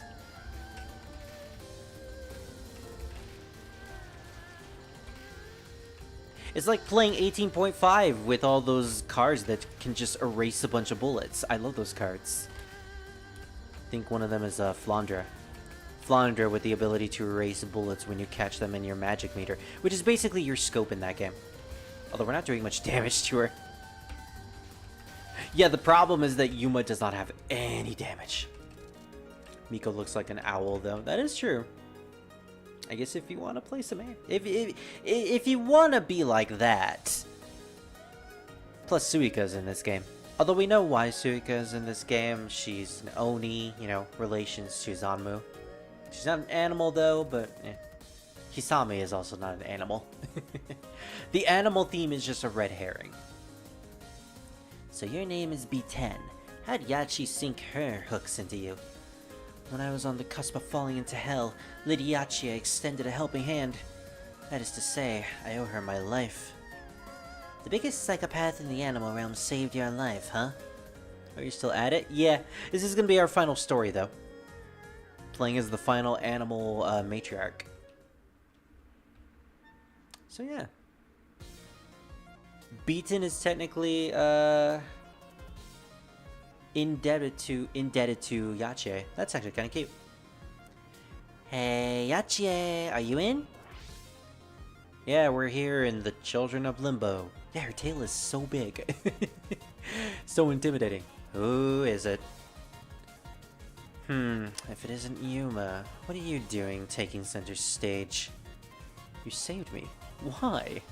Monkey. I have seen that video too.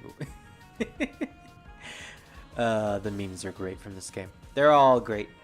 You're calling the Reverbed of Limbo center stage? You don't even have anywhere to stand on. What? It was that or the former Hell of the Blood Pools. Sorry about that. The Reverbed of Limbo will make a fine stage. They're just sitting on top of the graveyards of deceased children. Yeah, this is a perfect stage, alright. Anyways, the decisive battle got sparked off by yours truly. Finally. Be sure to come at me with your best and surpass even your best. With pleasure. Bonk. Ugh. Such terrible range. Also, this is the third battle. Yeah, we're fighting all the matriarchs and the commanders. This is basically just the war that's been happening behind the screen of all the other characters. We're finally just reenacting it. I'm actually kind of shocked that no one has yet to mention the super secret 4th Animal Realm faction. Like, you think they would, but no, that's only an omake theme, an omake thing. Oh wow, good to know that your punch can't get rid of the giant otters. Yay! It's only an omake thing and a extra stage Touhou 17 thing. They never reference that faction beyond those 2 places. Alright, I need my S3 charge fast.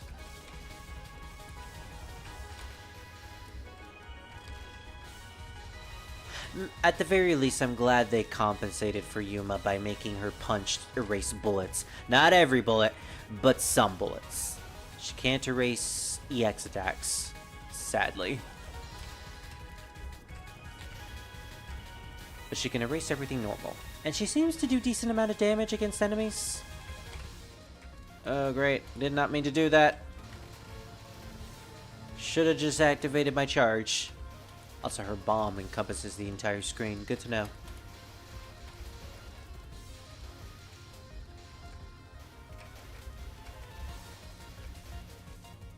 You can continue anytime now, Yachie.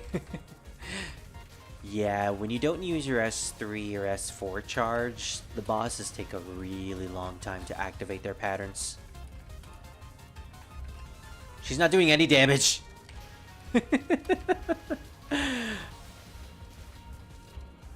Wow. I like Yuma. I love Yuma as a character, but yeah, she's probably my least favorite matriarch to play. At least with Saki, she had decent damage to go with her lasers. And also her lasers pierce, so that was also really good.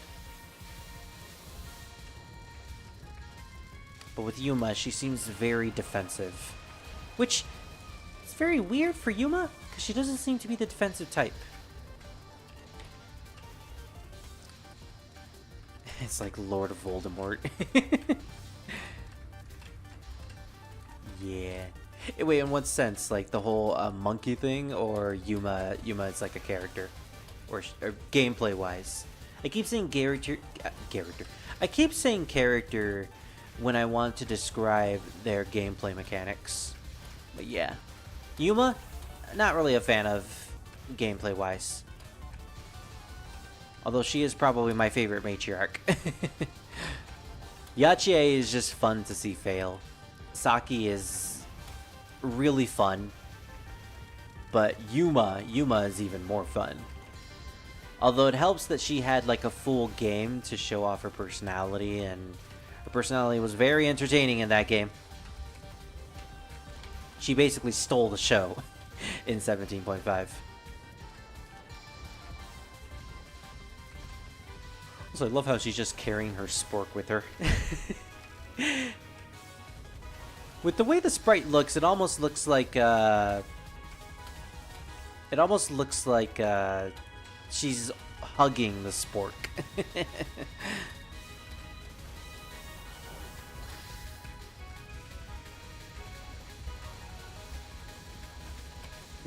Your passive border and wave of particles will do nothing to me, although your otters will. Oh, jeez. Yeah, coupled with the otters, that is a nasty combination. Freeze everything! Ah, great.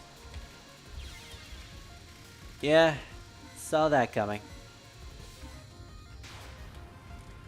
If you mention the 4th animal faction, there's a 50% chance you'll get poison darts to the neck. Oh, great, then I've probably been poisoned like 5 times during this session. I see what you mean by the Voldemort joke, though. They who must not be named. Along with the 4th Dave of the Mountain. How did that eagle not hit me? I think that might be a passive for Totetsu. Because that eagle clearly did hit me.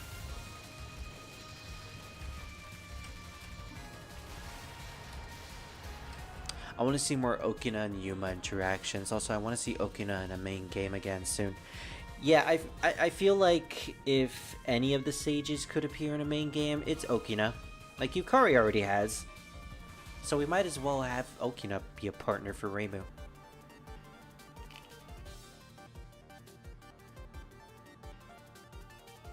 have Touhou 20 be a partner game, similar to Touhou 8. And have Reimu partner up with either Okina or Kazan for that game. And then maybe we can have like Yukari Okina working together. Or heck, Okina Kazan. Or Okina Yuma. Either way, I just need more of these characters interacting with each other. Well, I guess that was okay. By Kiketsu family's standards. I can't fight at my best when it's fair and square. Heh, right you are. Only wimps pride themselves on fighting fair. Sorry you couldn't show off your strengths. I really mean it. She is being absolutely sarcastic, and I love it. Talk to the hand. So that old Yamainu is Sake's foothold. She never had a good eye for talent, but... This one is pretty good. Oh, those devious looks could only be... the head of the Goyoku Alliance, Yuma Totetsu. That means you're my enemy. Great! I was told to crush all our enemies, with that exception. That's the Kage family for you. They taught you good. In this world, it's survival of the fittest. If you're weak, then you should just die. Well, lucky for you, Marissa is the strongest, so she will never die. Although that title is reserved for Chono sometimes. And Hekadia. You know, it's a title that goes around, comes around. It's like full circle. Everyone is the strongest while also not.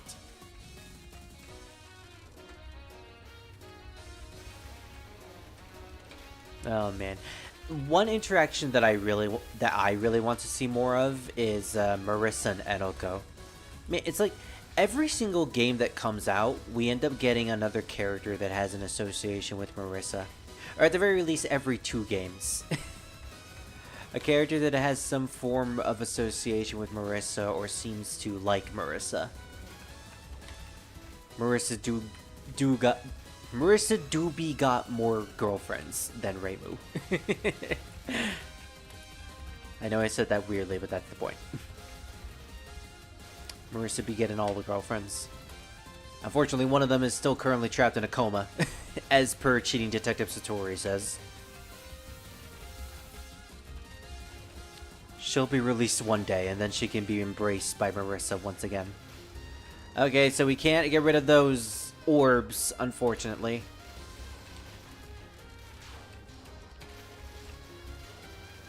Okay, there's... I feel like Totetsu's not going to be good for this battle, because if she blocks me at the bottom of the screen with these orbs, I won't be able to get close to her. And my sporks do no damage. Well, they barely do any damage. I really need an indicator for how much damage my sporks actually do. Because, like, I'm firing her. She's not dying. Okay, there we go. So it's not impossibly weak. But it's certainly no Saki lasers. Marissa has so many ships. She's the harem protagonist. Her shonen protagonist vibes are too strong. Yeah. Whereas Reimu is more of like the lax, laid-back rival character in those shonen animes. Marissa, it really is protagonist material. Yeah, I saw that coming. I gotta use that there.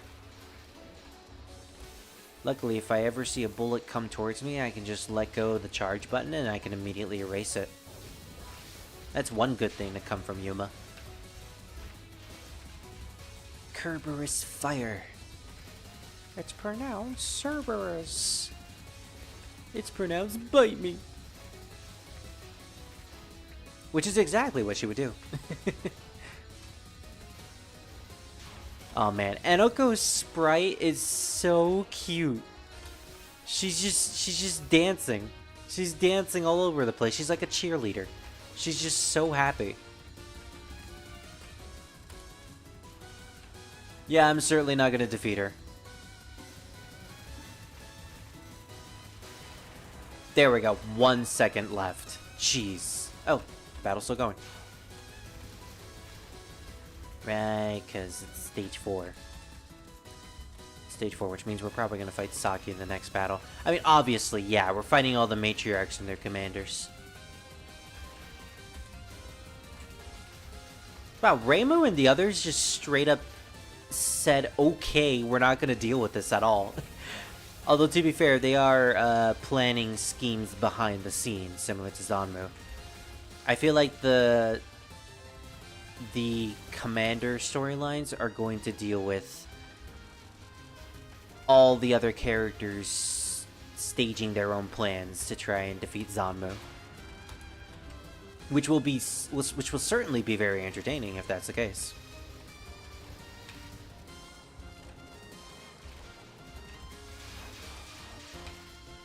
Okay, I need to be careful because, yeah. I'm not doing a lot of shot damage to her, so she's probably going to... I'm probably going to end up timing her out at this point. What the... I was charging, but I made the mistake of charging in the middle of, you know, a bullet. That doesn't do damage, does it? I'm not sure. Alice, Nitori, Patchouli, Narumi, Takane, Anoko. Yeah. And I think there's probably more as well. More to come. Zanmu is just giving everyone depression. So it seems. I was wondering why Reimu and everyone just gave up at the beginning, and now I realize it. It's part of her ability.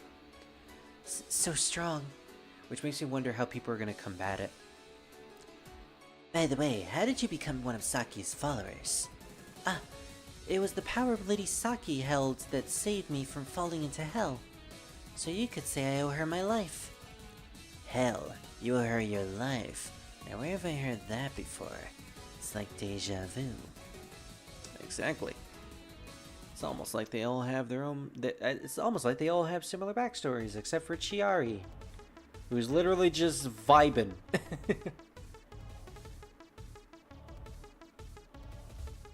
She vibed until one day she met Totetsu, and it's like, yo, dude, you like blood? And Totetsu's like, yo, dude, yeah. And then they just gremlin danced with each other on top of the blood pool. What are you thinking, Saki? I guess I'm not one to talk, but you've been befriending a pretty shady yokai. What I think? I don't have any problem. Apart from the fact that you're here, Yuma. That's a pretty big problem. Were you trying to get into a fight with me, deliberately going after a foothold like that? Aha! The decisive battle enters its last phase. Once I take you out, it'll end things for now. Very well. I'll show you the power and speed of the top beasts. Yeah, unfortunately, Saki, you have horrible charging speed, so I don't know what you're referring to. I think she's referring to her movement speed, which is pretty decent. She is actually pretty fast. But, yeah, charge speed, really bad. Really lame. Man, it is really good to just see all of the matriarchs interacting with each other. We get to see what they all think of each other as well. And also more moments of Yachie being vulnerable is fine by me. I love those moments. It's so much fun to see her, like, be completely shocked and surprised about what's coming.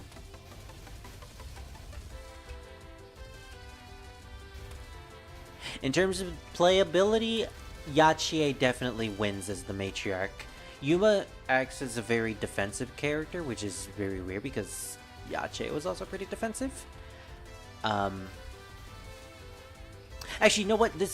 I just realized something. Yeah, Yachie is like a mixture of both Saki and Yuma in terms of gameplay, where she's defensive, but also has good offense with her shot type. Saki is the best in terms of offense with her lasers because they pierce, and Yuma is just straight up all defense. Unless you can get really close to the boss and do that punch, Although I'm still not even sure if that does damage or not. Her ability to wipe bullets is still impressive. That seems to be what she's going with, or that seems to be her main shtick. Speaking of shtick, look at that smoke, am I right?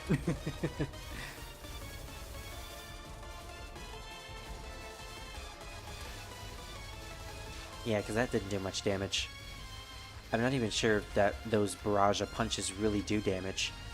I mean, what else would they do? Not do damage? No, it's just a show of display.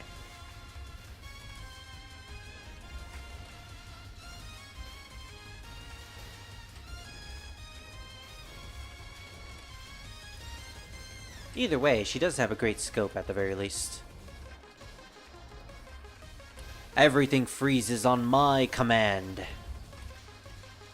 Unless the wolves. I don't want to freeze the wolves. Oh gosh, I want to freeze the wolves. Now that was a worthy death bomb.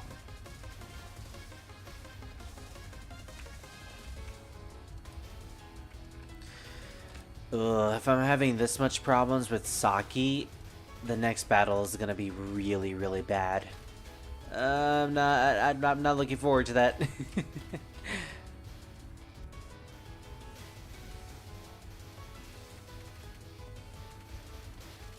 Yeah, I'm like really paying attention to Yuma's bullets, and they really do just look like wavy forks. Wiggling forks. They just wiggle intensely.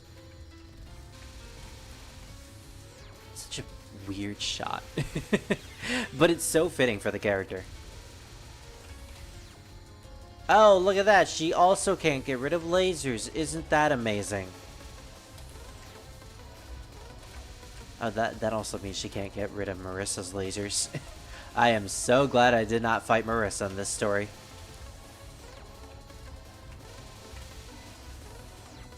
Look at this. I've been attacking her this whole time. She timed me out. I need more bootlets. Exactly, yeah. I kind of wish we were fighting a bunch of other characters in the story so that we could get their options.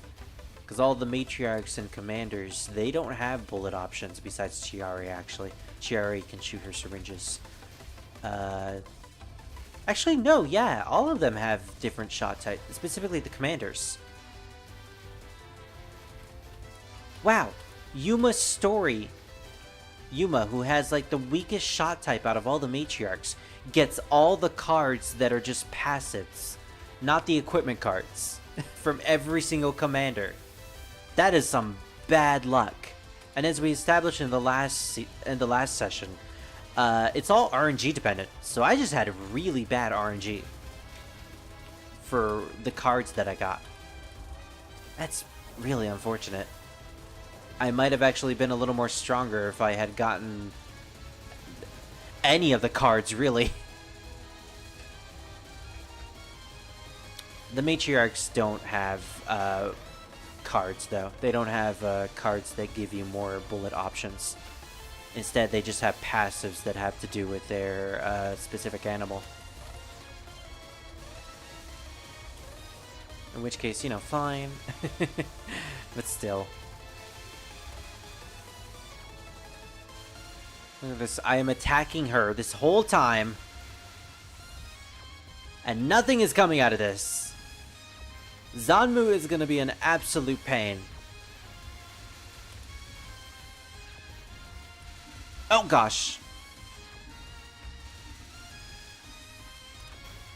Yeah, that was painful. Okay, you know what? I have a plan. I have a plan that I'm going to do once we get to the Zanmu battle. You're as tough as ever, Yuma. ... What's wrong? You got something on your mind? Bah, I've already resolved myself. Guess I should head over to her. So she knows. Terrifying opposing wolf spirits. Love me that card. Big buff wolf. Kega family is nothing but big dumb meatheads. Those fights back there made up my mind. That sense of something being off I've been feeling doesn't come from those two. If that's the case, it has to come from whoever's behind Beaton and Enoko. And Chiari's in on it too, without a doubt. These people all have something in common. Hell, are you and your instigations, Zanmu Nipaku. There she is. So I've been found out. Does one need this level of instinct to make it as a top dog of the animal realm? I thought that transporter trap on Chiari's was suspicious from the moment I found it. I guess that there was someone pulling the wires from behind the scenes. At first I thought Yachie, or maybe Okina. Oh hey, nice reference. She represents Madara. Was that someone? But no, it was you, Zanmu. What are you scheming to conquer the surface? Nowadays I want nothing from the surface, unlike you starveling beasts. It is the future that I want. I manipulate everyone to create that future. You have no choice but to live in the palm of my hand. Understand, you wretched beasts.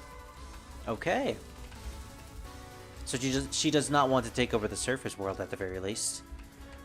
Oh wait, I need to initiate my plan. That's right. I'm going to run into every single enemy because you are not penalized for one CCs in this game.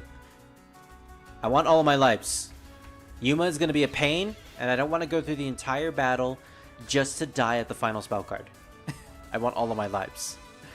So very weak. You have changed nothing. Says you. I can just continue whenever I want. It's time to reverse time.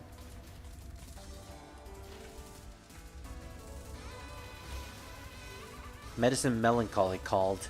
She wants her star pattern back. Can I erase this? What the? Whoa, whoa, whoa, whoa, whoa, whoa, whoa, whoa. I can erase the skull stakes, but I can't erase Chiari's bullets. What the sense does that make? At the very least, be consistent. Just make it so I can't get rid of any of those. Wow. The punch seemed to have did a significant amount of damage, at least. Get rid of that stake. Oh, it didn't. That's unfortunate.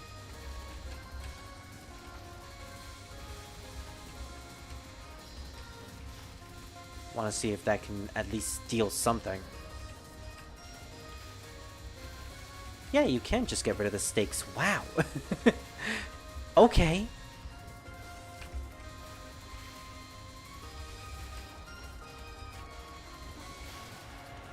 There we go. So the trick is to just not focus when you're charging and try to get to the boss as fast as you can. Your scope will protect you for the most part.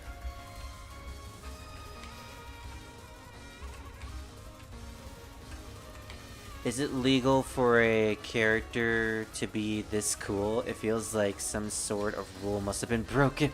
You mean Zanmu, right? Yeah, she is a really cool character from what the story is implying. She's manipulated everyone, including the master manipulator, Yachie.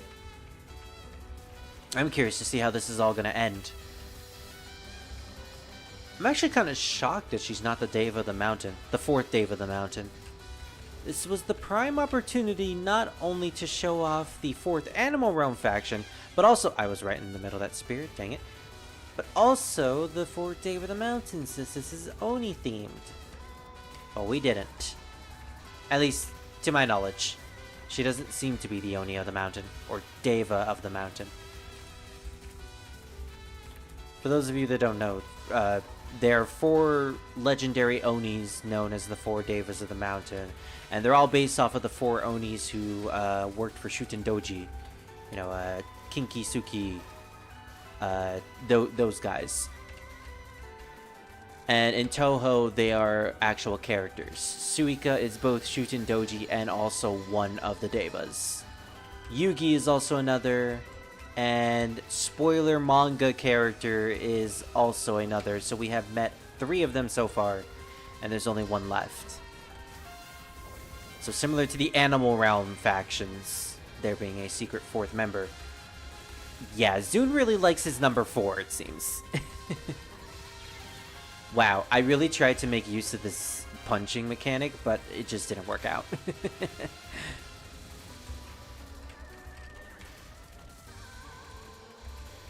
I'm trying to figure out what the radius is for that big punch, but it's not really... doesn't really seem all that useful. But again, the aura really is compensating for Yuma's ability. Can I please kill her? I don't think I can kill her. Yeah, that's unfortunate. I did kind of prolong it. Alright, so it looks like that didn't do much damage against enemies around the area. What I don't understand... or what? I don't understand your example. No one would do that. Zanmu. Oh gosh! Though Mamizu confusing Zanmu with her line jumping out of a train window was the funniest moment. Oh, that's what you meant by that, yeah. Well, no, I don't understand that example. That was a good moment. Goes to show you that Mamizo can still keep her cool even in front of really powerful enemies like Zanmu. I bet if Yuka was still relevant, Mamizo wouldn't be afraid of her. Oh gosh.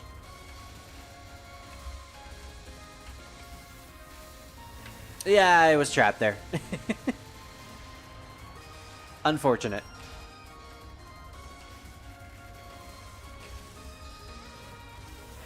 I'ma punch things. Alright, time for this train wreck.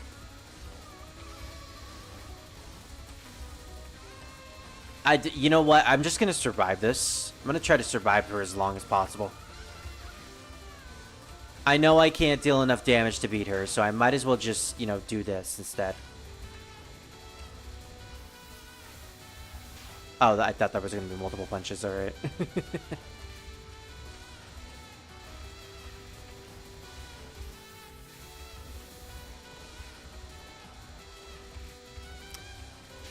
Yeah, she is great for defense play.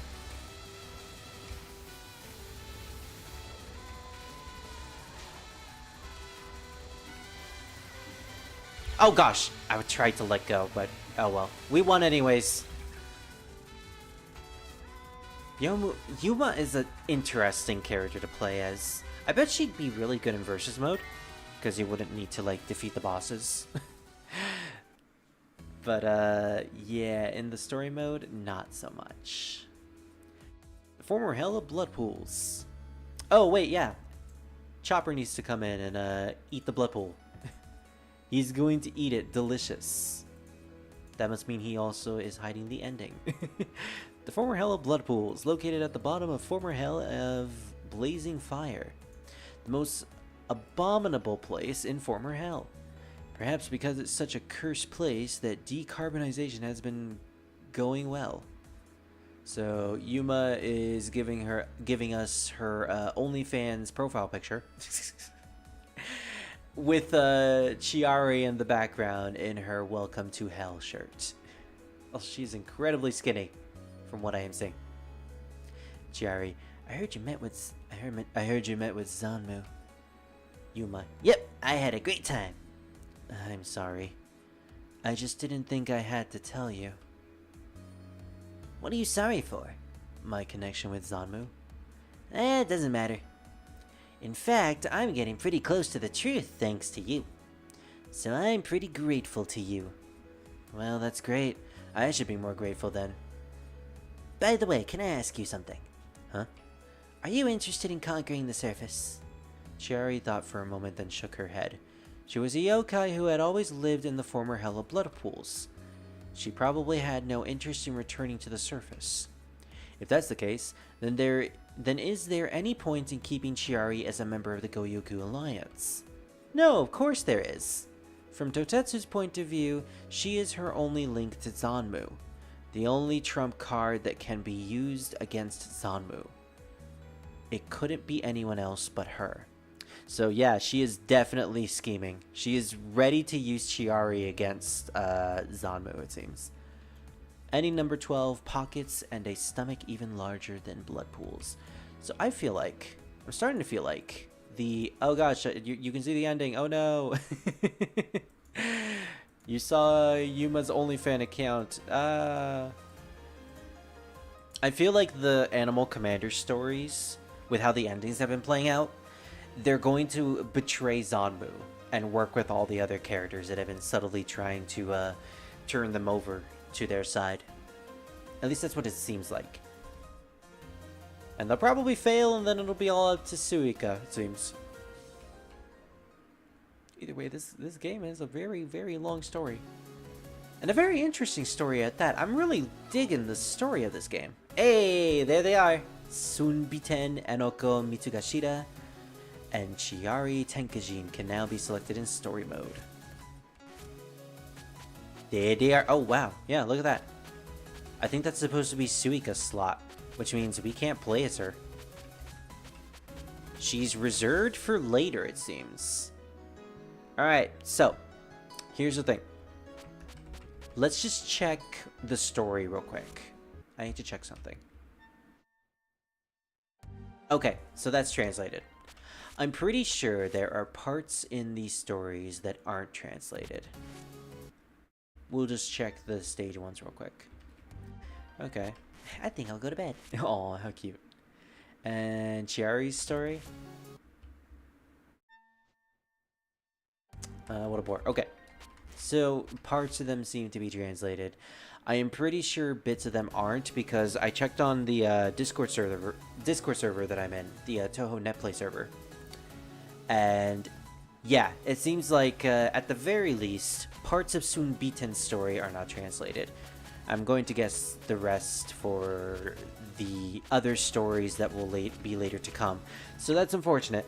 We may have to wait a little bit for the rest of the translation to be finished. I am kind of fine with that, because this means we can actually spend more time on another Touhou game. So on Wednesday, I will be doing another Touhou stream, and that stream will either be this game if they finish the translation, which maybe they will, maybe they won't, you never know, maybe in a couple days, or we will go back to Touhou 8, and I will attempt to do a 1cc with Marissa and Alice. And because I've already shown off that game, I may actually be in a voice call with a friend or something like that. Heck, maybe I can throw Druid in a voice call and we can do that together. Just so I won't go crazy having to go through the same spell cards over and over and over again. Especially since Revan doesn't seem to be interested in Touhou, so I'm not gonna bother asking him. In any case, that's it for Touhou 19 today. I had lots of fun playing through the rest of the stories and figuring out the matriarch side of you. Tune in next time, hopefully when the translation is slightly finished. If not completely finished, then at least slightly closer to being finished. And we will finish the rest of the storyline. I kind of just want to wait a little bit longer. That's my thing. You're excited, yay! Nice, Druid. Yeah. Alright, then it's official. We'll be in a voice call when we do Touhou 8, probably Wednesday. Not super early because I do have an appointment that I need to go to, but afterwards, I will message you and we will be in the voice call. And we'll just do it in the server that Maluki's in, you know. In the event that he gets off of work, he could probably join too and be chilling and vibing with us, just so he doesn't, you know, be alone. Either way, that'll happen next time. Thank you all for joining me, and I'll see you all next time. I keep saying next time a lot. Here, have cute Ran and Chen, since I wasn't able to use it in this game. Have this amazing gif of Chen not knowing who Ran is, and Yukari just being an absolute troll. See you next time, everyone. Goodbye.